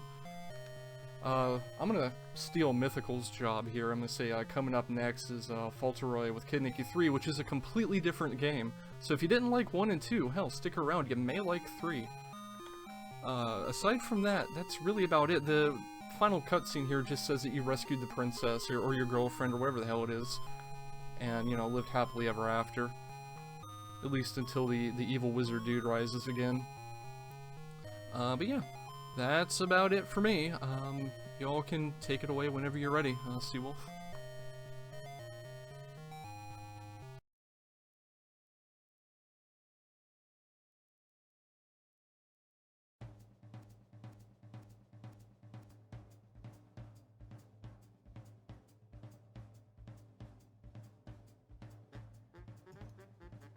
Well, what's there even left for me to do at this point? Good run there by Tristan. Didn't hit the princess. That's what it all comes down to. One more Kid Nicky game coming up here in Best of NES 2017. World record holders or close, playing tons and tons of NES games. For your enjoyment, stay tuned for Kid Nicky 3.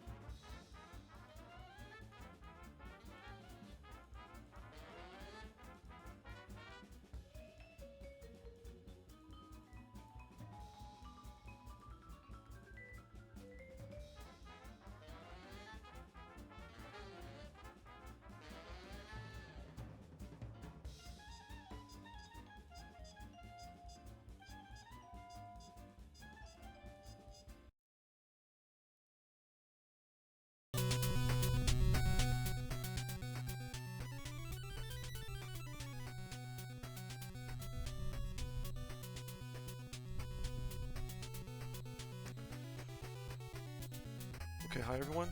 My name is Fauntleroy and I'll be running Kid Nicky 3. So, between Kid Niki 2 and Kid Niki 3, he watched a little bit of Mega Man, and he learned how to slide. So if we can start the timer on my mark. 5, 4, 3, 2, 1, go. So here he is, Kid Niki, being able to slide, and that's the type of movement I'll be using throughout the game. That's the fastest way to travel. But the problem with the slide is you're more likely to hit or run into the enemies because of the random enemy spawns. So the drawback is you just might get hit, but in order to go fast, in order to be the world record holder, you have to, take risks, go as fast as you can. Another cool movement option is the wall pogo jump that I just did right there. It allows you to skip a lot of platforming sections. So instead of, jumping up and down, you just skip right up the side.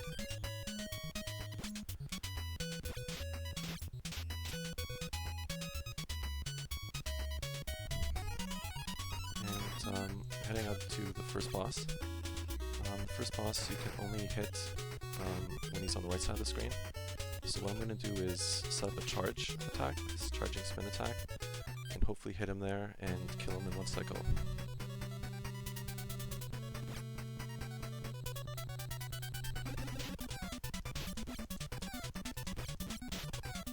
Nope.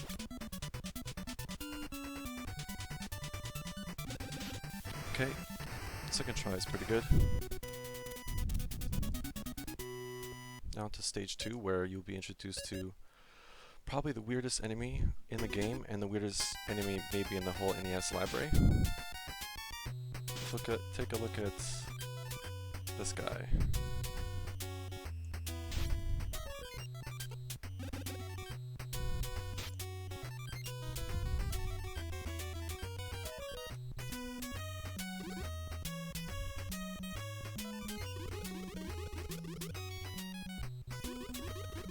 Yeah, pretty weird looking.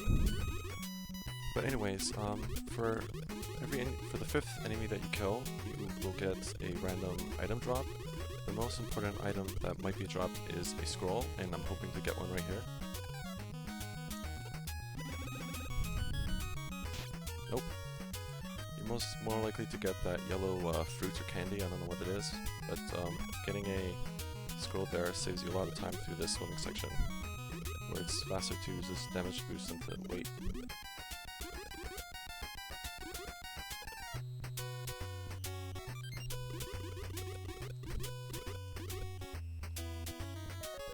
Yeah, for each level you have to collect keys.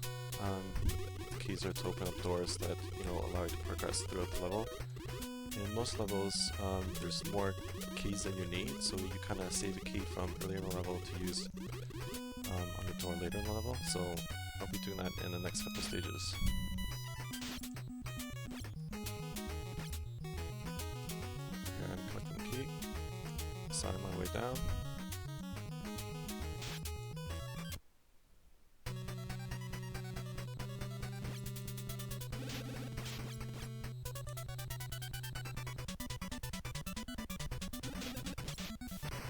There you go, pretty quick though.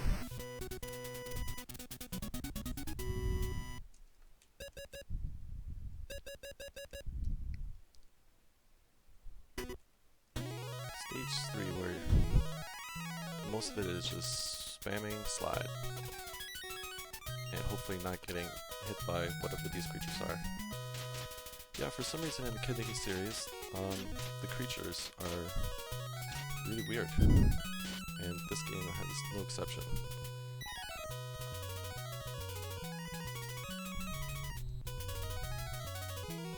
The waterfall we go. Okay. Here, I just might have noticed that I skipped maybe 5 or 6 keys on the way here, because there's a lot of sections that you don't have to go to, and what I'm going to do here is take a damage boost and skip a whole section to my right. Taking a lot of damage, so hopefully I don't get hit again.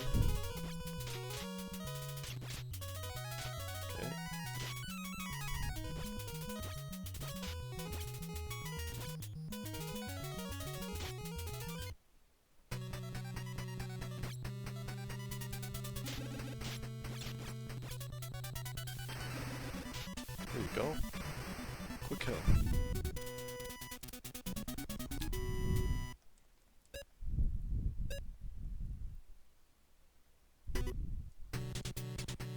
And here I'll be jumping across the quicksand because obviously you don't want to be stuck in quicksand, and in this level we'll be doing a lot of pre-firing because the enemies here just appear at random, and you just don't want to get hit when you're jumping up in the air like this.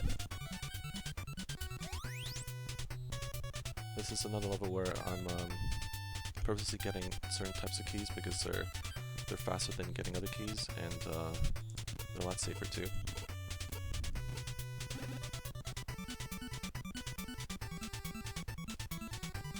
Here we go, slide. Jump over this fan in the clouds to backwards wall pogo. For this next boss, it's not very pretty to look at. The main thing is to try and get as close to him as you can so you can hit him in the head.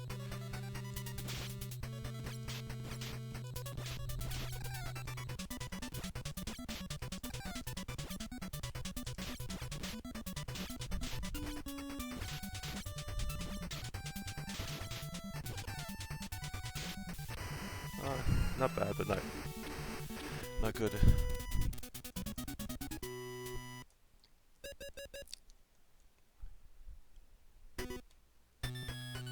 And for this level, the developers thought that in order to make the the enemy random spawn a lot more enjoyable, let's add some ice physics. So there'll be a lot of more jumping in this stage because it's a lot easier to control.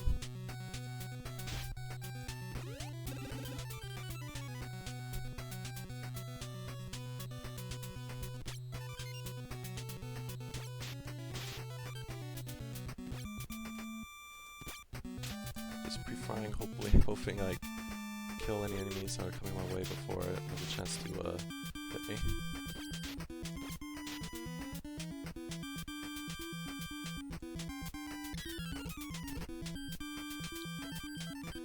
This level and the next level are pretty straightforward. There's no extra keys you can get to sort of like use later on. There's a pretty straightforward route that you have to take.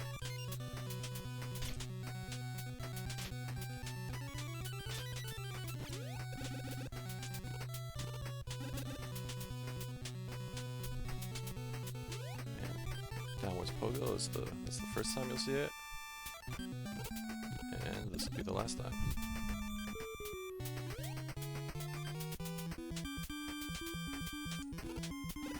So this boss is the most random boss. The first attack is always the same. I'm hoping that her second attack, she'll jump to me on the other side of the screen.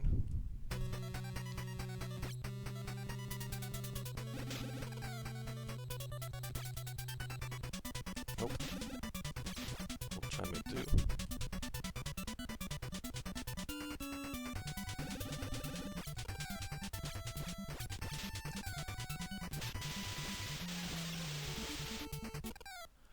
Oh, bad pattern, and I missed a couple of easy hits. Let's try it again.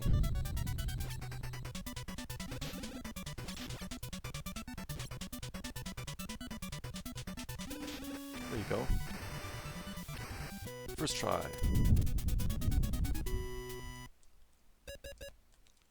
Second last level is the most frustrating level because these enemies here, when they hit you and you're on one of the platforms, you'll just fall through the platform and you have to start everything all over again. So it's very annoying and it's very frustrating because there's pretty much nothing you can do. You just gotta hope, you gotta praise RNGesus and hope for the best.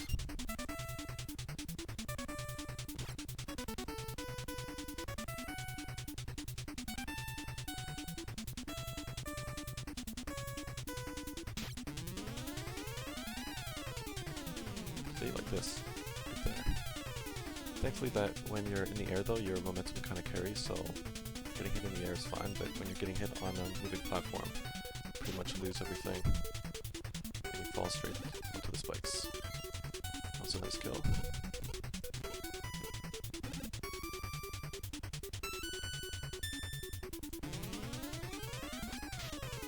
Sniped. Sniped.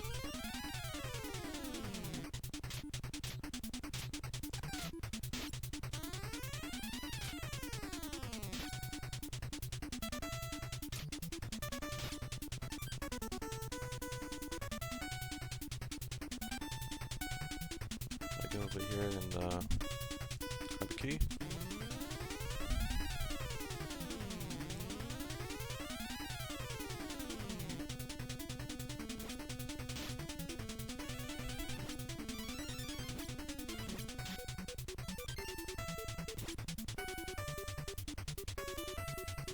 See, this is the section where you don't want these guys to be. Yeah, it's okay. Just wait another cycle.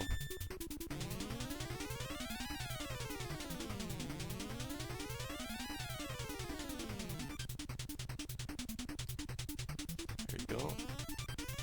Fancy Pogo. Always gotta go for the swag Pogo.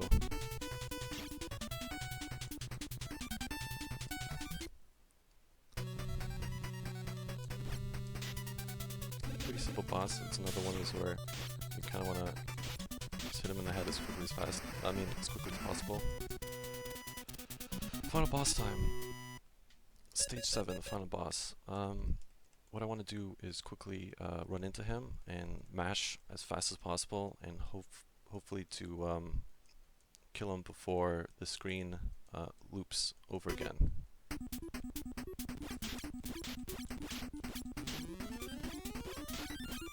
There you go.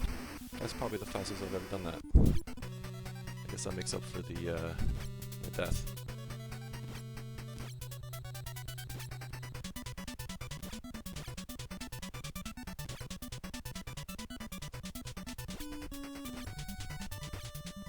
See, and this is the screen scroll. If you there's a point where it loops over, so you kind of have some leeway in how long you get to how much time you get to kill the boss. But I killed it pretty fast that time. Here, just sort of focus on not falling onto the spikes because it's bad.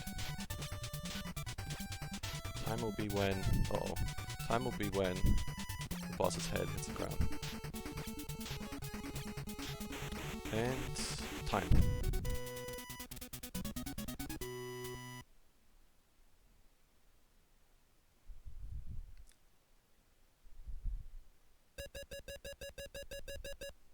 Nice, that was really good.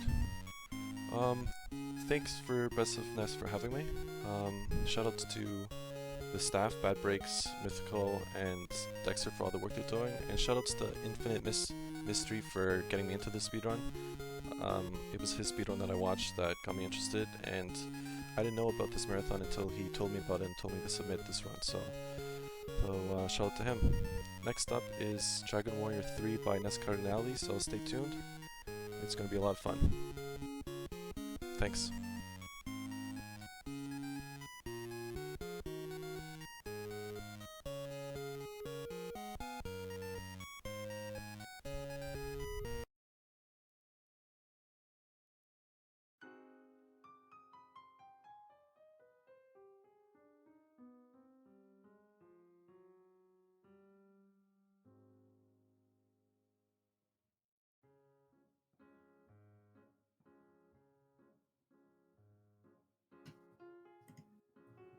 You heard him, folks. That was Falteroy with Kid Nicky 3, bringing a close to the action-packed platformers of the.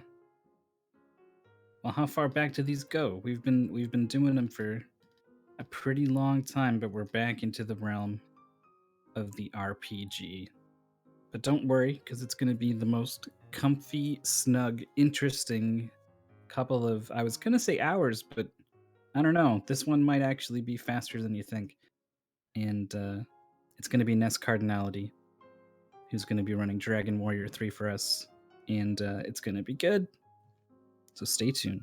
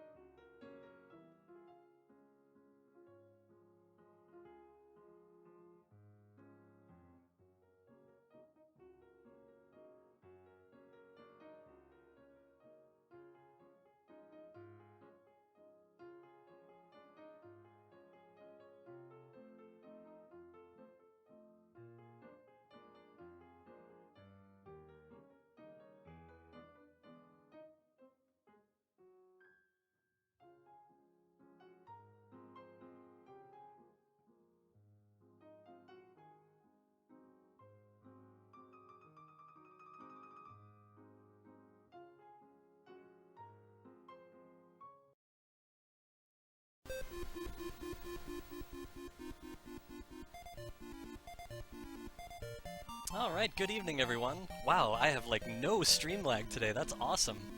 Good evening everyone and welcome to Dragon Warrior 3. The latest installment of the Dragon Warrior series in this year's Best of NES Marathon. We're gonna start by deleting this old quest I had and creating a new one.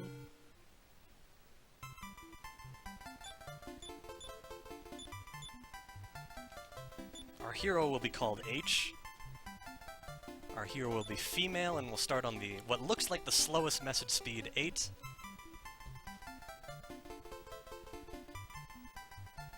Timer starts on first action, so we'll give it a countdown in 5, 4, 3, 2, 1, go! So the hero, it's her 16th birthday, and immediately she is called on to save the world. Fortunately, she was prepared, sleeping in her bed with her sword and armor in hand already, and shield.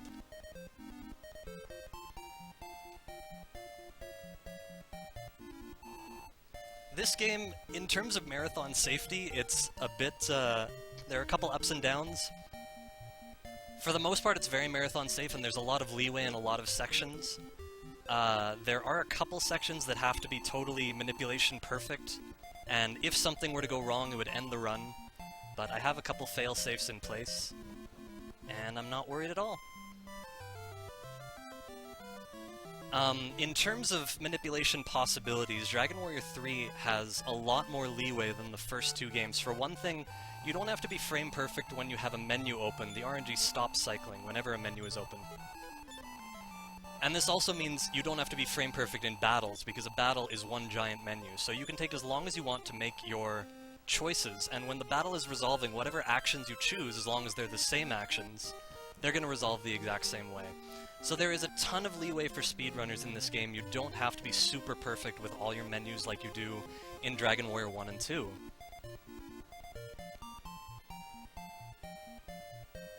We're going to start off by selling our copper sword, which will give us enough money to afford some wings, which are going to help us travel around. Wings just kept getting shorter and shorter in every subsequent, or I'm not sure if it might have actually started in Dragon Warrior 3, but all of a sudden wings were very, very cheap, only 25 gold.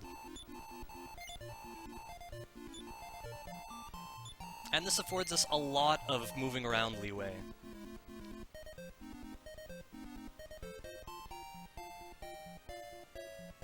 Dragon Warrior 3 was the first in the series to offer a party system where you have a lot of options. You're not just stuck with 3 specific characters like you are in Dragon Warrior 2. You can pretty much custom create your characters and choose whatever you want. We're going to choose a very specific party because we're going to be manipulating through this game. We've got a female fighter, the stats are correct. Everything I did up to this point has to be absolutely perfect, and I'm making sure that I did it right by checking the stats of all my characters, so that's correct. So we're all set. There's initial setup for this speedrun required. It takes about 2 minutes to set up, and I've already done that. So checking the stats of my characters basically just verifies that I've done everything right, and we're gonna get the RNG that we want.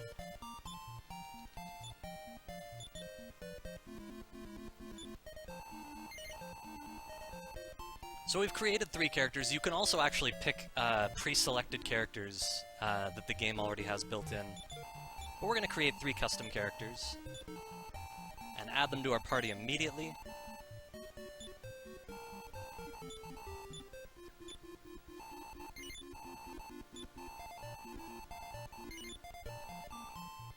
Oh.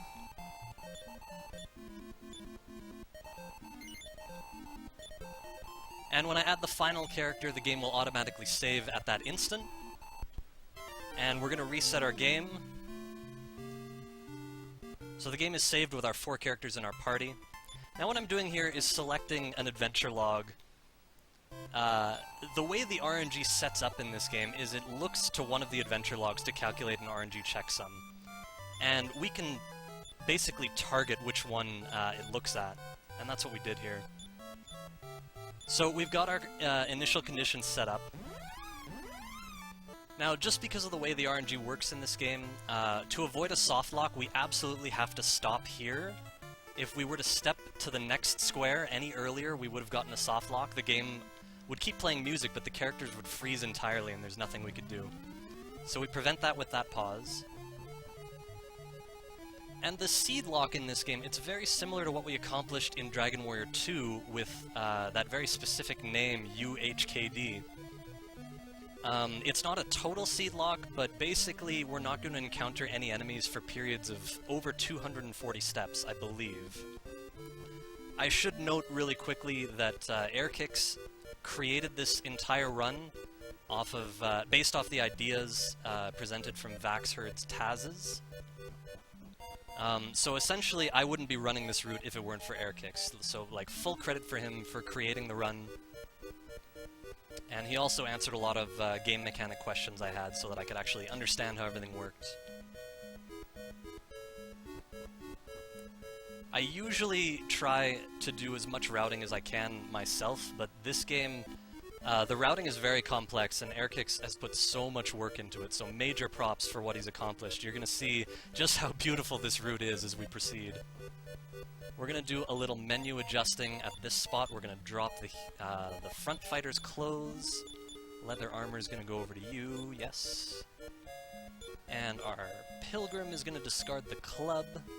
We're going to pick up the first key.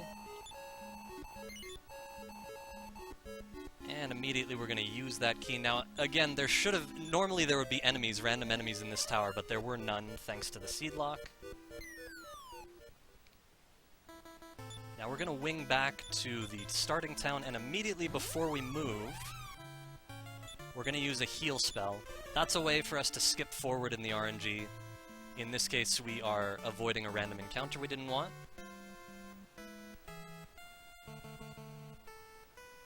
And now we're heading up to the close town for the first time. We're going to buy 3 herbs with the remaining money we could have used to buy another wing, but as it turns out, we only need 4 at the start.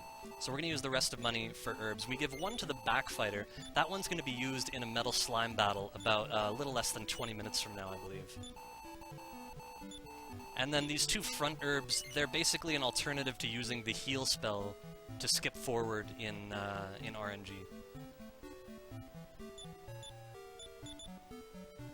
So we're advancing the plot. We use the Thief's Key to get in here to get the magic ball, which we need to break a seal. Oops. To break a seal in the upcoming cave. So there will be absolutely no enemies on this overworld walk, guaranteed.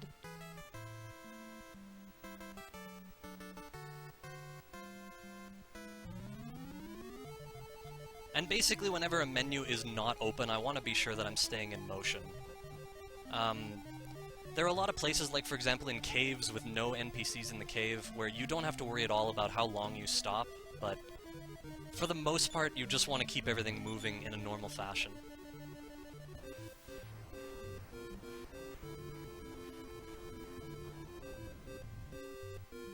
Are you kidding? I love metal slimes. They're like the backbone of quick advancement in a lot of these games.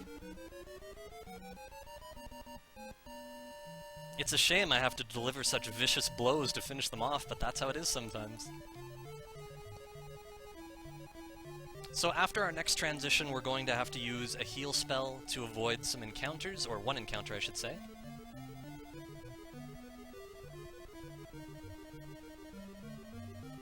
Right about here. I always use the heal on that exact square. I believe air kicks allowed for a little bit of leeway in either direction, in case you make a mistake and fall behind, for example.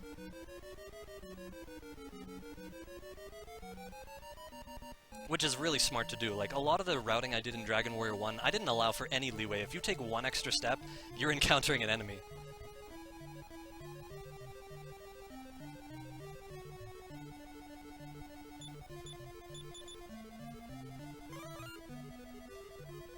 So again, this cave, we typically want to be at about level 4 or so before we try going through here when there are enemies. But with RNG manipulation, making sure there are no enemies, we can get through a lot faster and do some amazing things as a result.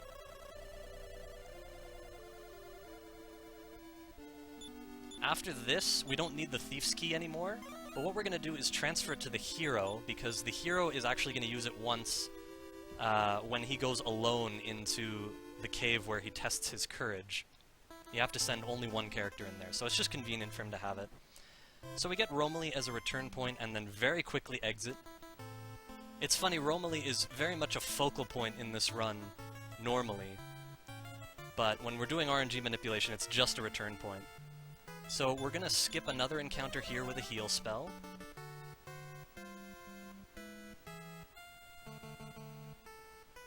And then we get our next return point in this town down here.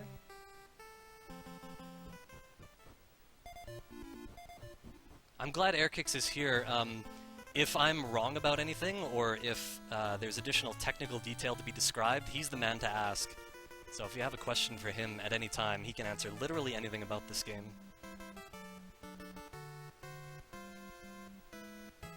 We're headed to the pyramid, which has a number of traps in it. There's a hole in the center of this floor. We have to walk around it. There's a hole in the center of this floor as well.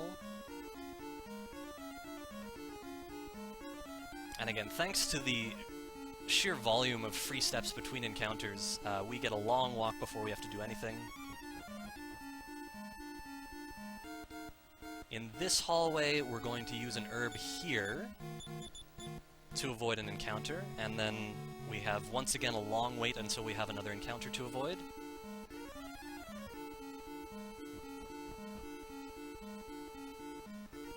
The magic key is in this room. It's guarded by a giant boulder or wall or something, and in order to remove that wall we have to push 2 buttons, one in either corner.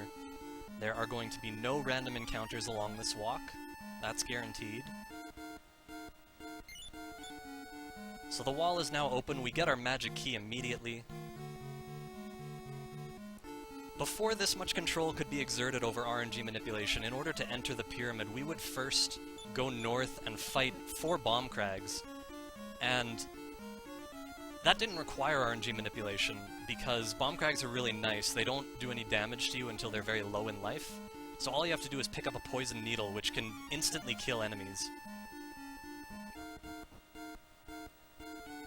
This run has come a long way since then. Magic key is not at the top of the inventory for this use and the next use, so we just have to remember not to mash A and accidentally use our herb instead. There we go. So before the next time I use the key, we'll be using that herb at the top. We pick up the flashy clothes here. Yes, even in the pyramid days, they had flashy clothes, and they were considered valuable enough to be treasure. We pick them up here just for their sell value. Now we're going to fall into that hole I was talking about. Immediately we're going to use that herb that's at the top of our menu to avoid the next random encounter. And we're going to search this staircase. If I recall correctly, there is a hint that there's something in a basement here, but I don't think they tell you exactly where the entrance is. I think you have to do some trial and error searching squares. But we come down here for the other item we're going to be selling for our shopping spree, which is the Golden Claw. Under normal circumstances, the Golden Claw greatly increases the rate of encounters that you encounter, but again, because of the seed lock, we are unaffected. So we're going to walk straight out of here and continue on to the next section.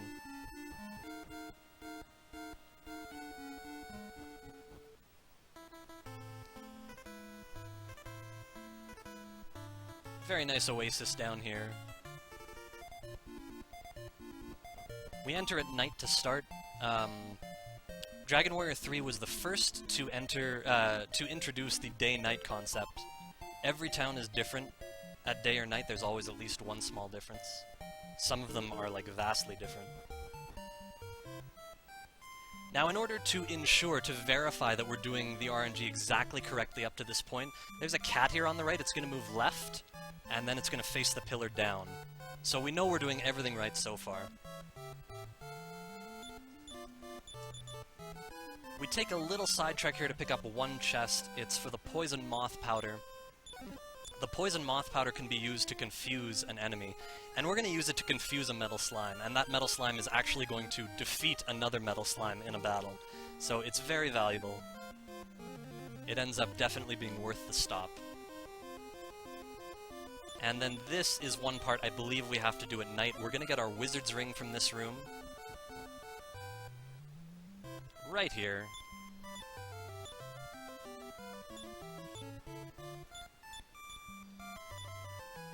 Then we use the wing, and whenever you use a wing, it becomes daytime. So that's a really quick way for us to make it daytime again. We're going to transfer this to our pilgrim.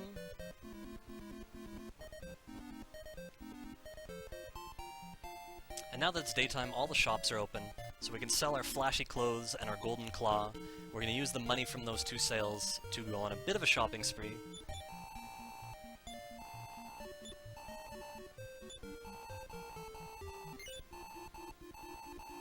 We now have more than 1 gold, and the golden claw is worth a ton, like a ridiculous amount, but it's hard to find on your own if you don't know where it is. Now we need 3 more wings before we get the return spell, so we're going to buy those right now.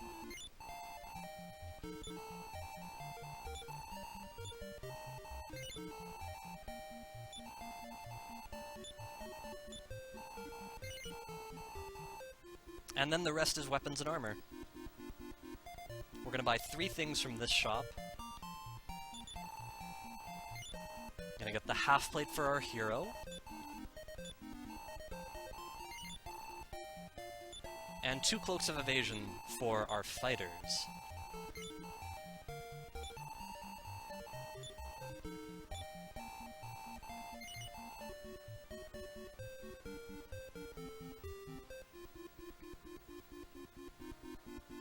And now we once again head back into this castle for our final little pickup. We're gonna get the meteorite armband. Airkix and I have discussed the possibility of doing this, the next section without the poison moth powder or without the meteorite armband. He has assured me he's done rigorous testing, and it is very difficult, if not entirely impossible, to find the kind of possibility you're looking for in our first battle without those 2 items. So that's how it is. We do a slight detour here for the meteorite armband. It basically speeds up one of our characters permanently, which means they get to act sooner in battles.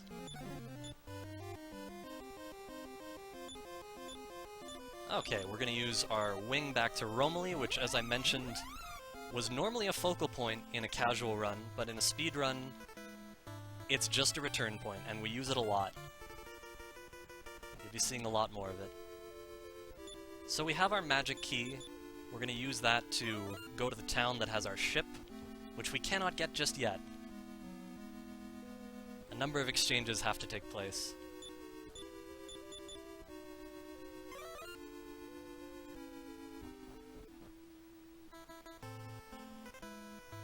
So there will be no encounters here either.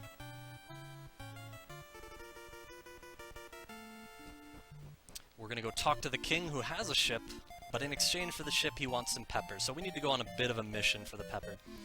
And in a casual run, this mission is a very long one. You have to become much stronger and accomplish a couple things along the way. But here, it's not going to take us very long at all. But we do have to talk to the king to obtain the all-important royal scroll.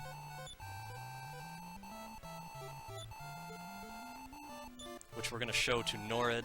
More on Norid later. He's coming up soon. Once again, we're returning back to Romilly. Once again, a very valuable return point. We're going up to Knave to finish our shopping spree. And let's see... I want to turn here.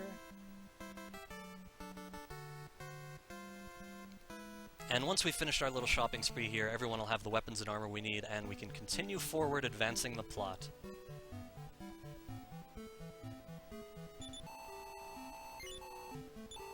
Iron Spear for the Pilgrim.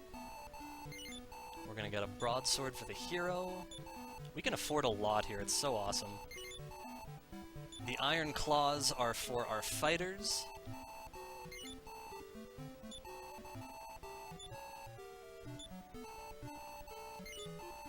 And a bronze shield for our pilgrim. And finally an iron shield for the hero.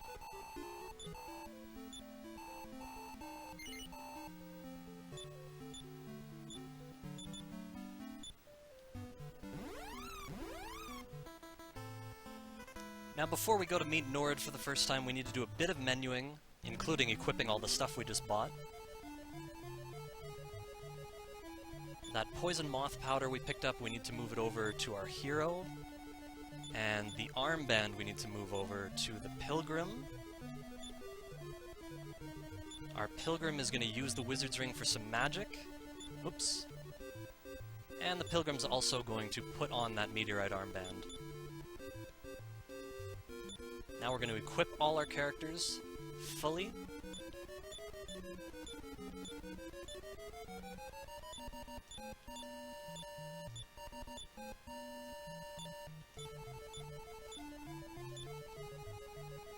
And now for the first time we get to meet the man, the myth, the legend, Norid. For you see, without this man, who is incredibly strong, there would be no speedrun, there would be no way through here. So we use the Royal Scroll to get his attention. And then he's gonna clear the way for us. Ahem! Ahem! And then he walks right through us like he's a ghost, further adding to his mythological power. Ahem! Because 2 throat clears is clearly not enough. We want it all.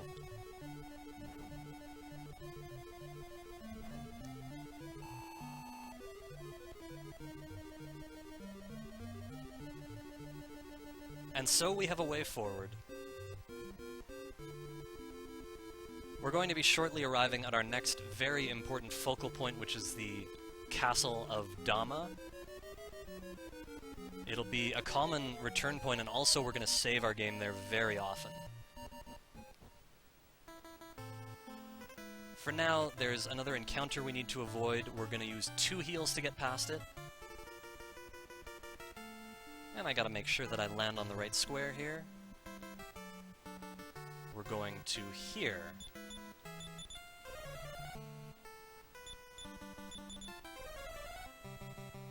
So there's a lot of exactitude in terms of when we can heal and when we have to use the wizard's ring to give ourselves magic back. Very, very specific routing. There will be no more encounters on the way to Dama.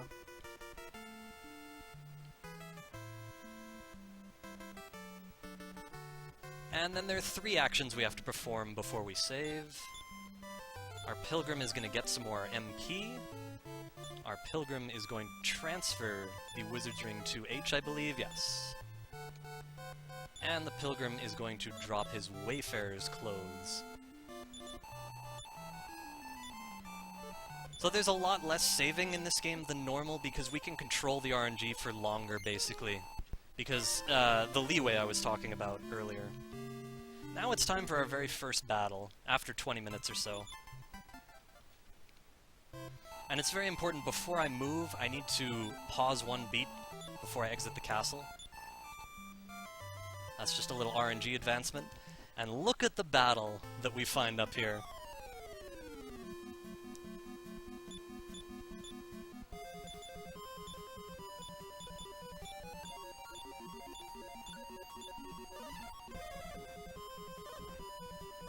Eight metal slimes. Now, of course, it's very difficult to get all these metal slimes to stay in the battle. 4 of them are going to run away, but we got 1 there.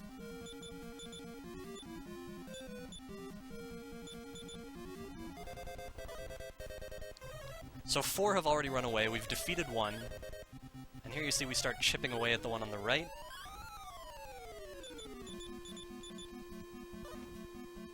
And there, the metal slime defeated the metal slime in the middle.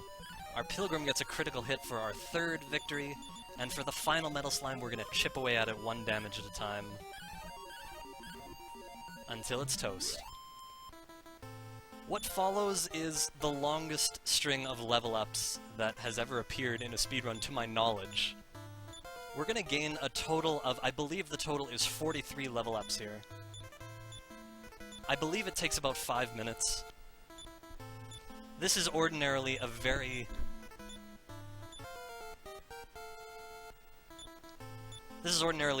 valuable time for a speedrunner of an RPG to get up, stretch legs, get water, whatever else he needs to do.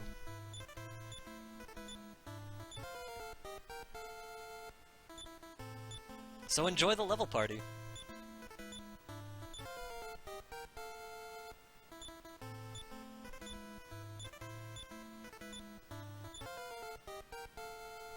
So yeah, all the manipulations that we did early on, all the initial setup before we even started our game, and then all the motions we did to avoid encounters and to put our items in very specific spots in our inventory, it was all geared towards this fight. The initial setup is what allows us to encounter this fight, and then our inventory setup is what allows us to make it unfold the way it did. So we needed our back hero to use an herb to heal someone. We needed the hero to use the poison moth powder. And all the other precise actions we did led to this outcome. I'm going to step away for 1 minute. This is a very valuable time for, again, RPGs take a long time to complete. Anytime there's a cutscene or a large break in the middle, it's very valuable for a speedrunner. So I am going to go refill my water glass, and I'll be right back.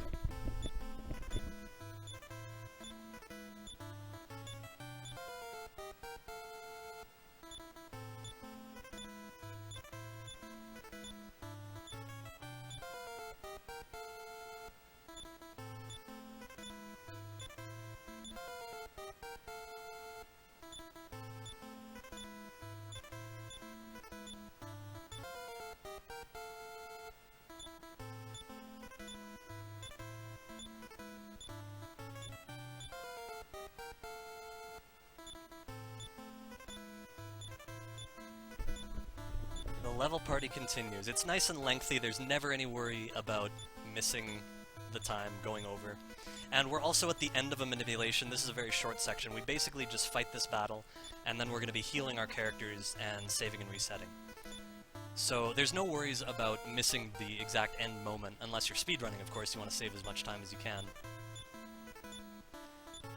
Yeah, so different character classes require different amounts of experience to reach their next levels. The two fighters are always going to advance identically. Like when one gets a level, the other's always going to get a level, because our 4 characters are always alive in this particular speedrun. But the hero requires more experience to get to level 12 than the other 3 do, so he's going to be at level 11 at the end of this.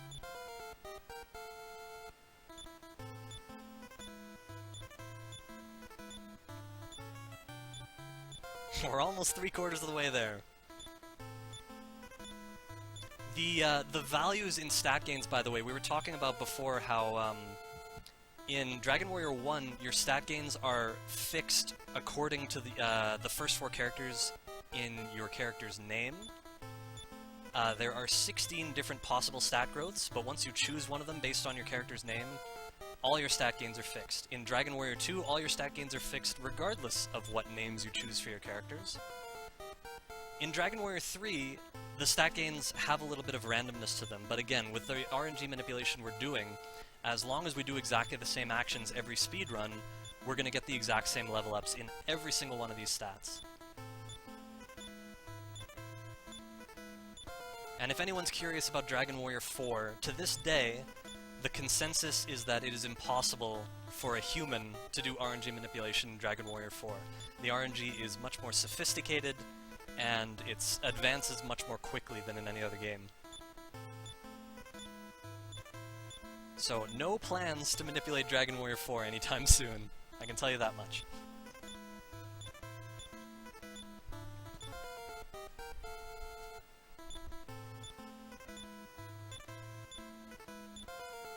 So there are going to be a couple sections in the future where I have to be very precise, and if I take a wrong step or wait on a square for too long, then indeed the entire run is destroyed. So I have to stay totally focused in those sections and make sure everything's right. So the hero, we have no MP, we're going to use the Wizard's Ring to get some MP, and then we're going to return to our home castle.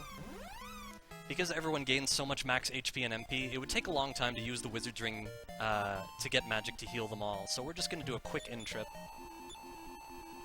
And we use the home castle because the inn and the save point are very close to each other, so it just makes logical sense. It makes the most sense from a speedrunning perspective.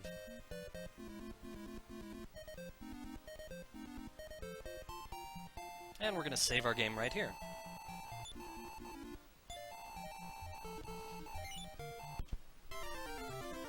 And we quickly reset. Saving here in this particular location does not make this our new return point. So we're going to be back at Dama, which is exactly what we want. The next step is to go fight Kandar.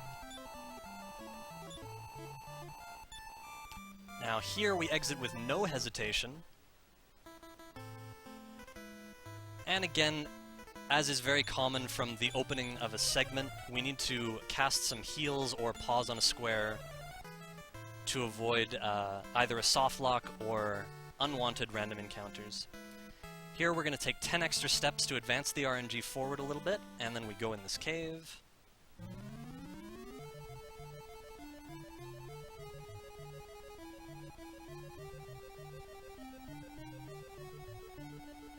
Heading down to where Kandar is. There is a door beyond the plane of this room.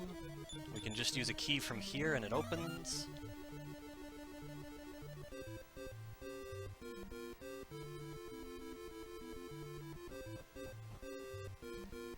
And again, there's a random encounter to avoid right here.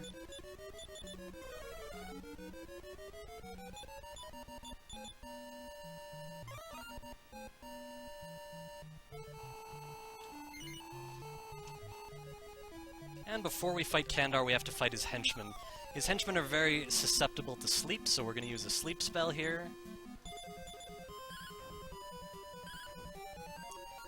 And then just fight them. In this route, we come down here earlier than we ever have before, I believe. So we're kind of weak right now. It takes 3 full rounds to beat the henchmen. But of course it's worth it to propel ourselves forward.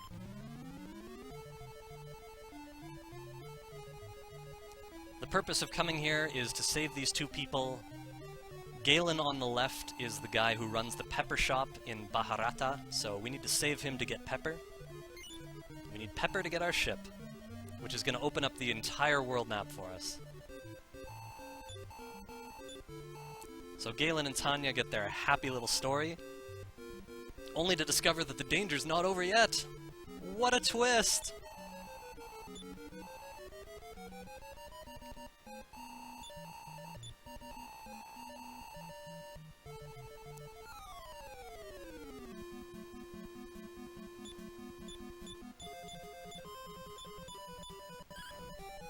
By the way, when you parry, you take half damage from an enemy that attacks you.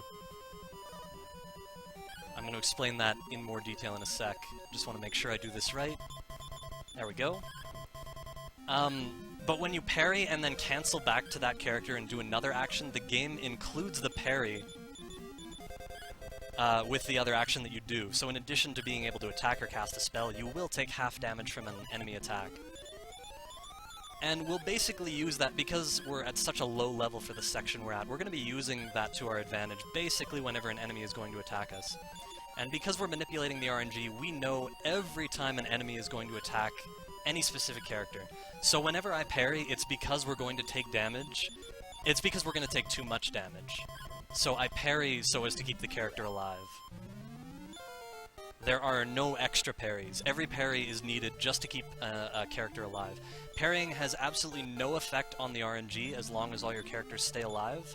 So you can do extra parries if you're worried, but I will be making no extra parries in this run.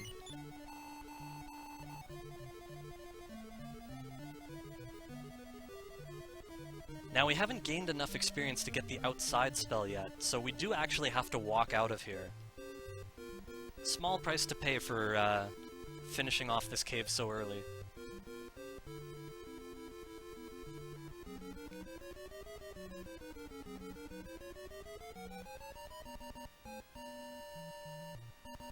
We're going to immediately return to Baharata, pick up our pepper.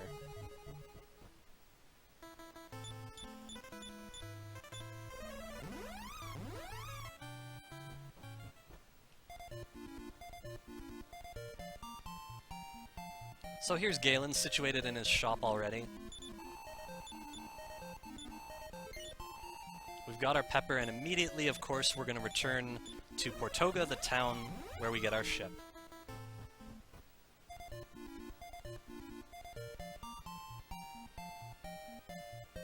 And well within the first 40 minutes, we'll be sailing away. Which, of course, is unheard of in a casual speedrun. Or in a casual run, rather.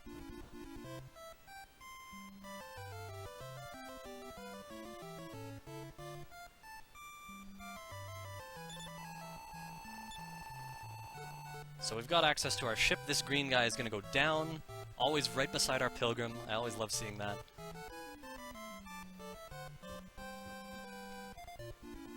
And in order to exit here as quickly as possible, we're going to go, instead of going straight down, it takes a little longer, we're going to go left here. Now this sail has to be fairly precise, there's not too much leeway, so we have to make sure, basically, that we don't run into any walls. River walls is what I mean, so we want to make sure we don't get out of our ship. Nice precise sailing. So we go up here, and left here. We're sailing up to the village of Sue, where we get our invisibility herb, which will initiate another chain of item exchanges. We're gonna get our hero a little bit more magic.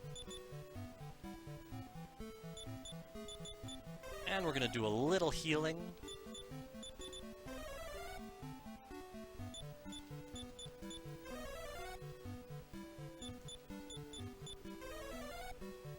And again, all this is precise, so as soon as the menu clears, this woman by the well is going to go left immediately. That's how we know that we're where we want to be.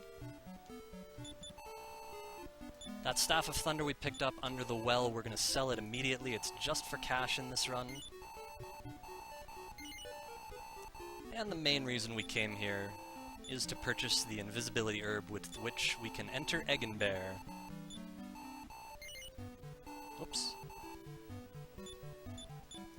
And we're going right back to our port town.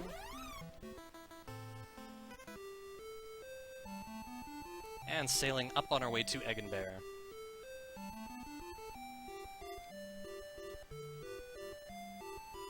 By the way, Airkick, since the last time I ran this game on stream, I figured out a way to save 2 steps in the little puzzle that gives us the Vase of Drought, so if I do it right here, you'll get to see that.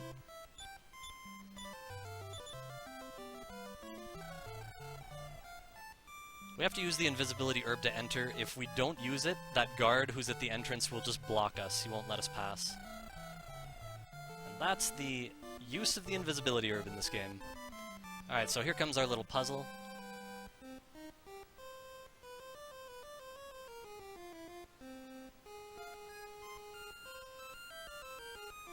And there's the 2 steps I saved, not going left and right here with this boulder. Just a small improvement.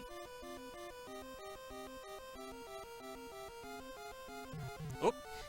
It's okay that I bonked there. We're at the end of a long manipulation section, so basically, as long as we don't encounter any battles, any unwanted battles, we're fine. And I don't think we're doing any outdoor travel at this point, so nothing wrong with those bonks. Solving the boulder puzzle allows us to get the Vase of Drought.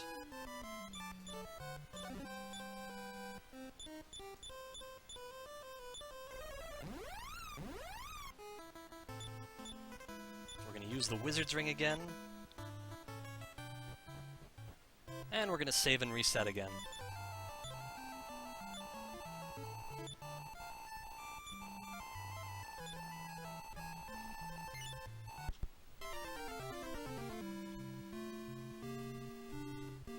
Now, despite all the leveling we've done, we need a little bit more. But we're going to upgrade our fighting. We're going to go battle 2 Metal Babbles, which are worth much more experience in this game than they were in Dragon Warrior 2.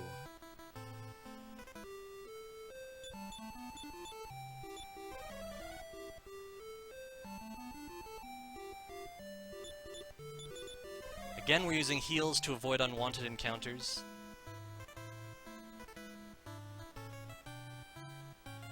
We're in the Metal Babble zone. And don't be afraid! This is an unwanted encounter, but we're gonna run from it. That's all part of the manipulation. Here's the guy we want.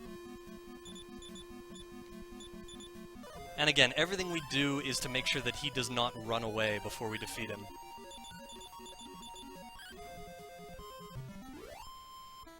Or, you know, to initiate a critical hit, however you want to look at it. Every character gets 4 levels from this Metal Babble, so we get another little mini level up party.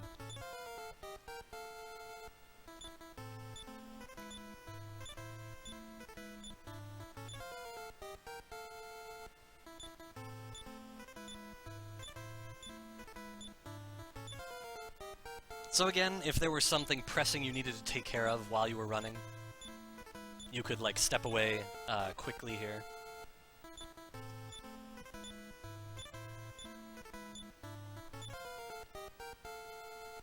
And again, all these level ups will be exactly the same because of everything we've done before this that is identical in each speedrun.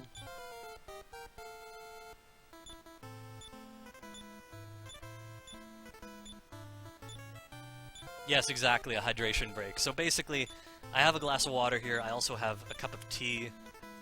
Plenty to keep myself hydrated as I play. Speedrunning is as serious as any sport, you gotta take care of yourself.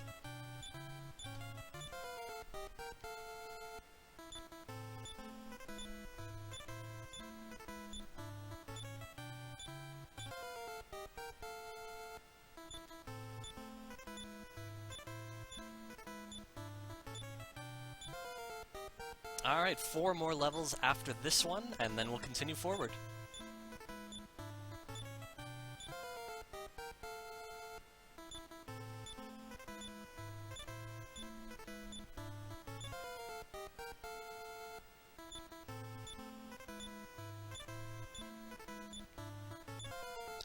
So, the Metal Babbles in this section are kind of rare, and because of that, we're going to need to create a new adventure log in between saves to get our next Metal Babble.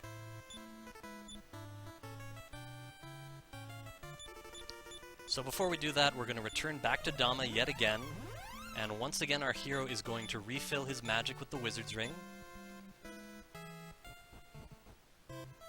And we're going to save and reset. Now the way we create a new adventure log has to be done very precisely as well.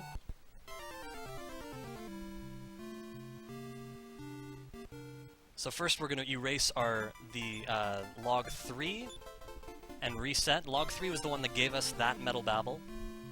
We're going to create a new log 3 that gives us a different Metal Babble. And I'm just being really careful with how I do this, because if I do one wrong thing, it could mess up everything, so just want to make sure that everything's precise.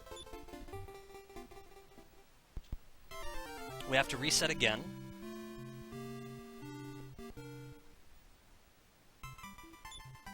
That's on 5, that's good. We're good to go.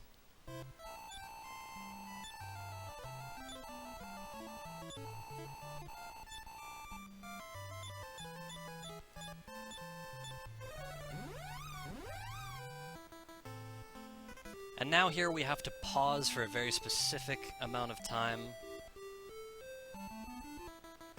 either to advance the RNG or to avoid a soft lock, or both. And look who we found. In the first round, we're actually not going to attack him, and that's probably to keep him in the battle, I assume. Like he might have run away otherwise. Either in this round or a subsequent round.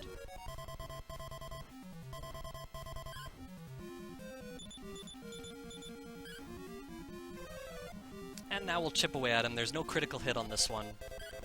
Again, you can see we don't parry when we don't have to, so some of our characters will get low in HP, but it's okay because we know they're going to survive. This Metal Babble gives each character 2 levels.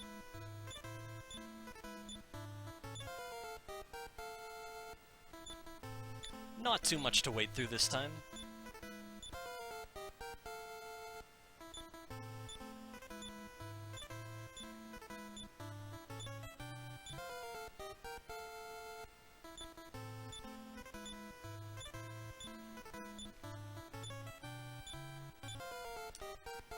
Yet another good time for a sip of water or tea.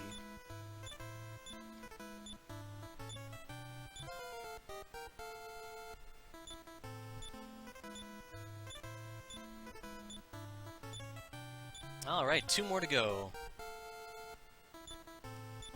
Again, we'll be receiving exactly identical stats to my previous speedruns of this on this route.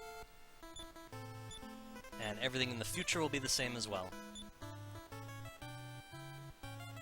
Now this time we don't need to refill the hero's magic. That is because of an upcoming in-trip that is necessary, and you'll see why when it gets there. So again, we save and reset.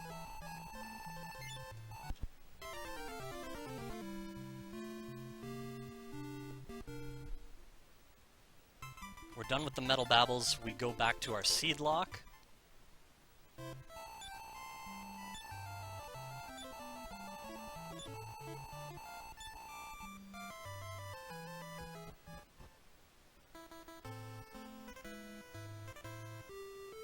And again, another pause here is necessary for a very specific amount of time.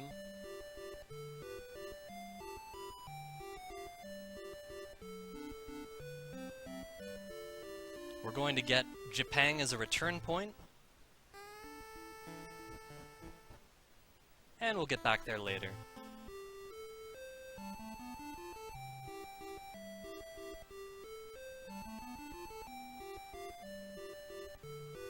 For now, we're going to do a little bit of sailing. The next thing we're going to do is use our Vase of Drought to obtain the final key, and the final key is going to allow us to do a number of item exchanges again.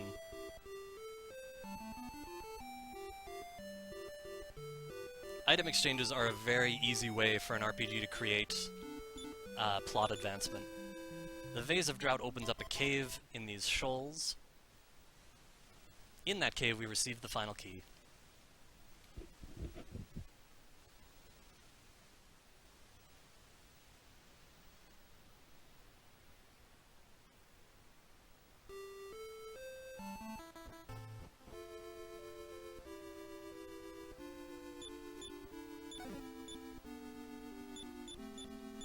Where are we going? We're going here, yes. And once again, a very specific pause here is needed, right here. And we're good to go.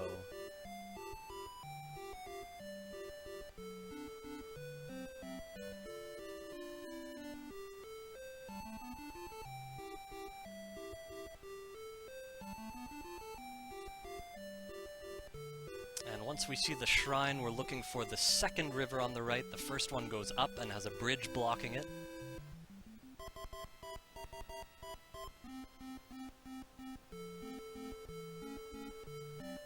This is where we're going.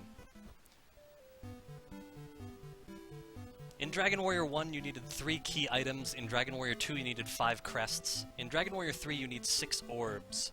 We come here, among other things, to pick up our first orb from this guy. I think that's the first one we picked up. I don't really keep track of where they come anymore. It's just all part of the run. And this is where we stay at the inn. The reason we stay here is to make it daytime. This is a mysterious town where in the daytime everyone suddenly vanishes. And we need this shopkeeper out of the way so we can go upstairs.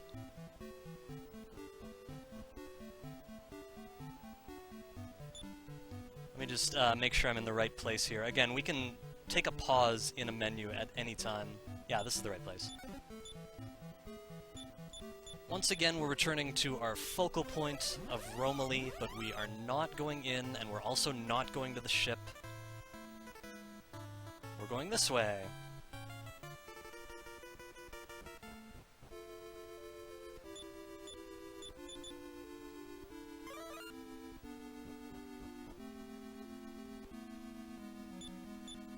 And we use our final key right away. There are a lot of these teleportation mechanisms throughout the game, and like in Dragon Warrior 2, they all take you to places that you can get to already once you have the key that you used to access the teleporter. Oh, look at that, we got the little glitch where things change color. Wow.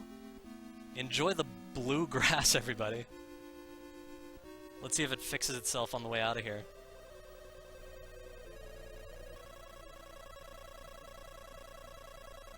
Alright, that's normal. There we go.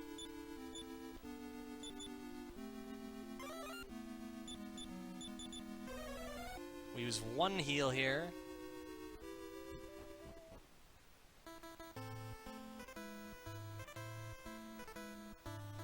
Then we have a lot of leeway before our next encounter, so we can just walk where we're going. Which is down here. We're getting a return point for this castle. We'll come back to it shortly, but first we're going to go to a cave down here that contains the Mirror of Ra.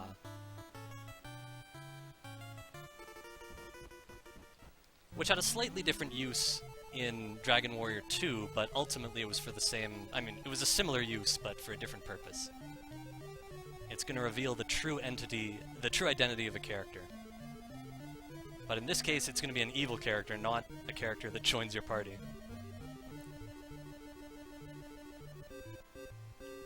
This, I believe, is the shortest cave in the game if you know where you're going.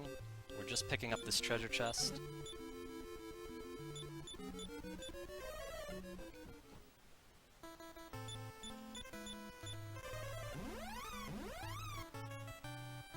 And a little bit of a sail here. We have to use a heal here to avoid encounters. And our next stop will give us our second orb.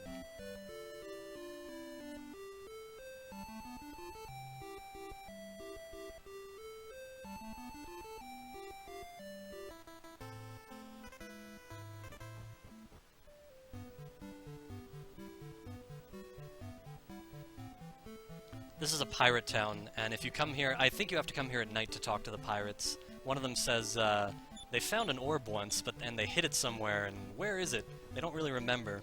So you have to do some investigative searching around to find it. And it's right here. Now, we picked up a wing. We're going to use that wing now. This is just to save a Wizard's Ring heal, I believe. Running a little bit low on magic, potentially. Or rather, we have to use a bunch of magic coming up, and we want to make sure we have enough. Whatever it is. The point is, there's a good reason. We get another new return point, this time it's Lancel.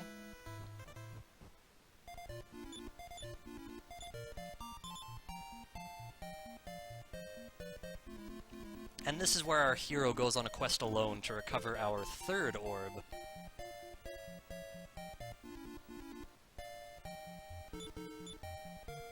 Final key, and let me just make sure again here. Yeah, we're good.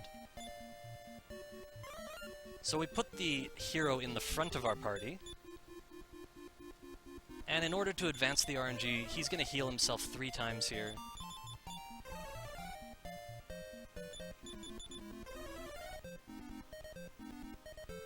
And now he's ready to go on his quest.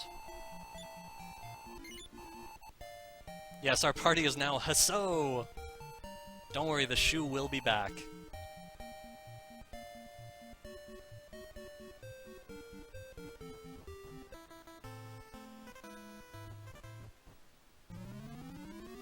Now remember I said we gave the hero the Thief's Key. This is the moment where he uses it. Just for this one door. It managed to get all the way to the top of his inventory because we gave it to him so early.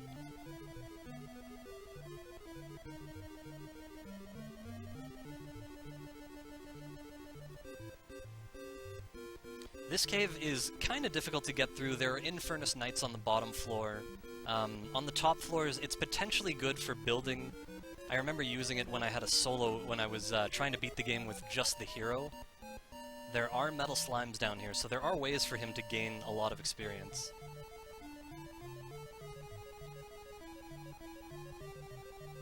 We have to do another heal here.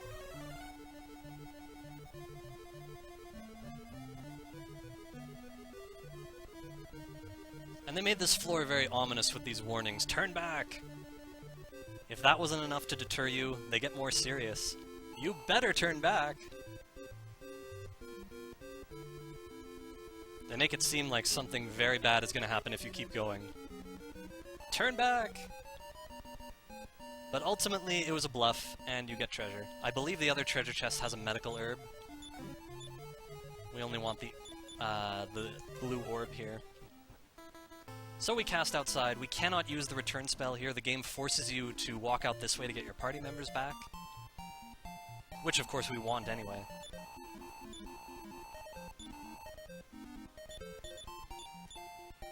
And we return back to Dama once again, and once again the hero refills his MP with the Wizard's Ring. Very valuable. We're done with the Thief's Key, so we're going to move it aside. And we're going to change back to our shoe formation, because who doesn't love the shoe formation?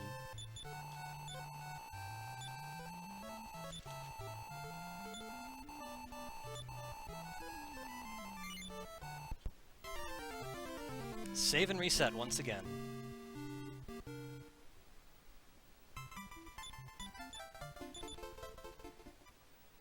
Alright, now in this section, a lot of precision is required. If you make one step, not only can it mess things up, it can ruin the entire run. So I'm going to be very focused on what I'm doing. Oops, Japang is up here.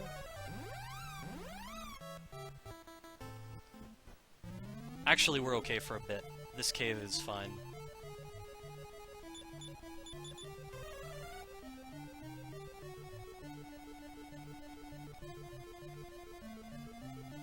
Again, for the most part, when you're in a cave, the RNG does not advance when you're standing around.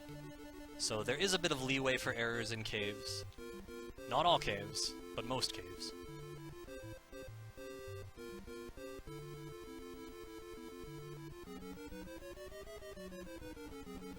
We're about to go fight a very serious boss, the Orochi. We end up having to fight him twice. The first battle is thrust on us instantly once we walk up close to him. But fortunately, we can put him to sleep. Because again, we are not very strong right now at all.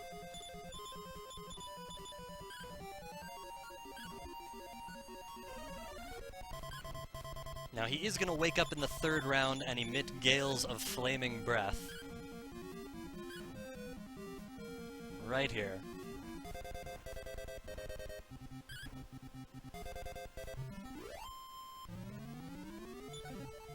And from him we get the Orochi sword.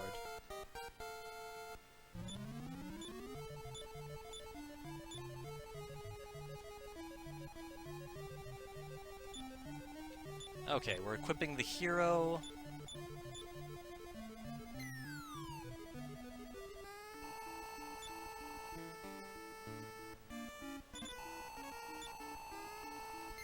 And when you talk to Orochi again, you discover that you actually have to fight him again. Fortunately, we do the exact same actions, and everything is fine. Put him to sleep, sap his defense, and finish the job.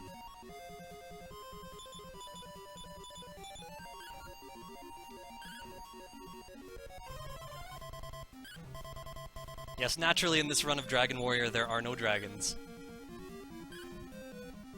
Dragons do exist in the game, of course, but we won't be encountering them.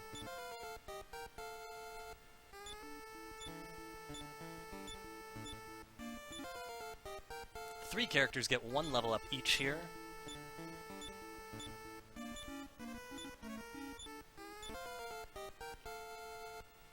And now we still need frame perfection precision in the next section before the next boss as well, so we're going to be very careful here.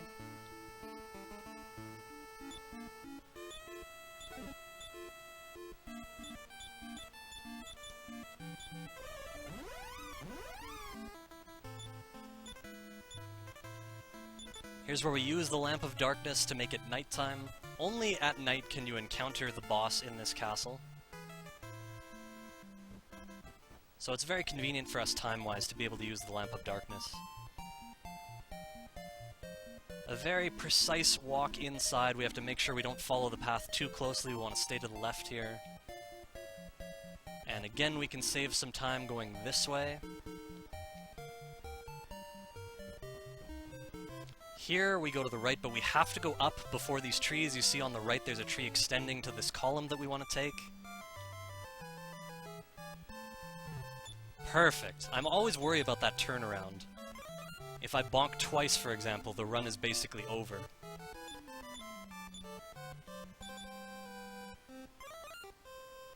Here we get another verification from these two dancers based on their movement that we are indeed on the exact frame that we need.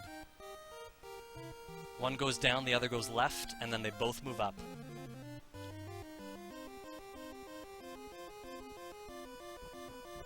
Everything is still okay.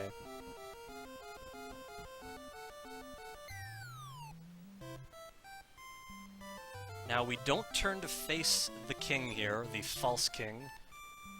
You have the Mirror of Ra. Prepare for the boss troll. Cackle, cackle, cackle. And we can put him to sleep too. And we're also going to use Sap on him. This will also be a 3-round battle. Boss troll does... You see, again, we took a ton of damage on our back fighter there, but it doesn't defeat him, so there's no reason for us to spend extra time parrying. It's just not necessary. We could have done it, it would not have altered the RNG, but we don't have to.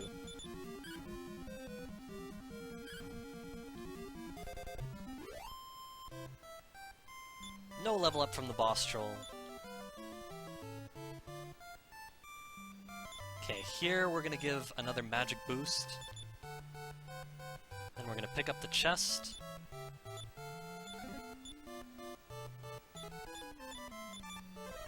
And back to our home castle once again. Little bit of precision required here.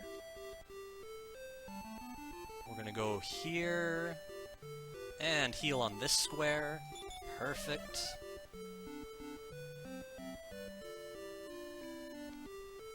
We're going to continue the exchanges that are happening. You saw we got the Mirror of Ra down in that cave. We just exchanged that for the Staff of Change.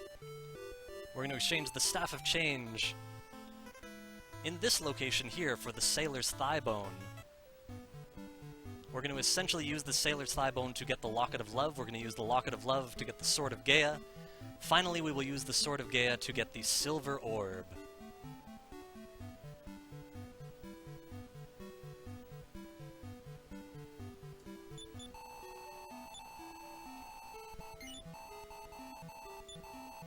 And guess what? Once again, we are returning to our focal point of Romilly.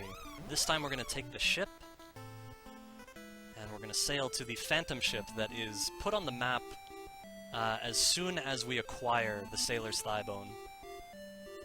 The ship is sailing away from me. That's not supposed to happen. I'm kind of worried, but I think it's okay because I think there's a lot of leeway between enemy encounters at this point. I think we're okay.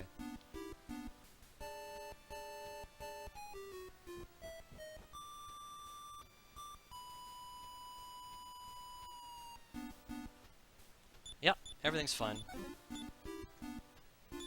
And we're at the we're at the end of this chain of manipulations as well, so we're fine. Quick in trip to heal everyone. We've taken a lot of damage, and this is the quick way.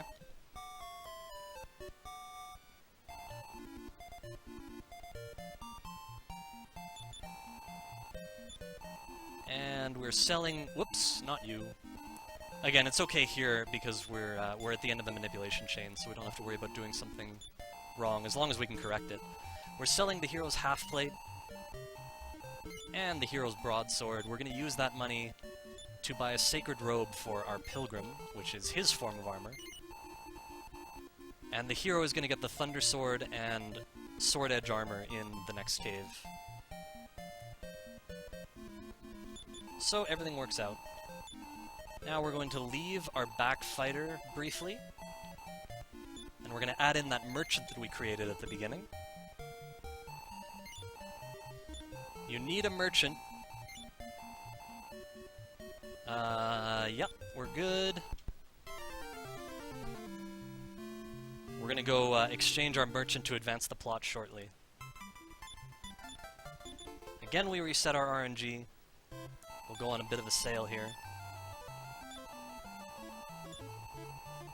When we went to Lancel, I said we were getting it as a return point. Well, this is the moment we use that return point.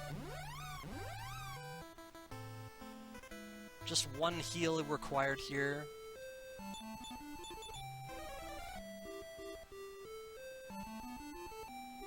Then we go south.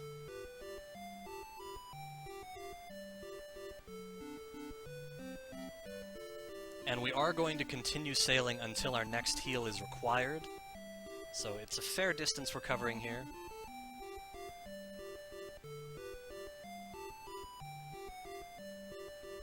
No, that's not where we're going. No, no, no. I can reset here, though. Everything's okay. That's a safe point.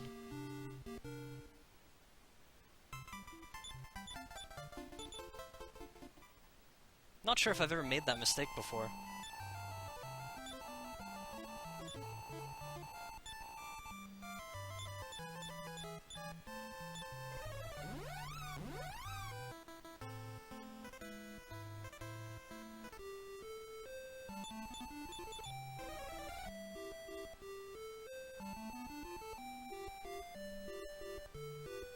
Shu! Yes, with a small E, we still have Shu intact.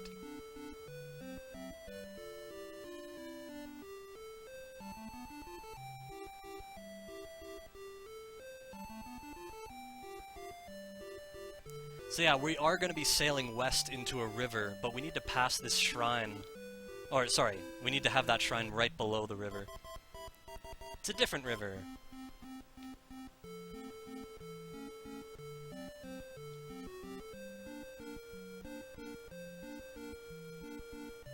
And again, there's one more heal required coming up here.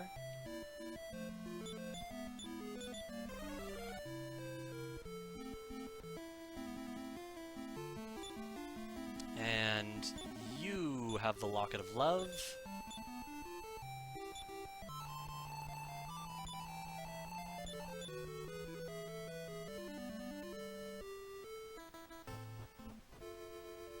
We're going to move around some useless items in particular. The Royal Scroll we don't need anymore. We're going to give that to our merchant, who we're getting rid of shortly. The Vase of Drought can go down there. The Lamp of Darkness.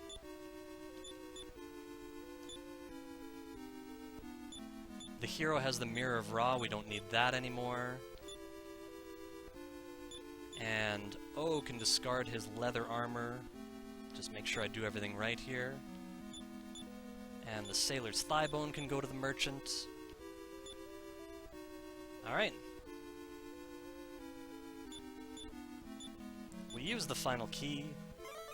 And that's the last time we actually have to use the final key, despite the fact that there's a lot of game still left. So we're going to give that to the merchant as well. Oops, there it is.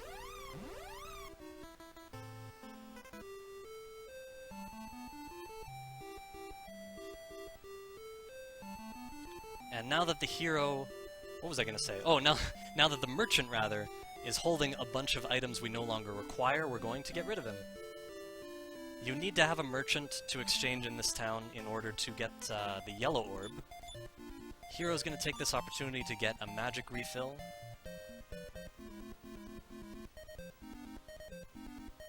And the exchange happens here. Have to say yes twice.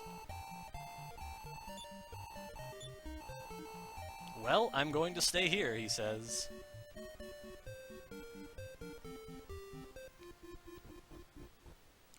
Now, in order for the town to progress, we have to enter it 4 different times, and each time we go inside, you'll see it gets more and more developed.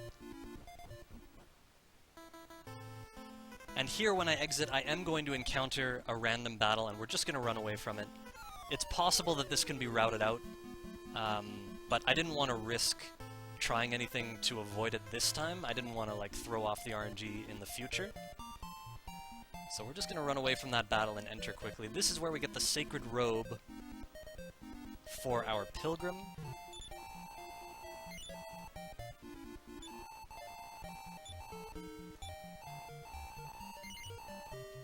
And we equip it immediately. 30 defense. And the other thing we get in here is that yellow orb.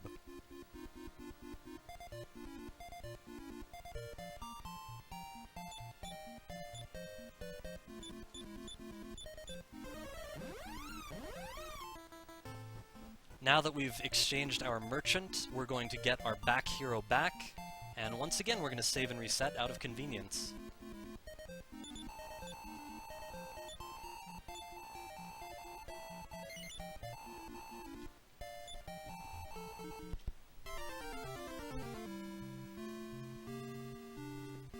Next is our journey into the Necrogon for the final orb.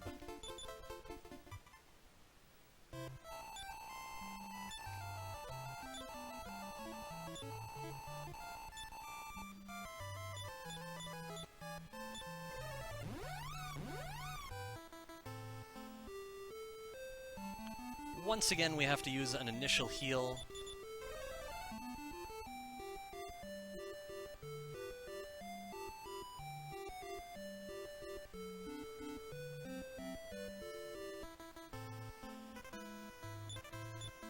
And this is where we use the silver, or the Sword of Gaia rather, to exchange essentially for the silver orb.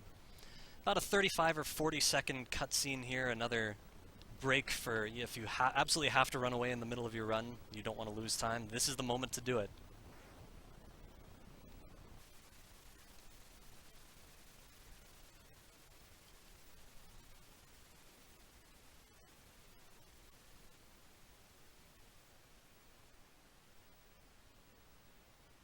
And the dust settles.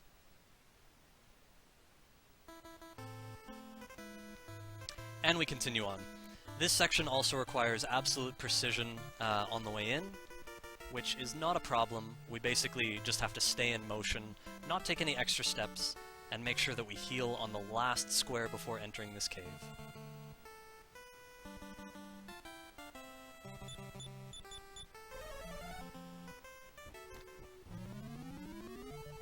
And in we go.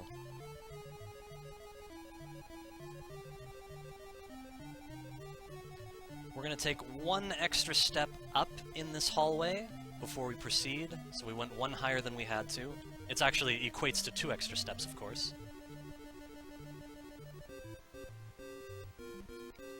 And right away we get the replacement sword and armor for the hero, starting with the Thunder Sword. If you remember, the Thunder Sword was the strongest non-cursed weapon in the game for the hero in Dragon Warrior 2. And here it's very powerful as well. So we're right away going to give them to the hero.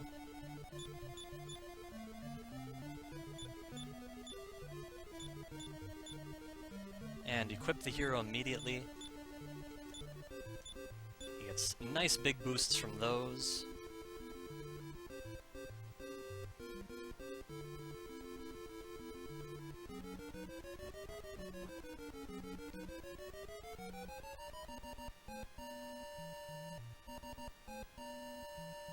I think if anything goes wrong in this cave, it's recoverable by a reset. I think we can just reset and do the cave over again.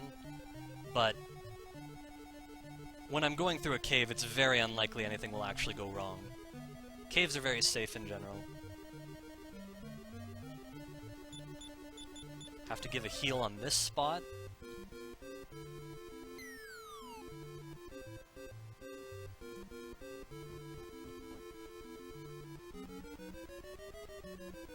And then here we're going to use the Wizard's Ring for the hero twice.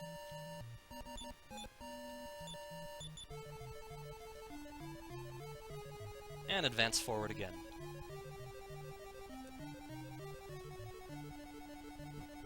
A very specific amount of steps taken in that room to ensure the RNG is where we want it.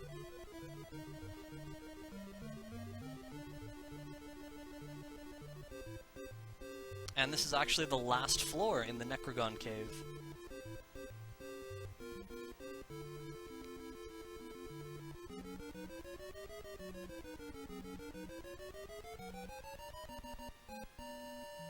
A very treacherous cave without manipulation, although the enemies you can defeat are very valuable in here.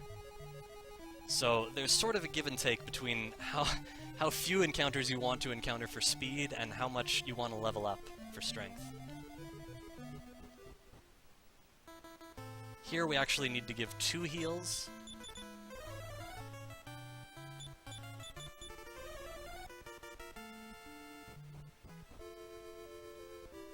And then we get our 6th and final orb. Immediately we're going to go advance the plot with our orbs.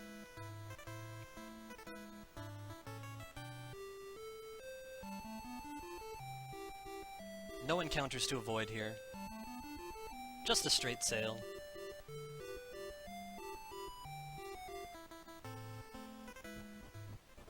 We'll leave all our orbs in their designated areas.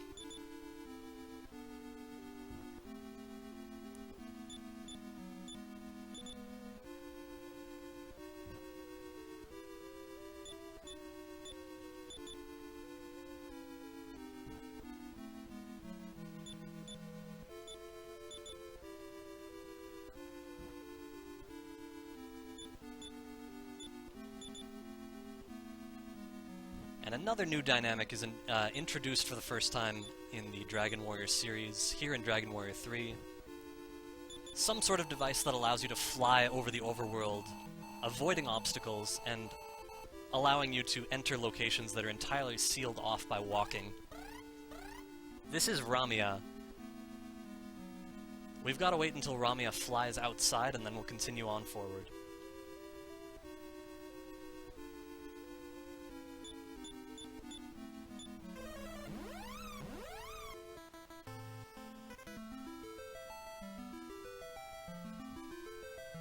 Now, in order to defeat the final boss as quickly as possible, we want the Sphere of Silence, or the Sphere of Light, rather. Wrong game I'm thinking of. We get the Sphere of Light from here. And a very interesting story trait starts to emerge gradually, starts to foreshadow itself. Here we are going to talk to a dragon that turns out to be the mother of the Dragon Lord in Dragon Warrior 1. Thus hinting that we're actually playing a prequel to Dragon Warrior 1.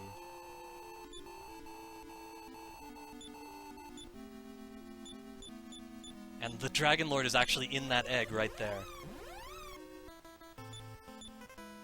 Absolutely amazing.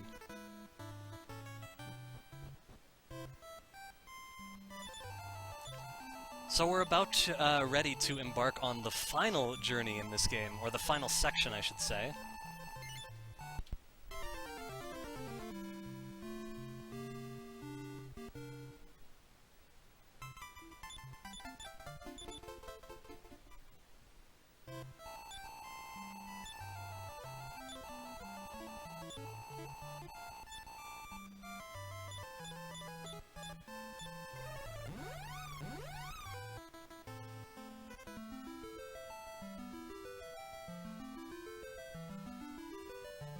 So Ramia, among other things, gives us access to Baramos' castle. Baramos is the arch-fiend, dictated as our arch-enemy, if you will, in this game.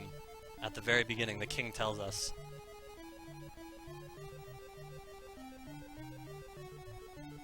And we are in the final section. There won't be any more saves, so again, a lot of precision's required.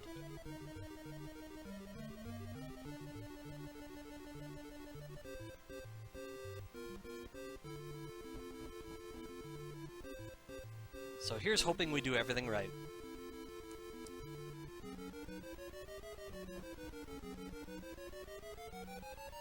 No need to fear taking damage here.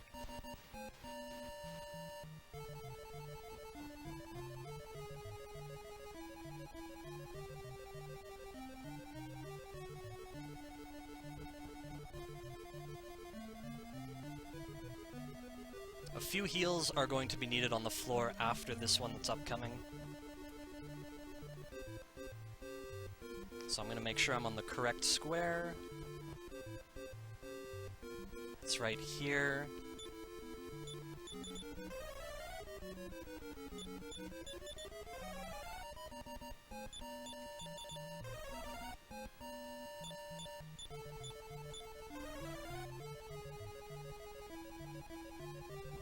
And forward we go.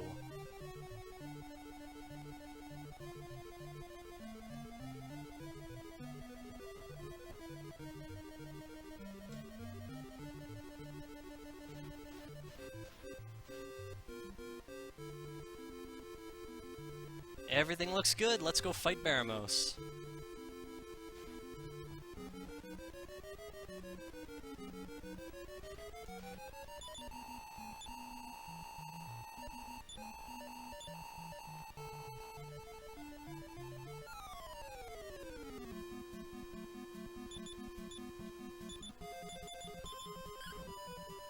Those of you who played this game are aware of the fact that this is one of the toughest bosses in RPG history, as far as I'm concerned anyway.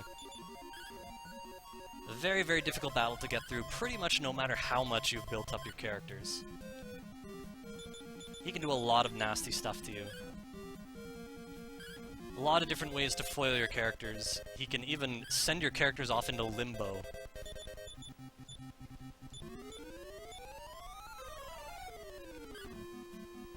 And so even though that we are doing some manipulation here, we're putting him to sleep a couple times, we still have to be very precise, and it's still a 7-round battle.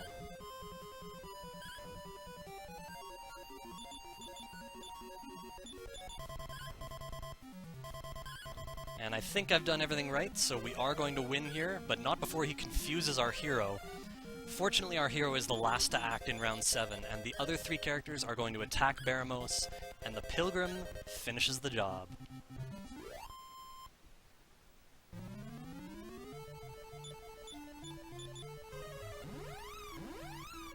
And so we've done it, we've saved the world, we've solved all of the problems. So what are we gonna do? We're gonna go to the tool shop and buy some herbs.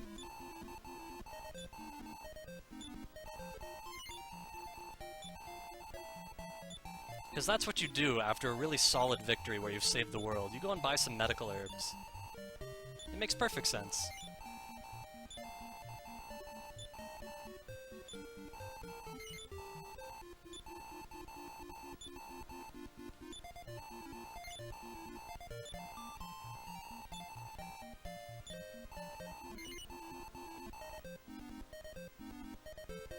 And only after picking up these herbs are we going to go see the king to tell him of our victory.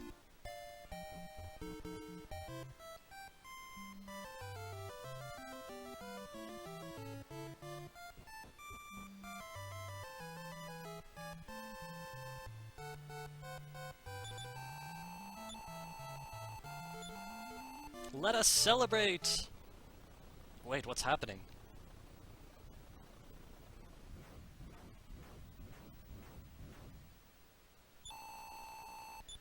So after fighting one of the most difficult bosses in history, you discover that the game is not over yet.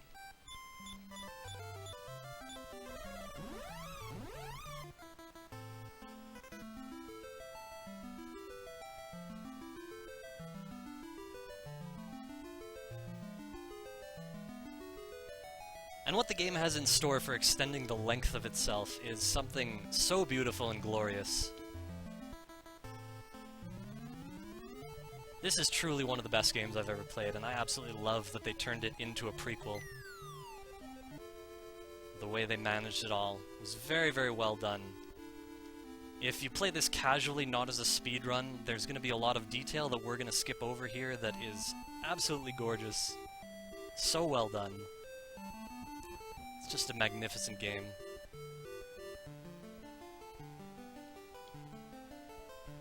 So especially when we're in towns, we have to be particularly precise with our movements.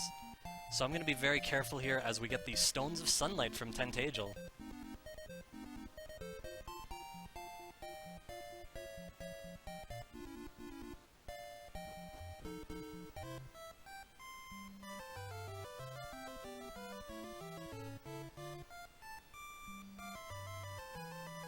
So the guard is going to be sort of in our way here. So we have to bonk on the door. That's normal. And of course we're going to bonk on this door as well.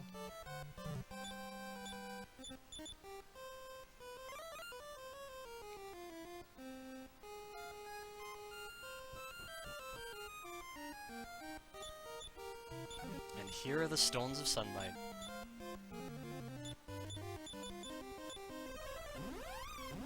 Or in this game, I believe it's actually called the Stone of Sunlight. Because, you know, they had to avoid copyright issues. Or did the stones multiply in the future?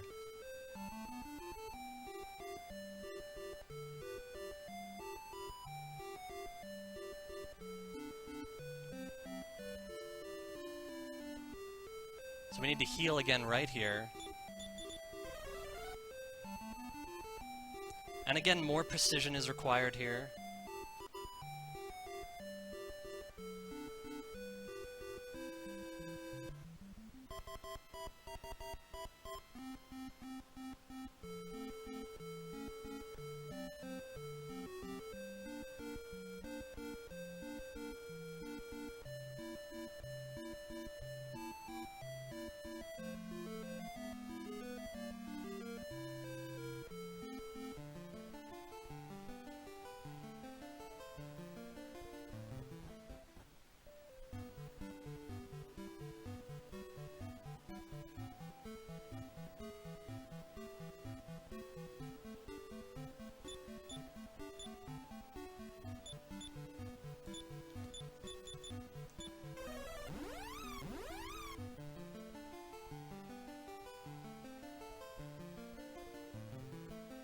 So we've got our fairy flute again. We're on to the Tower of Rubus.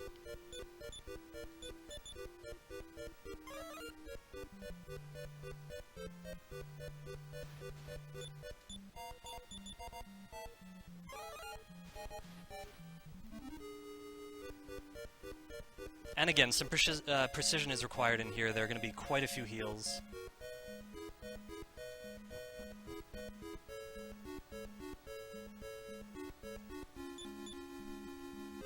Make sure I get them right here.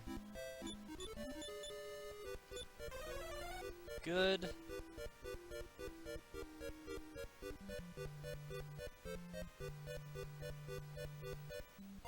And then here, I just want to make sure we get this right.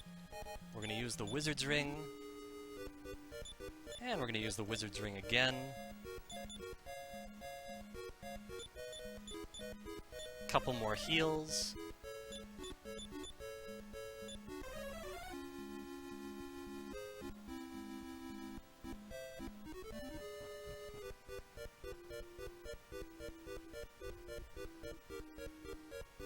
The diamonds that I'm walking over actually change the orientation of which direction on your D-pad moves you which direction. So you just have to be really careful and aware.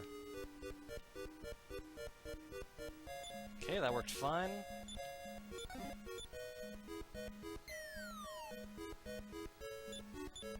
Armor of Radiance goes to the hero.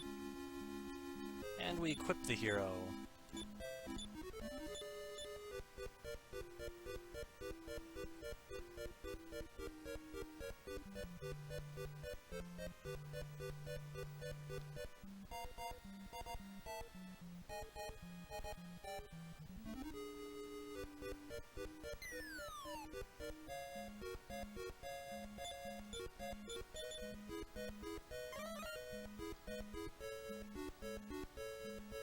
Up the stairs. Here we need to do a heal.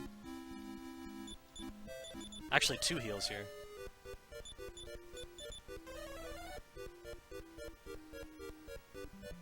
Careful on the diamonds.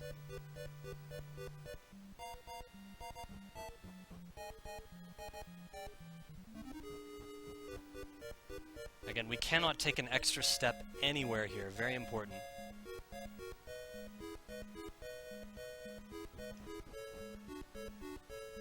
No more encounters to avoid. Encounters are possible on this final floor, but there are no more for us to avoid on this path of RNG.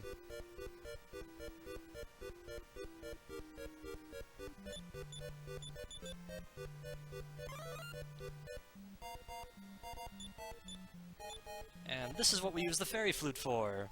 Say hello to Rubus once again.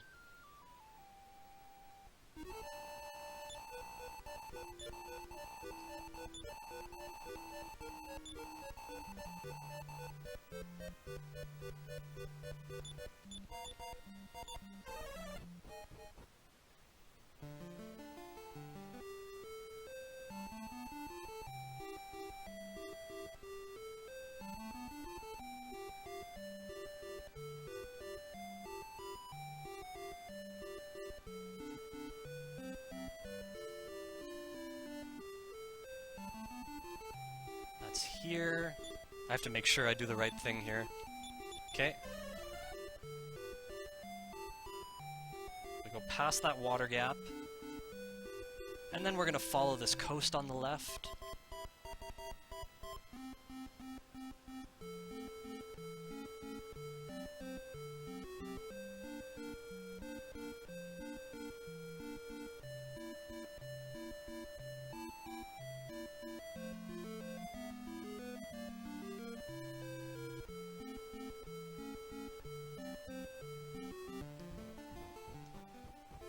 And this shrine is where we get the Staff of Rain.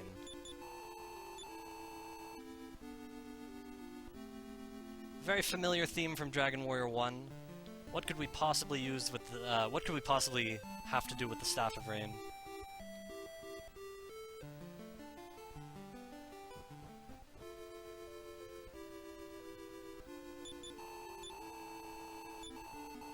Get the rainbow drop, of course.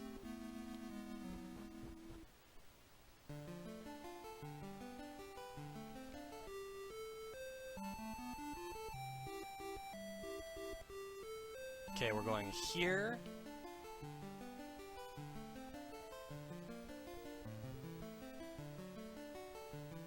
And again, precision is required here. We do a little loop here. And I'm just going to take another look to make sure I don't make a mistake here, because it's very crucial. Okay. After this, I think everything should be safe.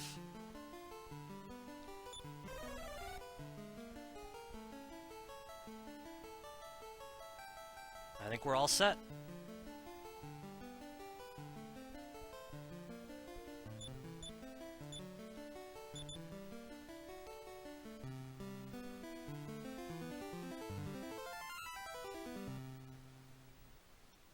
No more encounters to avoid on the way into Sharlock.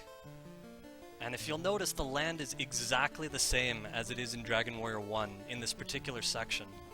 There are all sorts of differences in other sections, but this section is exactly the same. What does that mean?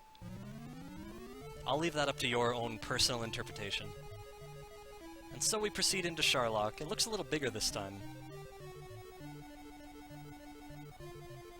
Very nice perspective. We're about to fight 3 pairs of Granite Titans, and because we have leveled up enough to learn the spell of Limbo, it's going to be 3 very quick battles.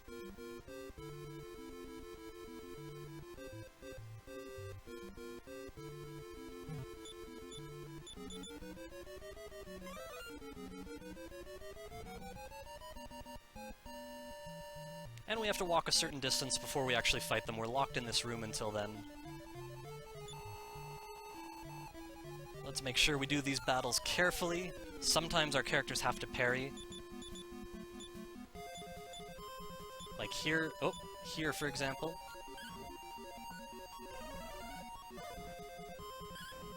A lot of the parries in this section aren't actually for protection, but rather for RNG manipulation, so that our limbos work and we don't lose any characters. Mainly so that the limbos work.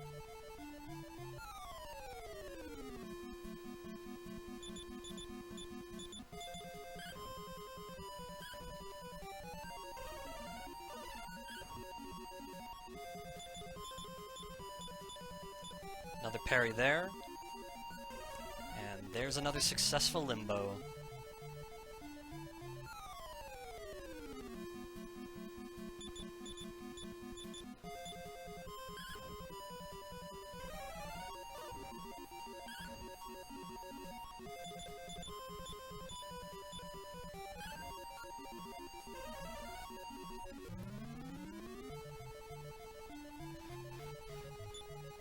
And again, we're going to take this nice and careful. We don't want to make a mistake.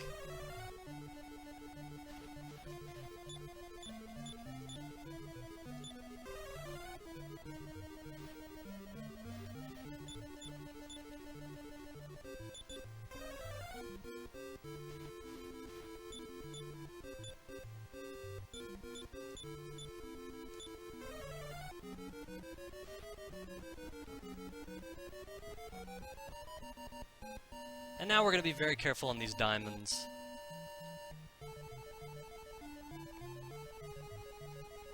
Don't want to make any mistakes here. One wrong step and the run is over. So we're just going to take our time.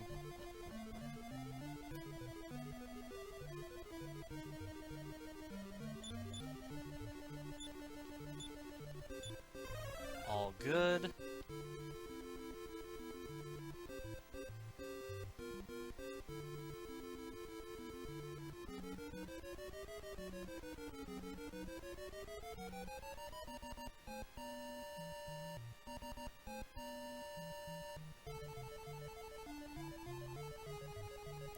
No more encounters to avoid on this floor. There's going to be a little bit of setup on the next floor. Ooh, that was scary. I turned too early and bonked into the wall. That's actually okay in here.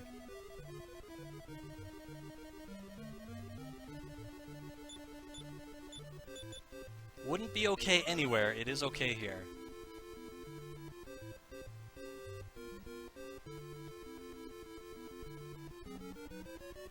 Okay, right here, there's going to be some more healing. Again, I'm just going to make sure we do the right thing.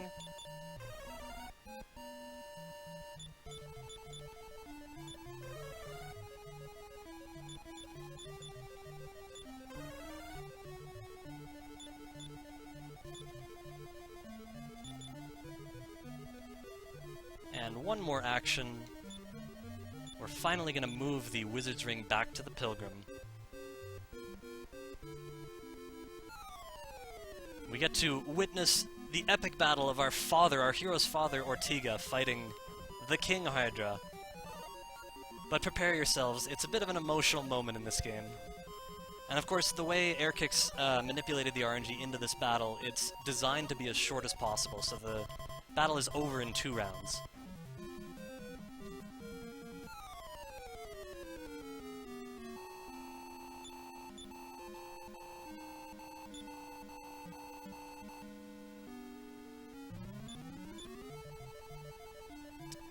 It's time for the Pilgrim to use the Wizard's Ring twice. And then we continue walking.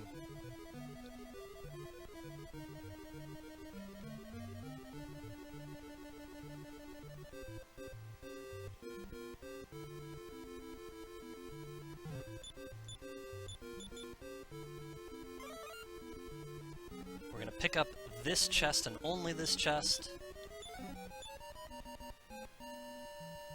One more heal required to avoid encounters. Right here.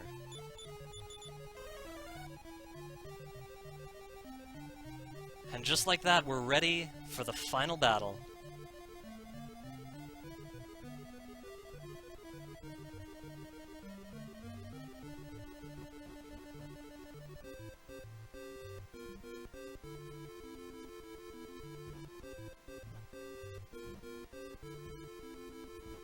Pretty amazing to get here in under 2 hours. The path that we take is so efficient now. The amount of detail involved in reducing our travel time is just amazing. The use of return points, the Wizard Ring for healing, it's all amazing.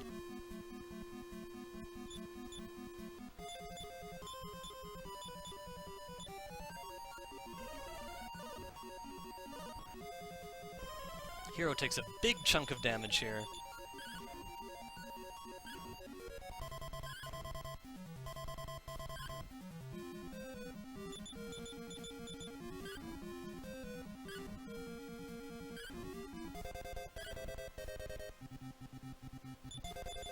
You can see both our front fighter and our hero have taken a fair amount of damage, but again, because we're manipulating the RNG and we know what's going to happen in the next battle, we are not going to do any healing before the next battle. Oops. Let's get right into it.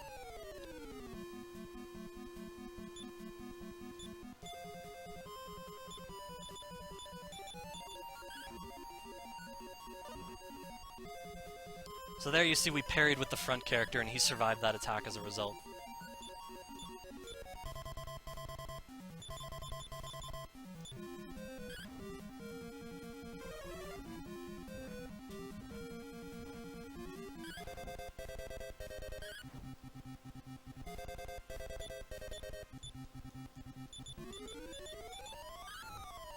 Two heals will be required before the next battle.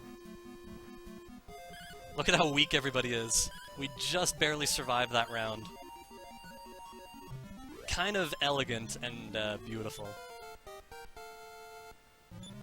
15 HP, 7 HP for our fighters, 32 for the Pilgrim, 79 for the hero.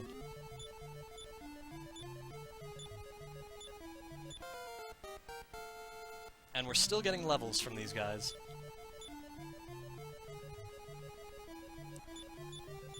But we're only going to heal the front character. Because he's the only one who's going to take damage in the first round of this battle. So he's going to parry as well. Oh no! I can't believe that happened! Oh, unfortunately the run is dead. I can't believe that happened! Wow!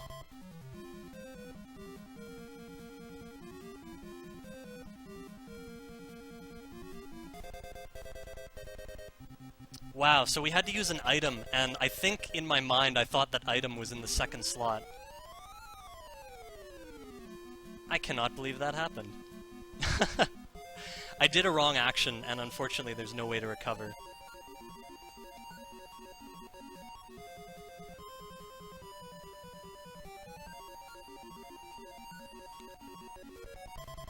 Wow, I do apologize for that. I can't believe that happened. Let me check the time here. So, here's the deal. I have a spare cartridge set up from the moment that we beat Baramos. I can continue from that point. It's a bit of a setback. I think it would take about 27 minutes, so we would be 7 minutes over estimate. I don't really want to take us over estimate. There is one other thing I can do.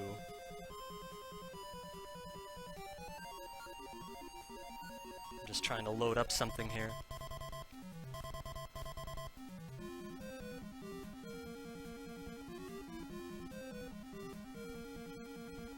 That would really be up to the organizers, though, because...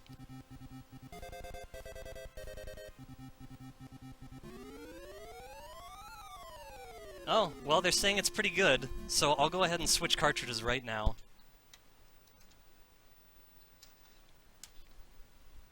Well, I'm really glad I set this up in advance, then.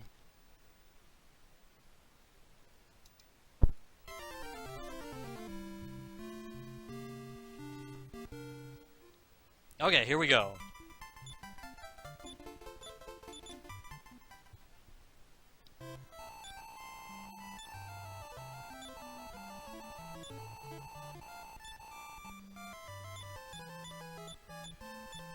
Man, I was looking forward to saving the event sometime on this game.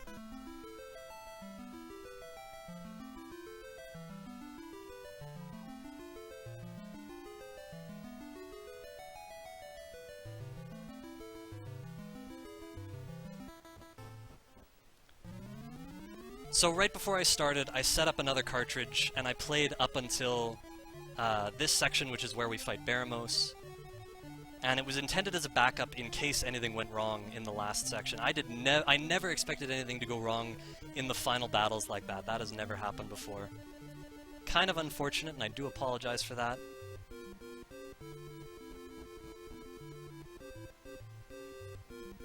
So we'll go through this as quickly as possible and get back to where we were.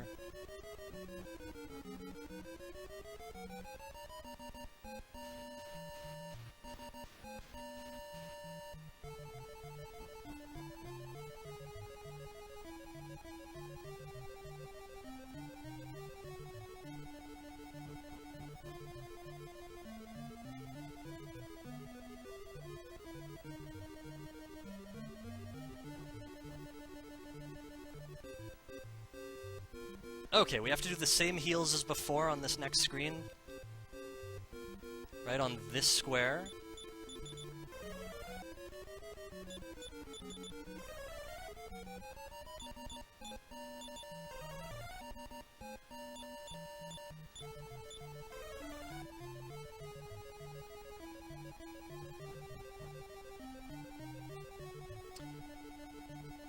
So yeah, unfortunately in Dragon Warrior 3, some details about the RNG get saved as certain things happen, and basically the meat of it is there was no way to recover the RNG we needed after that happened. So this was our next best option.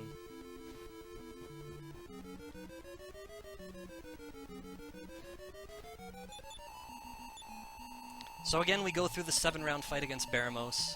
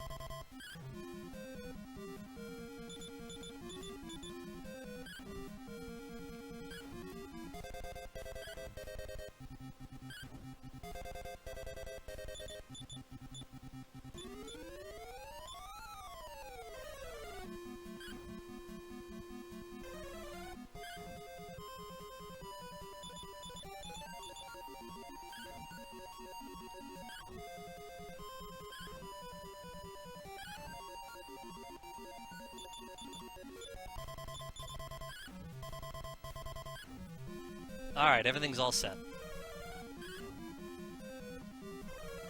Same thing as before, our hero gets confused, and before he acts, our other 3 characters finish the job, finishing with the Pilgrim doing 38 damage.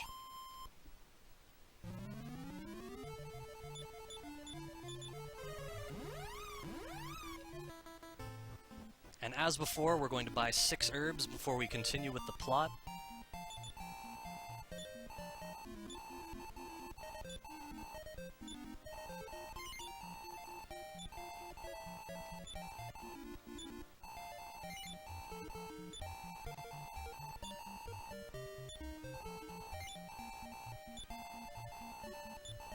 Thank goodness I have more than 1 cartridge of Dragon Warrior 3.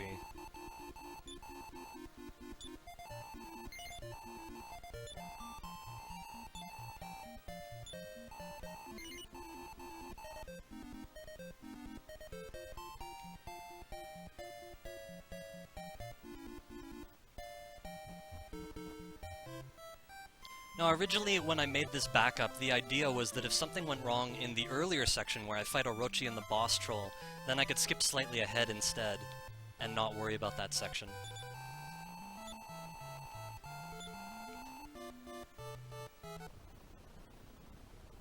This is an important lesson for speedrunners, though. A speedrun is never over until the final action.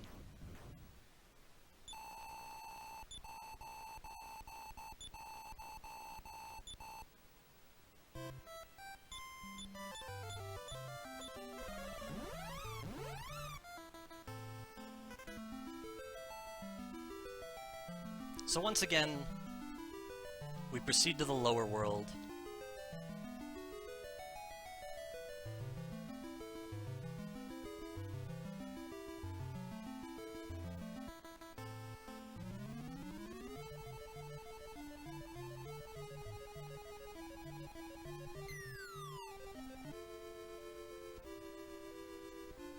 I believe that's Kandar there. I don't remember for sure, but I think that's where Kandar ends up. After we spared him.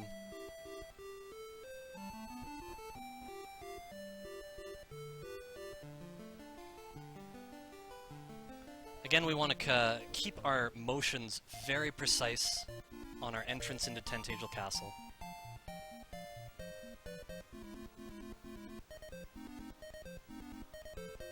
If we take a misstep, I don't know if it would spoil the run, but I do know that it would have an effect on the NPCs.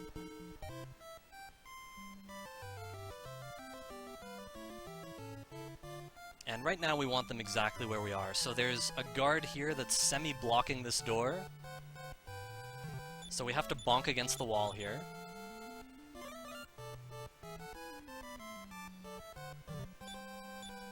We bonk against this door as well. Pick up the Stones of Sunlight and continue.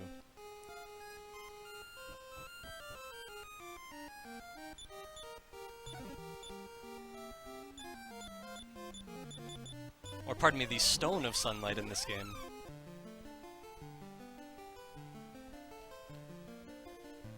There will be 1 extra heal on this sail.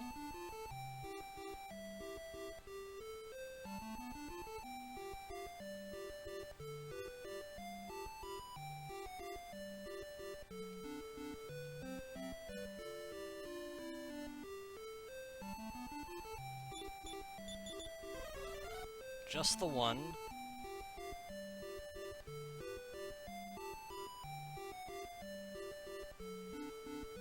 Again, we cannot have a single misstep on this section.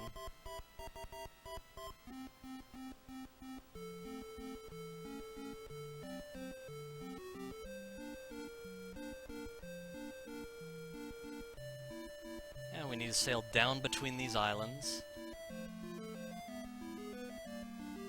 And down to this row. And now we go into Coal, pick up the Fairy Flute, and once we're out of Coal, everything is pretty stable for the most part.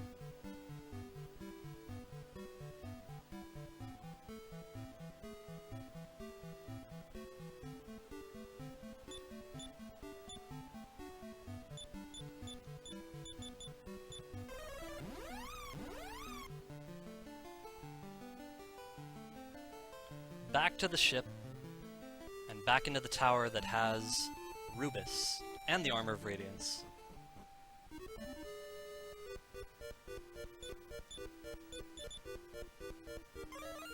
We'll race through here and get quickly back to where we were.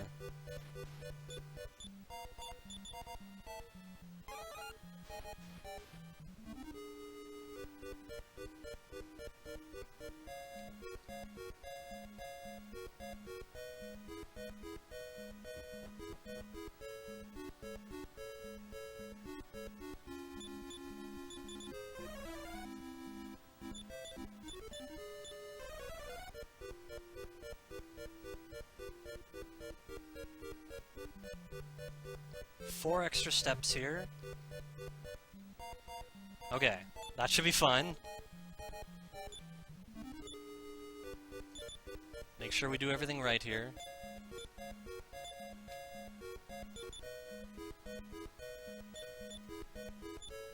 Heal the back character.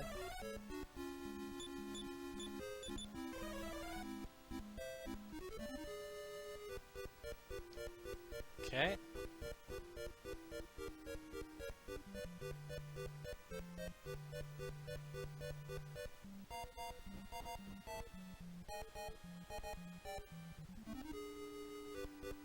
We use the up arrow to traverse these diamonds, and the down arrow for these ones.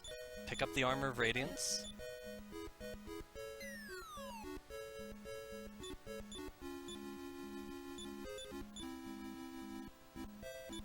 Equip the hero immediately.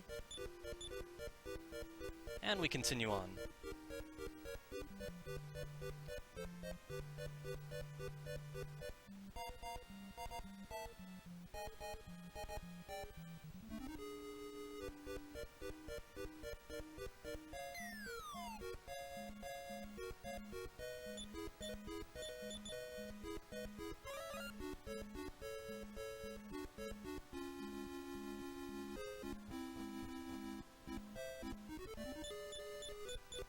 Two heals here. Same as before. Careful in the diamonds.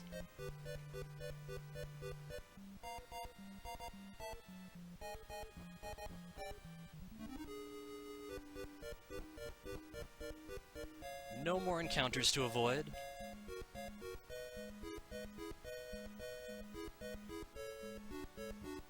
Well, you guys in chat with the CODs are making that bear very happy.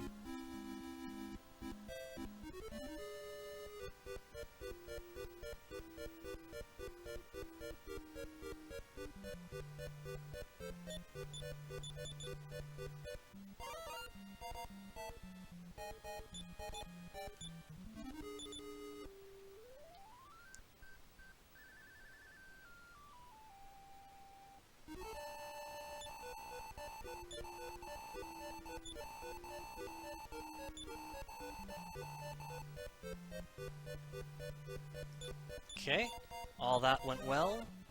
Gonna pick up our ship again. And prepare ourselves for the final castle once again.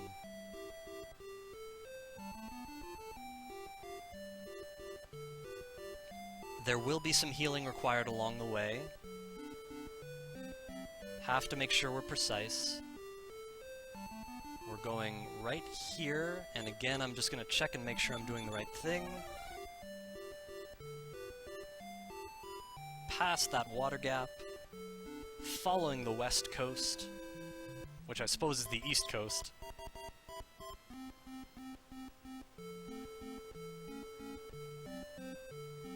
Doesn't really matter where I turn, and there's no problem pausing.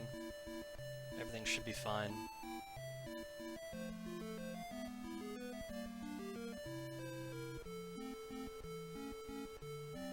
Once again, picking up the Staff of Rain.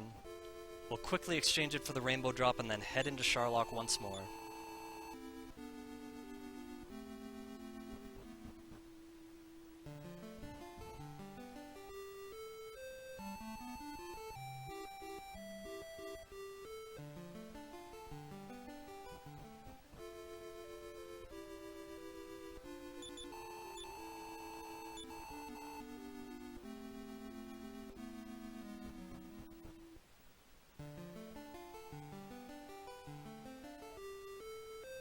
And again, where we land is important, so I'm going to be careful here. I'm going to sail over here, then walk up north.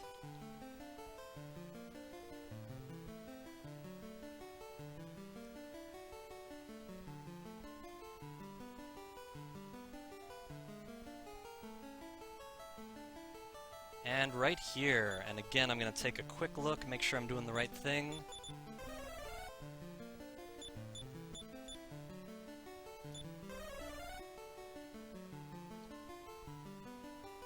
Alright, we're all set now.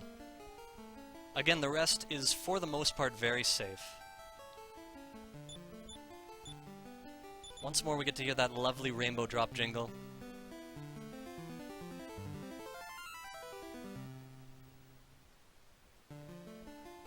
And no more encounters to avoid on our way into Sharlock.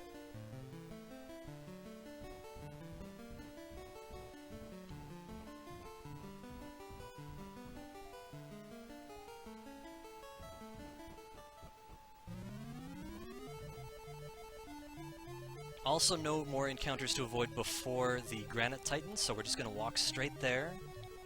Use the key for access, walk around until they encounter us. And continue forward.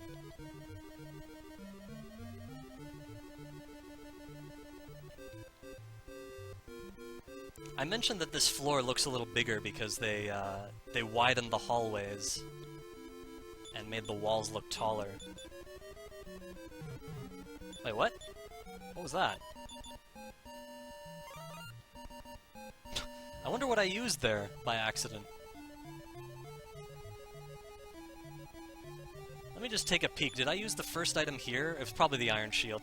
No problem there. That's what I'm assuming I did. I assume I just went to the second character.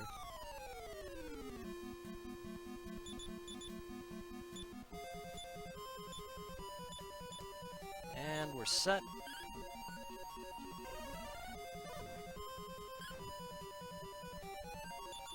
Oh, I wasn't facing the door. That's what it was. Thanks, guys.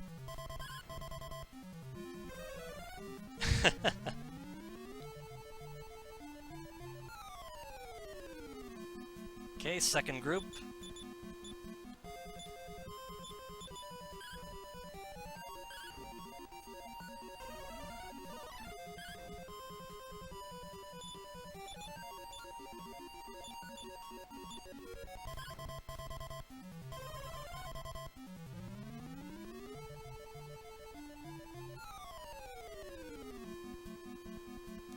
And the final group.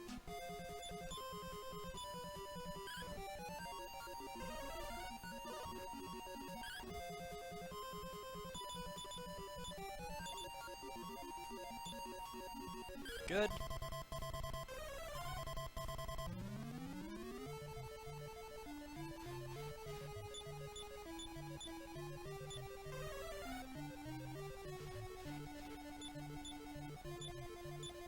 And that's the back character.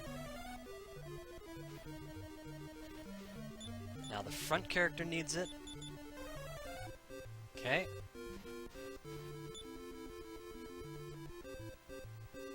We search here, and one more heal more for our pilgrim.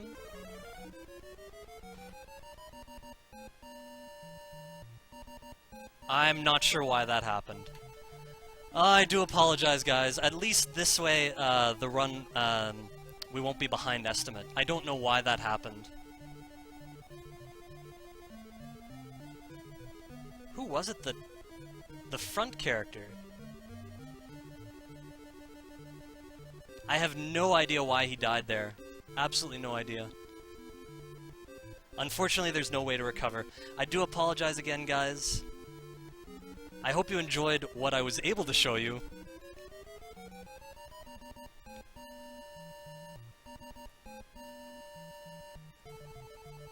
That was totally unexpected, but yeah. Oops.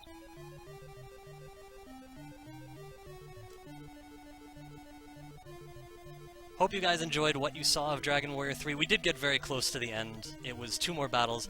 The beauty of the end battle is that we defeat the final boss in 2 rounds by using herbs against him. He is, well, you guys are familiar with the concept of undead monsters. So you can use herbs against him to do damage, and with the RNG manipulation, we get super huge quantities of damage from those herbs.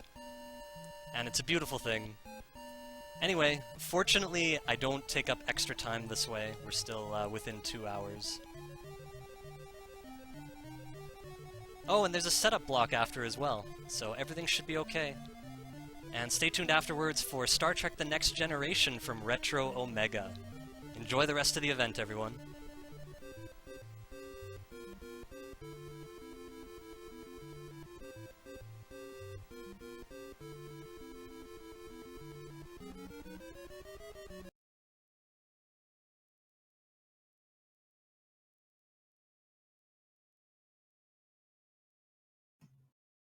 A disappointing finish to an incredibly impressive run, maintaining the borderline frame perfect manipulation for an hour plus, and then losing it at the end, the heartbreaker. But taking it like a champ, that was NES Cardinality, infectious optimism in the face of adversity. I think if I, yeah, runner name is in there if you want to give NES Cardinality a follow. But that's it for Dragon Warrior 3. Unfortunately, if you want to see more of it, you're going to have to follow him, I guess. And coming up next on the schedule, it's a weird game called Setup, and it's a first-person shooter actually on the NES. Yeah, one of the first of its kind. Preceded Wolfenstein, actually. Not a lot of people know that, and we're going to be seeing the all bosses percent category. Kidding, of course. Setup is just what we put in there to make sure we're on schedule, because coming up in about 4 minutes, we're going to be right back on schedule with Star Trek The Next Generation, run by Retro Omega. And before we get there, we are world record for setup. We'll see. We'll see if we can set the record for setup. There's certainly been enough marathons. Maybe someone should keep track. But Retro Omega is going to be running Star Trek The Next Generation. And before we get there, we're going to switch restreamers. So the stream is going to go down. You guys are going to throw the picnics in chat, and then we'll be right back with more Best of NES Marathon 2017. So stay tuned.